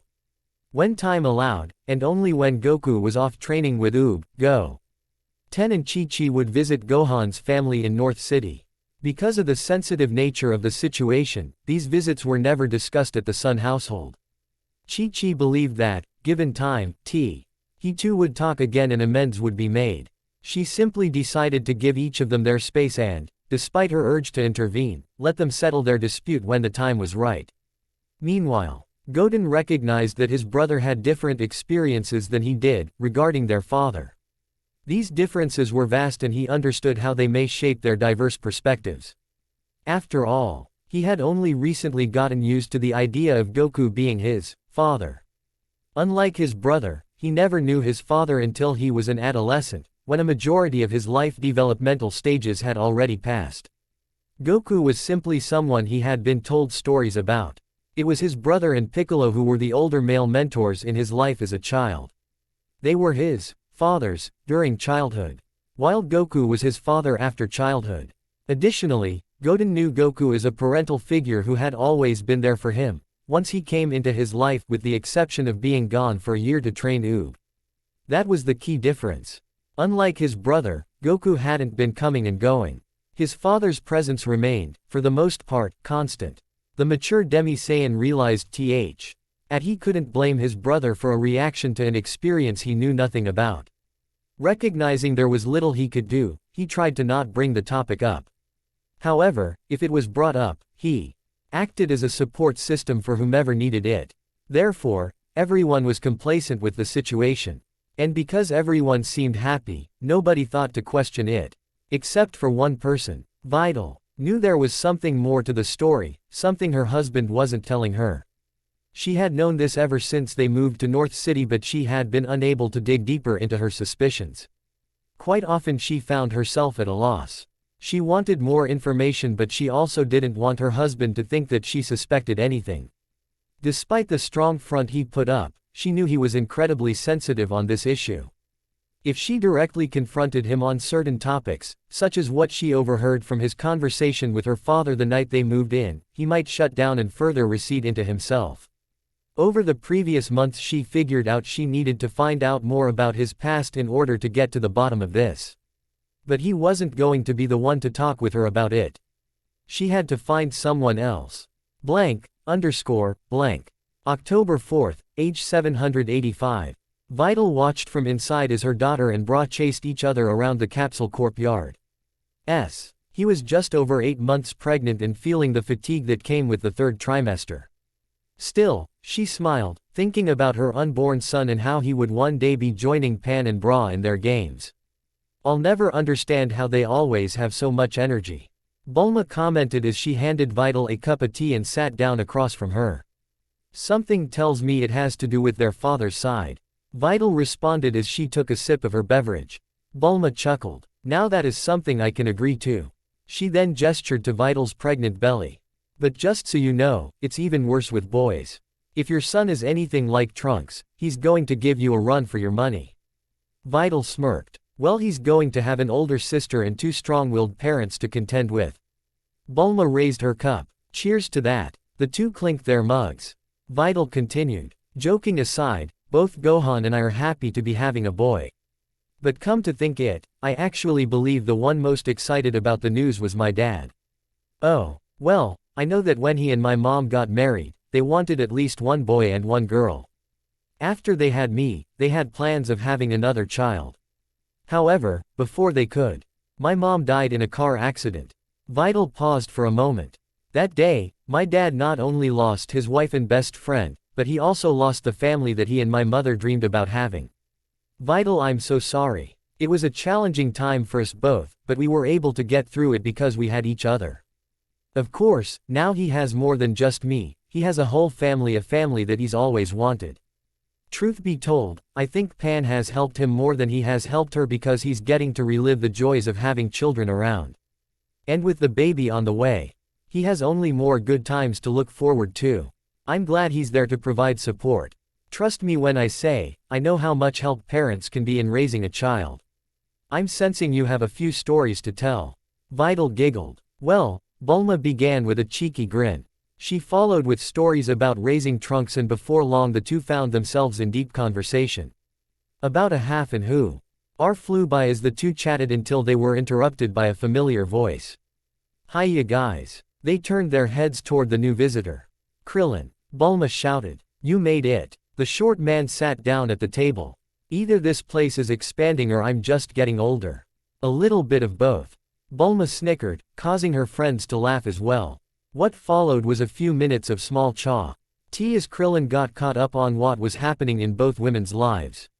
However, it didn't take long for the conversation to quickly turn to the reason why they were all there.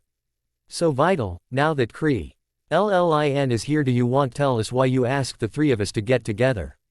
"Yay, you sounded a bit worried on the phone. Is everything okay?" Krillin asked. Vital took a deep sigh. She both looked forward to and dreaded this conversation. It wasn't her intention to get others involved, but she had nowhere else to turn. Something had to be done. "To tell you the truth, I am a bit worried. It's about Gohan. I have a strong feeling that he hasn't been completely upfront with me about the whole situation with Goku." She began to recount what occurred the night of Gohan's birthday after everyone had left. She told the two about his conversation with Goku, the uncomfortable departure from Mount Paozu, and the conversation between him and her father during the move-in. She expressed that this type of behavior was not normal for her husband and, based on the looks she was getting from Bulma and Krillin, they agreed. "I've tried on my own to figure out what it is he isn't telling me, but so far I've turned up with nothing. I know I cannot simply ask him what it is he is hiding, because I know he will deny it. He may feel like he's protecting us, but in the process, it is destroying a part of him." Throughout her description of events, Bulma and Krillin gave each other periodic glances. They had never experienced anything like this before with Gohan. It didn't take them long to realize that Vital's concerns were legitimate. "Wow," Bulma said as she sat back in her chair. "This is so strange. This doesn't sound like him at all. Has anyone else mentioned anything?" Vital shook her head. "No. I think I'm the only one who suspects anything. Gohan is very good at putting up a front and acting like everything is okay, but being his wife, I know when something's not right. And so far, you two are the only ones that I've told about this. I've been too worried to involve anyone else, but, like I said, I'm currently at a loss. You shouldn't have to go at this alone." Bulma reassured her. "If something's wrong, surely we can work together to help fix it." "How can we help?" Vital took another deep breath. "You can tell me about Gohan's past." Krillin was confused. "What do you mean?" "I mean his childhood. He's obviously shared with me details of his upbringing, but as I mentioned, I don't believe I have the full story. When he confronted Goku, I got this feeling that he was holding back. That he was leaving something out. I think what he is hiding is something that occurred when he was much younger, before we even met. The two of you have known both Goku and Gohan their entire lives. I thought maybe you could tell me more about what life was like for Gohan growing up and if he ever said anything that might shed some light on this situation." Bulma thought aloud. Quote, "I can tell you everything I know about both of them, but I honestly can't think of any event that occurred that would cause this much strife. Growing up, Gohan was always this happy-go-lucky kid who admired his father. That's what makes all of this so bizarre. If he's hiding something from you now, he very well may have hidden it from us back then." Vital inquired further. "I remember that Goku's departure at the tournament was very spontaneous, something which seemed to hit a nerve with Gohan. As I mentioned, when he confronted Goku, the night of his birthday party, this was brought up along with several other examples of what he considered reckless decisions. This begs the question, have there been other instances where Goku maybe acted too spontaneously and thus irrationally?" Bulma sighed as she rubbed her head. "I think most of Goku's choices have been made spontaneously. He's usually not one to think things through. That being said, I still can't think of any specific instances, other than what you mentioned, where his actions would have such an effect on Gohan." Krillin, who had recently said little, finally spoke up. "I can," he answered. The two women turned their attention towards him. "You said that Goku's departure seemed to hit a nerve with him. You also mentioned that he focused on this theme of absence during his confrontation with Goku the night of his birthday." I'm wondering if a large part of this resentment comes from what happened at the Cell Games. Do you mean when Goku decided not to come back after he died? Bulma questioned as she began to piece together what he was getting at. Krillin nodded. He then began to retell the story of Goku's death, how he said his goodbyes and then transported the self-destructing cell to King Kai's planet.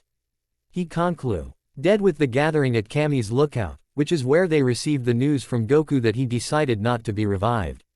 Looking back, knowing what we know now from recent events, I think it hurt Gohan when Goku said he was going to stay in the afterlife. The news was hard for all of us to hear, but Gohan was still just a kid. I don't know. Perhaps I should have been more proactive. Former monk was starting to become distressed. Krillin. Vidal asked concerned. He looked up at her. After that day I thought I noticed a change in him. It was subtle, but he seemed to hold the weight of the world on his shoulders. A lot had just happened, and we were all still in mourning, so I told myself that I was not thinking straight and being too worried. I never said anything, so we never talked about it. In this admission, Krillin felt an incredible amount of guilt. If this was indeed what Gohan was hiding, then it was something he had been living with for years. It was hard to imagine anyone keeping that bottled up inside them for so long. But nobody was interested in placing blame, and both women made that clear. Instead, they wanted to focus on what they could do to make things better. If that's it, what should we do now? Do we try to talk to Gohan about all this? Bulma asked. No, Vidal answered, knowing that now was still not the right time to do so. Not yet, at least. I don't think that we can rush into handling this without any type of plan. If he has indeed been living with this for as long as we think he has, then it would be best to approach the topic gently and at the right time. Krillin and Bulma nodded. They didn't like having to wait to help one of their close friends, but they understood that the situation was a fragile one. Vidal continued. Plus there is someone else I'd like to talk to about this. I'd like to talk with Goku. October 9th, age 785. In the mountains approximately 50 kilometers northwest of Mount Frying Pan, 4 men are enjoying a hike along the rugged terrain. It had proven to be a perfect day for an outing, not too cold, not too hot, and not a cloud in the sky. The 4 had been traveling for a few hours, enjoying the scenery along the way, when the lavender-haired boy leading the group came to a halt. Trunks, what's the hold up? Goten asked his friend as he caught up to him. The older Demi-Saiyan was looking at his watch. It's almost noon. I'm getting hungry. How about we take a break and eat lunch? The mere mention of food caused Goten to start salivating. He didn't realize how famished he was until Trunks brought up the subject. He nodded vigorously in approval. That sounds like a great idea. Trunks quickly scanned the nearby area. How about over there? He said, pointing to a small clearing that overlooked a valley. Perfect. Goten replied enthusiastically. He then turned to the other 2 men a few meters behind them. Hey, he shouted. We found a spot for us to eat lunch. Before any response could be made, Trunks took the initiative.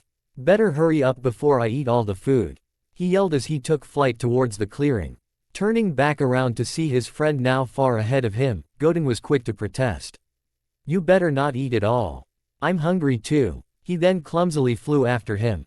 Watching the 2 fly to their new destination, Gohan sighed and smacked his head with his palm. They understand the point of hiking is to use your feet and not to fly. Who cares, it's lunchtime. Vegeta commented as he walked by Gohan and then flew over to the clearing as well. Gohan sighed once more as he gave into flight and followed them. As the group reconvened, they sat down in a semicircle on the lush grass and faced outward toward the scenic landscape. Trunks and Vegeta handed out the food that Mrs. Briefs had packed for all of them, which seemed never-ending, and the 4 of them ate. Silence fell upon them as they quietly enjoyed their meal. The only sounds heard were natural sounds of the wilderness, and it created the perfect environment for their lunch break. Becoming mesmerized, Goten found himself looking around, almost as if he was realizing the tranquil beauty around him for the first time. What's wrong, Goten? His brother asked, wondering why he suddenly seemed to be lost in his own world. Goten asked, snapping out of his daze. Oh, I was just taking in the view. It's been a while since I've been to this part of the world. I almost forgot how peaceful it can be here. Taking notice of the view himself, Trunks turned to his father. Hey Dad, we should bring Bra and Mom out here sometime to hike with us. They might enjoy experiencing the outdoors, and it would be good exercise. Vegeta looked at his son. The only idea of exercise and experiencing the outdoors for those two is shopping their way across town. This statement caused laughter among the group because they all knew it to be quite true. I wonder if Bulma went out shopping with Pan and Bra after we left. Goten commented. He then nudged his brother. Maybe you should have had Krillin babysit Pan instead of Bulma. She might teach her the power of a credit card. The group laughed again. Speaking of that, where did you say Vital was today? Trunks asked. Oh, she actually has a meeting with someone from her office. It's some last-minute preparation before she goes on maternity leave tomorrow. Trunks didn't realize how soon she was expecting. Oh wow, so the big day is coming up. When is she due? Gohan began counting the days in his head.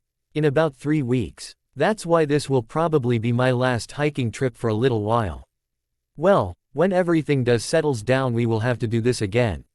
Trunks commented. Right Dad. Vegeta looked up at his son. His face stuffed with food.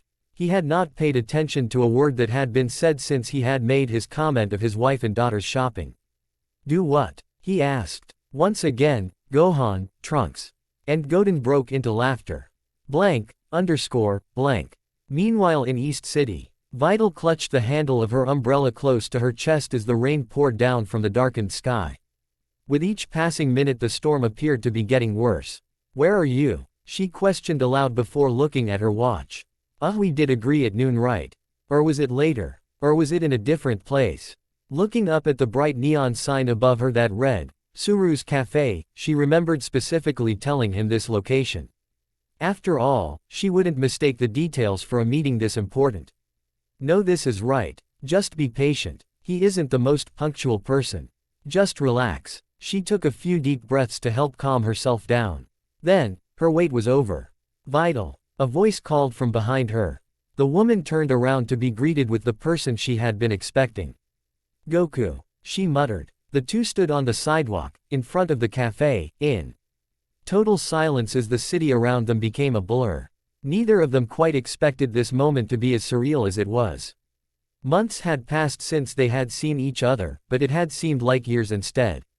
Both of their lives had changed in rather drastic ways, and there now existed an awkwardness between them given the circumstances of their last interaction. Eventually, it was Goku who broke the silence. It's cold and raining pretty hard. We should go inside. Vital nodded in response. He opened the door for his daughter-in-law, and they made their way inside the restaurant. After requesting a table for two, the pair were led to a table in the corner, near a large window overlooking the street. Before sitting down, Vital hung her trenchcoat on a nearby hanger on the wall. As Goku followed suit, taking off his green and black jacket, she noticed that he was completely dry, despite having been in the rain without an umbrella. How are you not soaking wet? She asked, rather amazed. Goku smiled and responded, I use ki to create a small barrier between myself and the rain. Vital let a wry smile cross her face. I guess there are tricks I have yet to learn. As soon as they both sat down, their waitress came by inquiring what they would like to drink. Can we have a pot of your green tea special and 2 cups? Vital asked. Coming right up, the waitress told them before heading off to place their order. For the second time the two looked at each other, saying nothing. The only sounds they heard were a few voices from the other cafe patrons, the soft jazz music playing overhead, and the rain pattering against the window. Vital spoke up. I suppose you're wondering why I called you. Goku nodded. I'm guessing you won't be surprised when I tell you it's about you and Gohan. No, he responded, keeping an almost melancholy composure. At the moment, he did not feel like his happy carefree self. Goku, have you ever heard the phrase, time heals all wounds? Yes, and do you believe it? I don't know. Vital sighed. I used to, but I'm not so sure anymore. The Saiyans started to become confused. What was all this about? Why had she called him here? Goku, that night, after the party. We were all shocked by the confrontation he had with you. I can't speak for everyone else, but I can tell you I learned things about his past that I had never known. That being said, I had a feeling that he wasn't telling us the whole story. Despite his aggressive behavior, there was something about him that seemed reserved. The next day I heard him talking with my dad about the situation. And I sensed this urge in him to disclose some type of information that he seemed to be bottling up. Something that I believe he has been hiding from everyone for years. Gok. You had a look of both surprise and concern. Vital continued. And I think I know what it is. Here you both go, the waitress said as she came by, setting down a pot of tea with 2 cups and unknowingly interrupting Vital. Is there anything else I can get for you two? You number, thank you. Goku answered gently. All right, enjoy, she said before walking away to attend to the other customers. Elle rubbed her temple as she began to rethink the location for their meeting. She wondered if she should have picked something more private, with less possibilities of disruptions. Sensing her stress, Goku poured both of them some of the tea that had just been delivered to their table and handed her a cup. Closing her eyes, she inhaled the aroma of the hot beverage and took a sip. There was an immediate effect with helping calm her nerves. Vital. The woman opened her eyes back up and started from where she left off.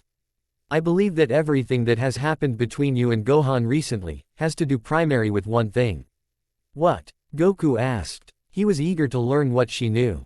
Perhaps this information could provide the key to reconnecting with his son. He wanted to be able to correct his past wrongs and restore their relationship to what it once was. Vital sighed once again, her anxiety and stress was quickly coming back. She was trying to think of a way to word what she wanted to say without sounding judgmental. I believe this whole thing has to do with something that Gohan actually talked about when he confronted you, and that is this feeling of abandonment he's had. More specifically, his feeling of abandonment after the Cell Games. The Cell Games? Goku questioned with mild surprise. He knew Gohan had been bitter about his past decisions, but was that event the main cause? I've talked with some people who I'd rather not name, because I don't want to get them too involved. They told me what exactly happened that day. How when Cell was self-destructing you said your goodbyes to everyone. Teleported to Cell, and then teleported him to King Kai's place where you were killed by the explosion. They also told me how you refused to be wished back, because you thou. GHT the Earth would be safer without you. Gohan alluded to this that night, didn't he? Goku hesitantly nodded. Vital continued. He also alluded to the guilt that he faced when he felt you abandoned him. I think these feelings, related to your death at the Cell Games, is the primary cause for his anger towards you. It's a topic that he has only vaguely talked about, and when it is mentioned, he usually is quick to change the subject. I believe what he has been hiding from everyone is the details of how he experienced things. And how he experienced things that day traumatized him. One of the people I've talked to about this said that they thought they noticed a change in him after that day, but they brushed it off as their own state of grieving. Based on what others have said, I'm not sure if Gohan was really ever the same after that day. Goku looked down to stare at his reflection in his tea. Had his actions really caused such trauma? He had witnessed the anger that his son had towards him, but what Vital was talking about brought everything to a whole other level. While he took a moment to digest all this information, he asked Vital to elaborate on some points. You mentioned that he talked with your dad. What did he say? As Vital began to recount the bits and pieces that she had overheard, the rainstorm outside continued. Blank. Mom, can we grab some lunch soon? I'm getting pretty hungry. A blonde-haired girl asked as her mother and her walked down a city sidewalk, sharing a large umbrella to shield them from the rain. Looking down at her daughter and smiling, the woman replied, that sounds like a good idea, Marin. There should be a food court just around the corner that we can go to. Great. Then can we go to the art museum? We can do anything that keeps us out of this rain, number 18 agreed. It was sheer coincidence that the mother and daughter had planned an outing to East City the same day that Vital and Goku were meeting up. But it was even more of a coincidence that at that exact time, number 18 and Marin passed Suru Cafe from the opposite side of the street, while on the way to their next destination. As number 18 looked around make sure that she was going in the right direction, something caught her eye. Across the street in a cafe, she saw Vital and Goku sitting together and conversing. Surprised, she stopped in her tracks. She knew about the strain between Gohan and Goku. After all, she was at Gohan's birthday party, and she had heard that nobody in Gohan's family had seen Goku since they left Mount Paozu. So what was this about? Why were Goku and Vital meeting? And in East City of all places. She didn't have much time to stare any longer as her daughter interrupted her internal monologue. "Ah, Mom, I'm getting wet." "Huh?" Number 18 asked as she snapped out of her daze. Marin pointed to the umbrella that her mother had in her hand. "You have the umbrella, remember?" "Oh, sorry. Let's go. The light says we can cross now." Number 18 nodded and walked closely by her daughter to make sure she was shielded from the rain. As they crossed the street, she took one last glance at the two in the cafe. Wondering what was happening and what was going to happen. Oblivious to the fact that number 18 and Marin had just passed them, Vital and Goku continued their discussion. "And you mentioned that you think you accidentally interrupted Gohan from saying something to Ox King as well?" asked Goku. Blank. "Yes, after I shouted for Gohan, and came down the stairs, Ox King had this look on his face. That told me that he felt that something was not quite right. It was very subtle, but it was there." Goku leaned back in his chair as he looked outside the window. His expression showed both his concern and his frustration with the situation. What was he to do? Vital already had an answer. "You need to talk with him." The Saiyan looked at her and sat upright. "I want to, but I don't know how. Last time we spoke he wouldn't even look at me. No matter what I say, I'm not sure if I would get through it all." Goku was now wallowing in self-pity. He had felt strong when this started, but time was starting to wear on him. However, his daughter-in-law was not about to let him give up that easily. "Goku, I may not have known you as long as Bulma or Yamcha, but ever since I met you I saw that you were not one to give up. Listen, I don't know what's going to happen with all this. What I do know, however, is that something has to be done, if not to salvage your relationship with Gohan, then to salvage Gohan's psyche. It's clear that he has suffered a lot of trauma that he has yet to deal with in a healthy way. I'm not going to lie to you, it sounds like some mistakes have been made that, in one way or another, led to this. But you have a chance to fix some of these mistakes to the best of your ability. Even if he doesn't want to talk with you, you have to be persistent. He may not know it. But this is a time that he needs you to talk to get his real feelings out. You owe it to both of you." Goku was taken aback. Vital had never spoken to him in such a tone, but it was the kind of tough love that he had needed. She was right in everything she said. He needed to persevere through his doubt. "You're right," he replied. "You're right. I can't feel sorry for myself about this. I need to at least try to make amends. I'm just not sure when, where, and how to do it. Give this some time to sink in. Think about what you want to say to him. It would probably be best if you two talked a few months after the baby was born, when things settle down a little. That should give us plenty of time to plan something out." He looked up at her. "Us?" Vital smiled. "What? You think I'm going to let you take all the credit for this?"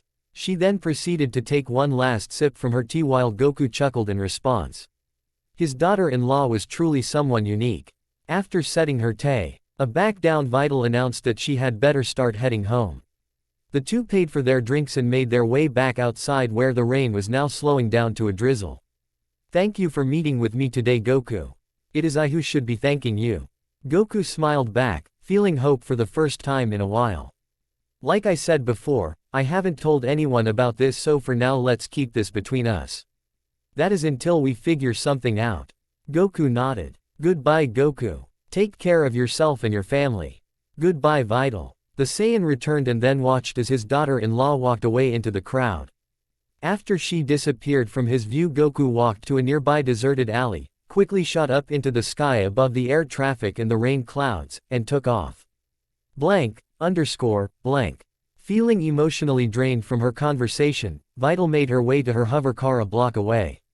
While the slight drizzle that persisted did not help her state of exhaustion, the hope that good things were to come helped to perk her up a little. As she reached her vehicle, she tried her best to clear her mind. Things had become so complicated recently, and she was worried about Gohan's mental health. Things would only get worse if he didn't have an outlet for his emotions. After starting up the engine, she began to ascend into the air. It wasn't until she cleared the building in front of her that for the first time that day she felt a wave of relaxation. Through the slight drizzle, was one of the most picturesque horizons she had ever seen. The dark Oods were receding, letting the sunlight shine on the emerald green mountains past the city limits. It was a scene that caused Vital to fall into a state of much-needed zen. Unfortunately, this state of zen only lasts for a moment. Because a city dump truck, blinded by the sun's rays breaking through the clouds, mistakenly veered off course of normal air traffic and smashed into the driver's side of Vital's hover car. There was no time for anyone to react. 1 second Vital was gazing into the horizon, and the next she was involved in a catastrophic accident so forceful that it propelled her from her car. She landed hard on the roof of a nearby building as the city garbage truck, still mostly intact due to its size, made a crash landing on the same rooftop. The car she had been driving was obliterated, causing glass, metal, and various other debris to rain down on the streets. Pedestrians below screamed at the frightening scene and were quick to take cover from the falling wreckage. Number 18 and Marin had been finishing up their lunch at a nearby restaurant when the accident occurred. The sound of the impact had startled them both, but that didn't prevent Number 18 from running outside to see what was happening. She was greeted with a large plume of smoke coming from the top of a nearby building and people below shielding themselves from debris. Several large pieces of metal had already become embedded into the concrete sidewalk, but fortunately, it did not appear that anyone on the street had been hurt. She then noticed something else: trash. It was coming from above. She looked up again and saw the back end of what appeared to be a garbage truck. There had obviously been a crash of some sort. At the moment, she had no idea what had caused it, let alone that Vital was involved.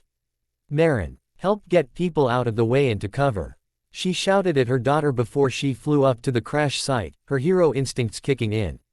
Be careful, Marin shouted back. She was quick to assist those around the building to seek shelter and or keep a safe distance away from the building. Once Number 18 got to the rooftop, thick smoke limited her vision. A small but growing fire coming from the truck was discovered to be its source. She knew she had to act quickly. Coughing as she navigated her way around the vehicle to the front side, she searched for a door handle. Is anyone in there? She yelled, feeling her way around the door. The lack of a response told her the person or persons inside were either unconscious or dead. Once she found the handle, she gave it a tug, but the force of the accident and heat from the fire had caused it to jam. With slightly more effort, she proceeded to rip the door off, revealing 2 men slouched over in their seats. She quickly checked their pulse. To her surprise, they were both alive, even though the hospital was only a few blocks away, and the ambulances would be there soon. Number 18 knew the fire caused a significant risk to the safety of the men. She had no other option than to get them out of there and fast. As she ripped the seatbelt off the first man, she knew she had to be quick but careful. There was a chance that EY had suffered internal injuries and any abrupt movements could be fatal to them. She cautiously took the driver into her arms and hovered a few feet from the ground until she got to the other side of the rooftop beside one of the access doors. At that moment, she still didn't realize that Vital was only a few meters away on the other side of the exit. By the time she got to the passenger, the flames had grown exponentially. Time was running out. Again, she tore the seat belt, gently lifted him up, and flew him over to where she had placed the other man. As she was laying the passenger down next to the driver, she noticed a figure out of the corner of her eye. She stood up, yelling, "Is someone else out there?" As she made her way closer, she had only taken a few steps before she gasped. Ying amongst a heap of rubble and trash was Vital. In that moment, the fire that consumed the truck found its way to the gasoline tank, causing it to ignite. The explosion consumed the top portion of the building as a loud boom resonated throughout the area. On the street, Marin turned around to see fire and smoke bellow from the roof where her mother had rushed off to. Mom. ___. 10 minutes earlier, Goku flew away from East City with mixed emotions. He was hopeful, yet at the same time wary, for what the future would hold. While he knew that the only thing he could do now was wait. Like Vital said, he couldn't stop thinking about everything else that she had mentioned during their conversation. I can't believe the root cause of all this is the Cell games. Goku thought to himself as he began to reflect on that day so many years ago. After teleporting Cell away from Earth and then refusing to be revived, he had always assumed that things worked out for the better, that Gohan understood his decision. Then again, with everything that had been happening recently, he was starting to wonder if he really understood his own decision. The Saiyan sighed. You just have to wait. He told himself. Trust in what Vital said today. Give it some more time. Wait till things settle down. He took a few deep breaths as he tried to relax and clear his mind. Unfortunately, thoughts of the past, present, and future continued to bombard him. He found himself questioning the possibility of something going wrong with Vital's plan. What if Gohan refused to talk with him? What if the talk was disastrous? What if, he groaned, as he held his head. I've got to stop thinking about this or I'm going to make myself crazy. In an effort to force his attention elsewhere, he sped up his flight. But this extra exertion of energy did little to make his questioning thoughts go away. What if I had decided to come back? What if I had paid more attention to what was really going on? What if? The thoughts continued. Goku groaned again. He stopped in mid-air to try to regain some control. No, I can't do this to myself. I need to, Mething caused him to suddenly halt his speech. He wasn't sure what it was, but something felt wrong. Looking around, all he could see were small mountains with trees spread sparsely in between them. Other than that, there was nothing. He sighed again. It now felt like his mind was playing tricks on him. He knew he really needed to relax. The Saiyan descended onto the ground near the base of a tree, where he sat in a meditative pose. He focused his energy to clear his mind. Soon the entire world became blocked out as he entered a deep meditative trance. As he did this, he failed to realize one thing. His mind had not been playing tricks on him just a moment ago. In reality, that thing he sensed was actually Vital's ki quickly diminishing as her hover car was hit. He had just been too distracted to recognize what it was. And now, everything else that was about to happen would go unnoticed because of his trance state. Blank. 1 minute before the crash. In the region near Mount Frying Pan Trunks, Gohan, and Vegeta had finished their lunch and continued with their hike through the mountainous area. So Goten, how is your homework assignment going? Trunks asked his best friend, with whom he shared the same class, and thus the same assignment. Goten groaned. Not very good. I've found plenty of resources but I'm having a tough time grasping what they are all talking about. I swear the teacher gave me the hardest one on purpose. Oh come on, it can't be that hard. Trunks returned. He was met with a cold stare from the younger Demi-Saiyan. What's your topic again? He hesitantly asked. Advanced organic chemistry in modern medicine. Yikes. Trunks said as he shuddered at the idea of even trying to write an essay on that topic. Goten sighed. At this point, I may as well collect the Dragon Balls and ask Shenron to write the essay for me. Trunks and Gohan laughed lightheartedly at the joke. That is until Gohan stopped short suddenly for at that exact moment. Several hundred miles away, Vital was involved in her horrific accident. He felt it. He felt her ki rapidly decreasing. Despite their distance, the bond that the Y shared allowed him to sense that something terrible had happened. He braced himself against a tree as he froze in place. His eyes widened and his face grew pale as he began to gasp for air. No, please no, he muttered to himself. Trunks, Goten, and Vegeta turned around to see a look of surprise and fear on his face. They were unable to sense the tragic incident, so they were curious as to what was going on. Gohan, Trunks questioned, but his voice was not heard. Everything for Gohan had stopped. He knew that his world had just been turned upside down as he felt the love of his life, along with their unborn son. Very close to death. Vital, he muttered. Vegeta's eyes perked. Almost nothing was as powerful as the bond between Saiyan mates, and Gohan shared that characteristic. If something were wrong with Vital, Gohan would be the first to sense it. And based on his face right now, something was very wrong. Recovering from the shock, Gohan's face grew serious as he stared at the north eastern horizon in the direction of East City. Almost as soon as he looked in the direction that Vital was in, his power skyrocketed. He discarded his backpack before violently taking off into the sky towards her direction. Without missing a beat, Vegeta was close behind him. He had only slowed down slightly to yell back at Trunks and Goten. Follow him. Neither of the two younger Demi-Saiyans had any idea what was going, but they trusted Vegeta's instincts and followed. Number 18 had spotted Vital just in time because, without warning, the garbage truck gas tank caught fire and exploded.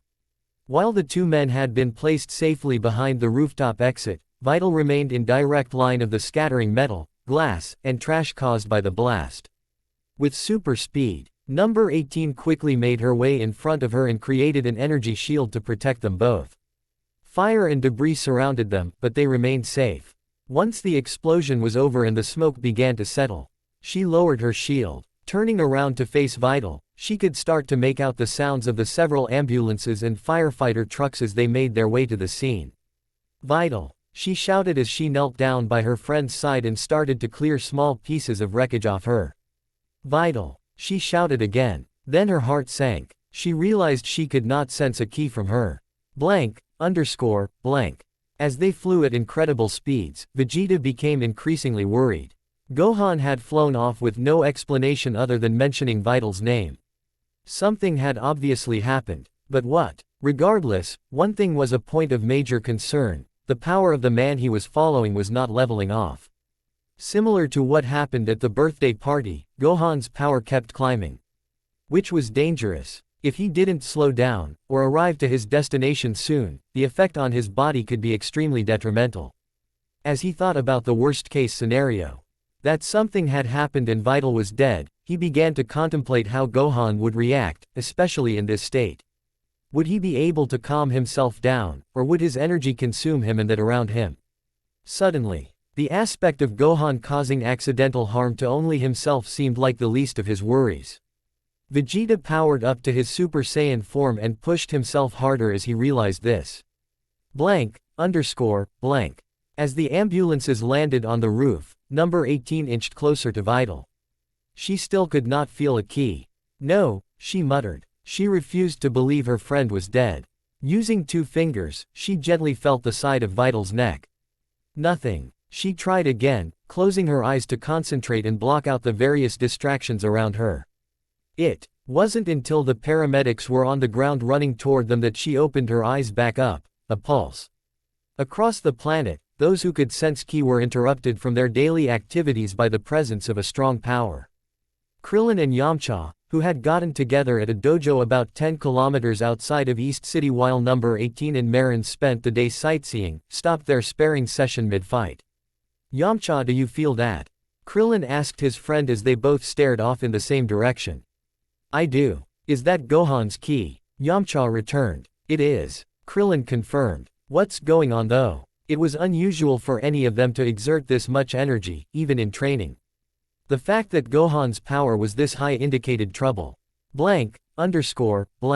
Even though it was weak, it was there.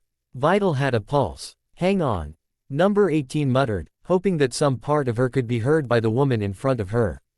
As several EMTs surrounded them, she backed away from her pregnant friend so that they could take over. "Ma'am, why don't you sit down over here so we can take a look at you?" One of the EMTs suggested while several others began loading Vital on a stretcher. "I'm fine," she returned, brushing him off and following those who were taking her friend away. "What hospital are you taking her to?" "We are taking her and the other 2 men to East City Sanzong Hospital." "Ma'am, I must insist that you let us look at you. You could be hurt." "I said I'm fine," she snapped back, causing the EMT to back off. She faced back to Vital, who was now being loaded in one of the ambulances. "Hang on," she shouted, hoping again she was able to be heard. "Once I grab Marin I will be right there at the hospital." The ambulance doors then shut and quickly took off. While the fate of her friend was no longer in her hands, Number 18 felt the need to hurry. She had just noticed Gohan's ki approaching. That meant he knew something had occurred. This was not a situation she wanted to handle alone. Without giving it a second thought, she flew off the rooftop, back down to the street, leaving behind a stunned EMT crew. As she headed back towards the spot where she had left Marin, she was relieved to see that her daughter was waiting for her. "Mom," Marin shouted as her mother landed in front of her. "Are you all right? What happened?" "I'm fine, but right now, we have to hurry to the hospital and call your father," Number 18 replied. Why?" Marin questioned again. But instead of answering, Number 18 grabbed her hand and flew towards the hospital a few blocks away. Time was of the essence right now. Back at the dojo, Krillin and Yamcha remained frozen. It had been several minutes since they first felt Gohan's ki, and it was getting more and more intense. I think he's heading this direction," Yamcha said as he tried to concentrate. The Demi-Saiyan was still very far away, but his growing presence indicated that he was indeed getting closer. This further baffled them. They could sense nothing around them that would cause him to be exerting this much energy. What on earth was going on? Continuing to concentrate, Yamcha suddenly realized something. Krillin, he's not alone. Behind him I can make out 3 others. What? Krillin closed his eyes to focus harder, hoping to identify them as friend or foe. Aft. After several seconds of concentrating on the 3 separate Kiss, he opened his eyes. It's Vegeta, Trunks, and Goten. They were also above their usual power for simple training. What the hell is happening? Before they have a chance think about it any further, Krillin's phone rang. He made his way over to the table where he had left it and saw it was a call from number 18. Surely, she had felt the same thing that he and Yamcha had felt. He answered with the speaker phone on. Hey, but he was cut off by his wife. Krillin, you and Yamcha have to get over here now. There's been an accident. What accident? Where are you? Marin and I are at the East City Sanzong Hospital. It's Vital was just involved in a car accident here. Krillin and Yamcha looked at each other. Suddenly it all made sense. Gohan was rushing here because he somehow knew something happened to Vital. It explained why his ki was so unlike anything they had sensed before. We'll be right there, he responded before hanging up. Pocketing his phone, he turned back toward Yamcha. Let's go. Without hesitation the two ran out of the dojo and took off. Blank. Meanwhile in Satan City, Mr. Satan groaned as he flipped through the channels on his TV. Nothing good is ever on in the middle of the day. Giving up, he turned the TV off and tilted his head back. I wish there was something more exciting around here. As he finished that sentence his house slowly began to shake. He looked up and recognized that the items around him were vibrating with increasing intensity. Oh no, earthquake, he shouted as he jumped behind the couch. I didn't mean that exciting. Suddenly, he heard what sounded like low-flying planes pass nearby and he realized it wasn't an earthquake causing the rumbling. He quickly ran out onto his balcony just in time to see the figures disappear into the horizon. What were those fighter jets? He questioned aloud and then shouted for his pink friend. Hey Boo, did you see that? After a few seconds of no response he went back inside. Boo, where are you? As he searched, what he didn't realize was that those fighter jets were actually Gohan, Vegeta, Trunks and Goten flying by, since Satan City was in the direct path to East City. Buu. He yelled once more before coming across the Majin sleeping on his bed, surrounded by candy bar wrappers. Mr. Satan smiled. Hey, Boo, I swear you'll sleep through anything after gorging yourself on sweets. Just then the phone rang. Don't worry, I'll get it. He joked with hymns. LF as he walked over and answered the call. Satan residence, you got the champ speaking. Mr. Satan, it's Krillin. The short man's voice had a sense of urgency that first went unnoticed. Oh, hiya Krillin.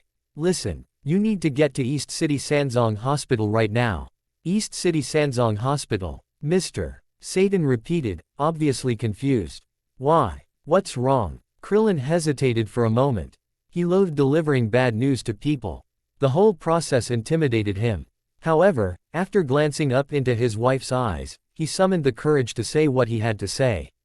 It's Vital has been involved in a bad car accident here in East City. Number 18, Yamcha, and I are at the hospital now. He continued to say more, but as soon as he had mentioned what happened, Mr. Satan became numb. It was as if all his senses stopped working and he felt his world turn completely upside down. Could this really be happening again? The phone slid out of his hand, onto the carpeted floor. Mr. Satan, Krillin repeated. But the only thing Mr. Satan could hear was his own voice, as he muttered the name of his daughter, his only child. Vital. In an instant he ran to Boo's side. Hey, wake up, he said through tears as he shook him. Wake up, we have to go. Vital needs us. Wake up. But despite his best efforts, Boo remained in a deep slumber. Blank. Without knowing what was occurring on the other end of the line, Krillin continued to speak until he realized that Mr. Satan was not responding. Mr. Satan, he questioned. Mr. Satan, Mr. Satan. After no response he hung up, assuming that the connection had gone bad, and tried to dial again. This time he was greeted with a busy signal, since Mr. Satan's phone was still off the hook. Damn it, he shouted as he slammed the phone back down. Number 18 tried to get him to calm down. Right now there is nothing else we can do. He knows where we are. He'll come. Let me try again, he responded. As he was dialing he turned back towards her and Yamcha, who was standing nearby. You got in contact Bulma and Chi-Chi, right? They both nodded in confirmation. Krillin then heard the busy signal again and hung up. He took a deep breath to collect himself. You're right. He knows where we are. He'll be here. Ahem. A doctor approached them. Hello, I'm Drive. Furukawa. Are you the ones here for the young woman? The one who was just involved in the car accident? Yes. We're here for Vital Satan. Number 18 exclaimed. The doctor gave them a double take. Did you say Vital Satan? You mean that young woman is the Vital Satan, daughter of Mr. Satan? Number 18 became annoyed. Yes, didn't you guys? Then she remembered, she had never told the EMTs her name. She might have assumed that they would know who she was. Being the daughter of the savior of Earth, but then again, when she was on that rooftop, Vital was almost unrecognizable given the condition she was in. I forgot to tell them her name. And when we came in we started to make phone calls right away. She felt guilty for her mishap but nobody dwelled on it. Instead, the doctor turned to another staff member behind the table. Call Drive Kakanuma immediately and tell her we have Vital Satan in here. Now it was Yamcha's turn to get annoyed. The doctor had yet to say anything about her status, and right now all of them were low on patience. How is she? What's going on? Refocusing his attention, Drive Furukawa faced them again. The baby appears to be fine but Vital is still in critical condition. The new RSES and doctors are working as fast as they can to help determine the next step. They're running a variety of tests as we speak to figure out what damage has been done to her body. She got a lot of debris on her during the crash, so that is going to make things difficult. We already know that she has several objects that have penetrated deep into her body that will require us to go in surgically. But we don't yet know if she has any organ damage, which could severely complicate things. Rest assured though that we are doing everything we can to save her and the baby's life.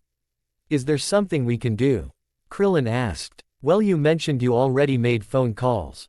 If Mr. Satan and her husband, Drive Furukawa looked at Vital's medical record that had just been handed to him by the receptionist. Son Gohan, if they know about the accident and are on their way here. The trio eyed each other. Then that helps us from having to make additional phone calls. He then turned to number 18. Ma'am, the EMTs said you were helping at the site of the accident. I need you to come with me so that we can get you checked out and get a statement from you. Number 18 was about to protest regarding the need to be examined, but she realized it was not a battle she was going to win. It would be better to get it over with so that they could focus entirely on Vital. Before leading her back, the doctor told all of them that he would keep updated on any developments. And as soon as Mr. Satan and or Son Gohan arrives, have them speak with the person at the front desk right away so I can be reached. Everyone agreed, and with that, number 18 and the doctor left. Knowing that there was nothing else they could do, Yamcha and Krillin proceeded to sit in the waiting area, where Marin was waiting for them. What did they say? She asked. Is Vital going to be alright? Where did Mom go? Krillin sighed as he sat in the chair next to his daughter. The doctors wanted to check your mom out to make sure she's okay. And to get a statement since she helped in the accident. As for Vital, we don't know much right now. The doctors are doing what they can. All we can do is wait. With nothing more to say, the three sat and waited. Minutes passed, but it had seemed like hours. During this time, Yamcha and Krillin could feel Gohan's ki getting closer and closer. Eventually Yamcha stood up. He couldn't take just sitting around anymore. He had to do something. I'm going to the cafeteria to get something to drink.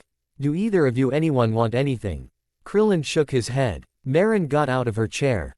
I think I'll go with you. I could use something to drink too. Okay. Yamcha then turned to his friend. We'll be right back. Shortly after they left, number 18 came back and sat down next to her husband. Where did Yamcha and Marin go? She asked. To the cafeteria. How did it go? They said I was fine and they took my statement. From what I heard, other people called in to report the incident and said the garbage truck veered off course and hit Vital's car as she was ascending into the air. Apparently the two men in the truck are conscious now and told the doctors that they were blinded by the sunlight coming through the clouds. Sounds like a wrong place, wrong time sort of situation, Krillin said, which caused number 18 to reflect on Vital being in East City in the first place. Krillin, there's something that I think you should know. Before the accident, when Marin and I were heading to lunch, I saw Vital through the window of a cafe, but she wasn't alone. She looked over her shoulder once more to make sure that Yamcha and Marin had not come back. Her husband became confused. Why was she being so secretive? Number 18 continued. Sitting across from her, I saw Goku. Immediately, he remembered how last weekend Vital mentioned to him and Bulma that she wanted to talk to Goku about the differences she had seen in Gohan. She wanted to understand more about his past and why he was so angry with his father. The accident must have occurred right after she left the cafe. And from what Gohan had said before, about Goku staying out of his life, he probably had no idea about this meeting. Crap, he swore. Vital told Bulma and myself that she was planning on meeting Goku, but nobody could have known that this would happen. He stood up and started to pace. Wait, back up. What are you talking about? When was this? Number 18 asked. Krillin stopped his pacing and briefly summarized the events of the previous weekend. As he finished describing the discussion to her, he mentioned that the last thing Vital said was that she wanted to meet with Goku. It was something that I know she felt she would have to keep a secret, but she seemed determined to talk with him. Number 18 now realized why her husband was suddenly so anxious. This did not bode well for anyone and could further complicate things between father and son. What would happen when Gohan found out about this meeting? What if Vital doesn't make? No, she thought to herself. I can't think like. While she dwelled on the implications of the current situation, Krillin realized something. Did Chi-Chi mention what Goku's doing now? He asked. I'm assuming he teleported back to his home after meeting with Vital, but why hasn't he teleported here, with Chi-Chi, after you called? Chi-Chi doesn't know where he is. When I called her, she said that he hadn't arrived. And before I called her, she had called Oog's village to see when he was coming home, but he wasn't there either. What? Poor Krillin felt that he was practically on the verge of a heart attack. But surely he's felt Gohan's key. Where could he be? Number 18 was going to respond, but she became fixated on something behind her husband. Krillin slowly turned around to see a familiar face in the entry doorway of the emergency room. Gohan had arrived. Gee, Gohan, Krillin stammered. He and number 18 had been so distracted with their conversation that the Demi-Saiyan practically snuck up on them. In fact, Gohan had only found them because he sensed Krillin's ki. Being in the same location as where he felt Vital's ki diminish, he put two and two together and concluded he was there because she was there. He wasted no time in inquiring about her. Where is she? Before either number 18 or Krillin could answer, Vegeta, followed by Trunks and then Goten, landed in front of the hospital entrance and quickly made their way inside. Where is Vital? Gohan asked again as his voice began to shake. He could no longer sense her and he worried what the answer would be. As Vegeta approached the distressed husband from behind, he realized this was exactly what he had feared. Vital was somewhere in the hospital, fighting for her life, or perhaps already dead. Number 18 finally spoke up. The doctors are seeing her right now. We haven't heard much news since we came here. They were going to run some tests while prepping her for surgery. Surgery? What happened to her? He asked. She was involved in a car accident. While she was driving, a garbage truck slammed into her. Things were now making sense for Goten and Trunks, who were curious as to why Gohan had taken off so abruptly. And why Vegeta had hastened them to follow. They were still unaware as to how Gohan could detect that something had happened when they were so far away. However, both knew this was not the time for those types of questions. At that moment, a doctor had rushed through the entrance to the front desk, passing everyone. I got a call, you have Vital Satan. The doctor said as she tried to catch her breath. Almost as soon as he finished her sentence, drive Furukawa walked back out to the waiting area. I have the test results for Vital Satan back in O-Drive. Kakanuma, he said, noticing his colleague. I'm glad you're here. As you know, we have Vital Satan here because she was involved in a car accident. We just got some of the test results back. He handed her a folder, which she immediately started reviewing. Damn it. She began to curse. What is it? Gohan asked as he approached them. Who are you? Doctor. Kakanuma quickly shot back. Like everyone else, she was on edge. After all, it wasn't every day that you get pulled out of a meeting because daughter of Mr. Satan was in a serious car accident and you're needed in the ASAP. I'm her husband. How is she? How's the baby? You must be son Gohan then. Doctor. Furukawa commented. As he said this, drive. Kakanuma was quickly corresponding with some of the nurses as she initialed several forms and ordered calls to be made to the back where Vital was. Things were quickly escalating. In response to the other doctor, Gohan shouted, yes. He was started to get irritated at the chaos that was developing as more and more people were rushing around them based on Dr. Kakanuma's orders. It seemed like everyone knew what was going on except him. Upon hearing Gohan's confirmation that he was indeed Vital's husband, the Dr. Awa turned to yet another nurse and began to ask for various papers. Despite the fact that he was trying to maintain his composure, Gohan's power spiked as the frustration of not getting any answers finally reached a tipping point. Tell me what's happening to my wife and my son, he shouted as he slammed his fist on counter, demolishing a huge portion of it. Everything came to an immediate halt and he now had everyone's undivided attention. Please. His tone softened as he found himself begging for information. Tell me what's going on with my wife and our baby. The doctors looked at each other. Then back at the distraught husband and father before them. They had never witnessed someone destroy the complete side of a desk before. Of course, it made some sense that the world champion's daughter would marry a martial artist. But they were surprised nonetheless. Deciding that they had made a mistake in not giving him the attention he deserved, drive. Kakanuma answered. According to these reports, both your wife and the baby are alive, but right now your wife is in very critical condition. The accident left her with many broken bones and deep cuts. As we speak, other doctors are working on her to remove some foreign objects that pierced deep into her arms and legs. However, that's not the biggest concern. Since no vital organs were damaged, the biggest problem we are facing right now is infection. Gohan. Yamcha shouted as he and Marin came running back from the cafeteria. He made his way through the crowd of healthcare workers to see some of the damage that had already been done. He had felt Gohan's power surge and knew that the destroyed counter that greeted him was a product of that. Preoccupied, Gohan ignored Yamcha and asked for the doctor to continue. Doctor. Kakanuma cleared her throat. Ahem. As I was saying, not only has she been severely injured but also a lot of bacteria from the garbage has gotten into her body. We have the antibiotics needed to treat her, which we have already begun to administer. But her body is incredibly stressed with the trauma of the accident. The plan is to tend to her wounds first, but there is a possibility the infection could spread and complicate matters. This was hard news for everyone to swallow. They were all thinking the same thing. If Vital died, it would be because of the infection, which is considered a natural death. Something Shenron cannot bring people back from. Subsequently, if she died, then the baby would die as well, if not from the same infection, then by lack of oxygen and nutrients provided by Vital. Therefore, if she died, neither one of them would be able to be wished back with the Dragon Balls and they would be gone forever.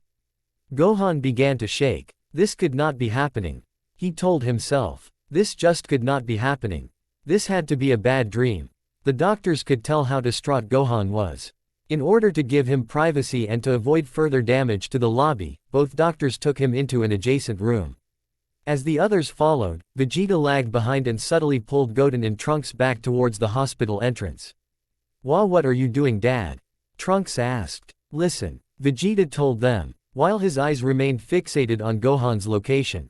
All of us know that if his wife dies from an infection she won't be able to come back. He didn't bother for a response before continuing. The doctor said that right now her body is too stressed because of the trauma from the accident. If her wounds were treated they could focus on the infection. He then looked at the two Demi-Saiyans. Despite how much energy we exerted to get here, You two still remain the fastest out of everyone present, aside from him and myself. That's why you need to go to Korin's to get some senzu beans for Vital, before it's too late. Wouldn't getting Den be better? Goten asked. That would take too much time. Trunks answered. He knew exactly what was going through his father's mind. Without the senzu beans, both Vital and the baby could die, and the resulting emotional strain on Gohan might push him over the edge. Of course, that is why his father was staying behind, to control the situation if it got out of hand. The two friends looked at each other. Let go, they announced in unison before sprinting outside and taking off into the air once again. Blank. Shortly after taking flight, Trunks had already thought of the best way to utilize both of their energies. I'll go Korin's tower as fast as I can to get the senzu beans. You lag behind to preserve your energy and stop once you've gotten 2/3 of the way there. When I get the senzu beans, I'll fly back to that point and hand it off to you so you can fly back here as fast as you can. Right, Goten said as he gave his friend a head nod. With that, Trunks powered up to his Super Saiyan form and greatly accelerated his speed. Based on the reactions that everyone had in the hospital, he could tell time was not on their side. So he had to make every second count. Vegeta watched as the two disappeared over the mountain ridge towards Korin's tower. Vital's fate, and possibly much more, rested in their hands. Vegeta, Krillin said as he ran up to the Saiyan. What's going on? Where are Trunks and Goten going?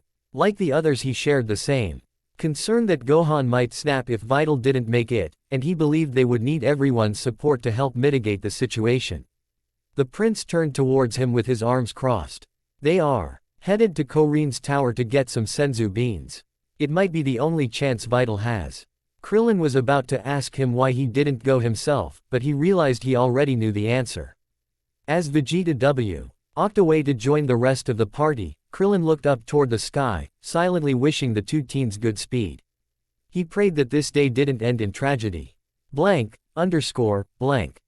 in the private room the rest had been brought to, introductions were being made.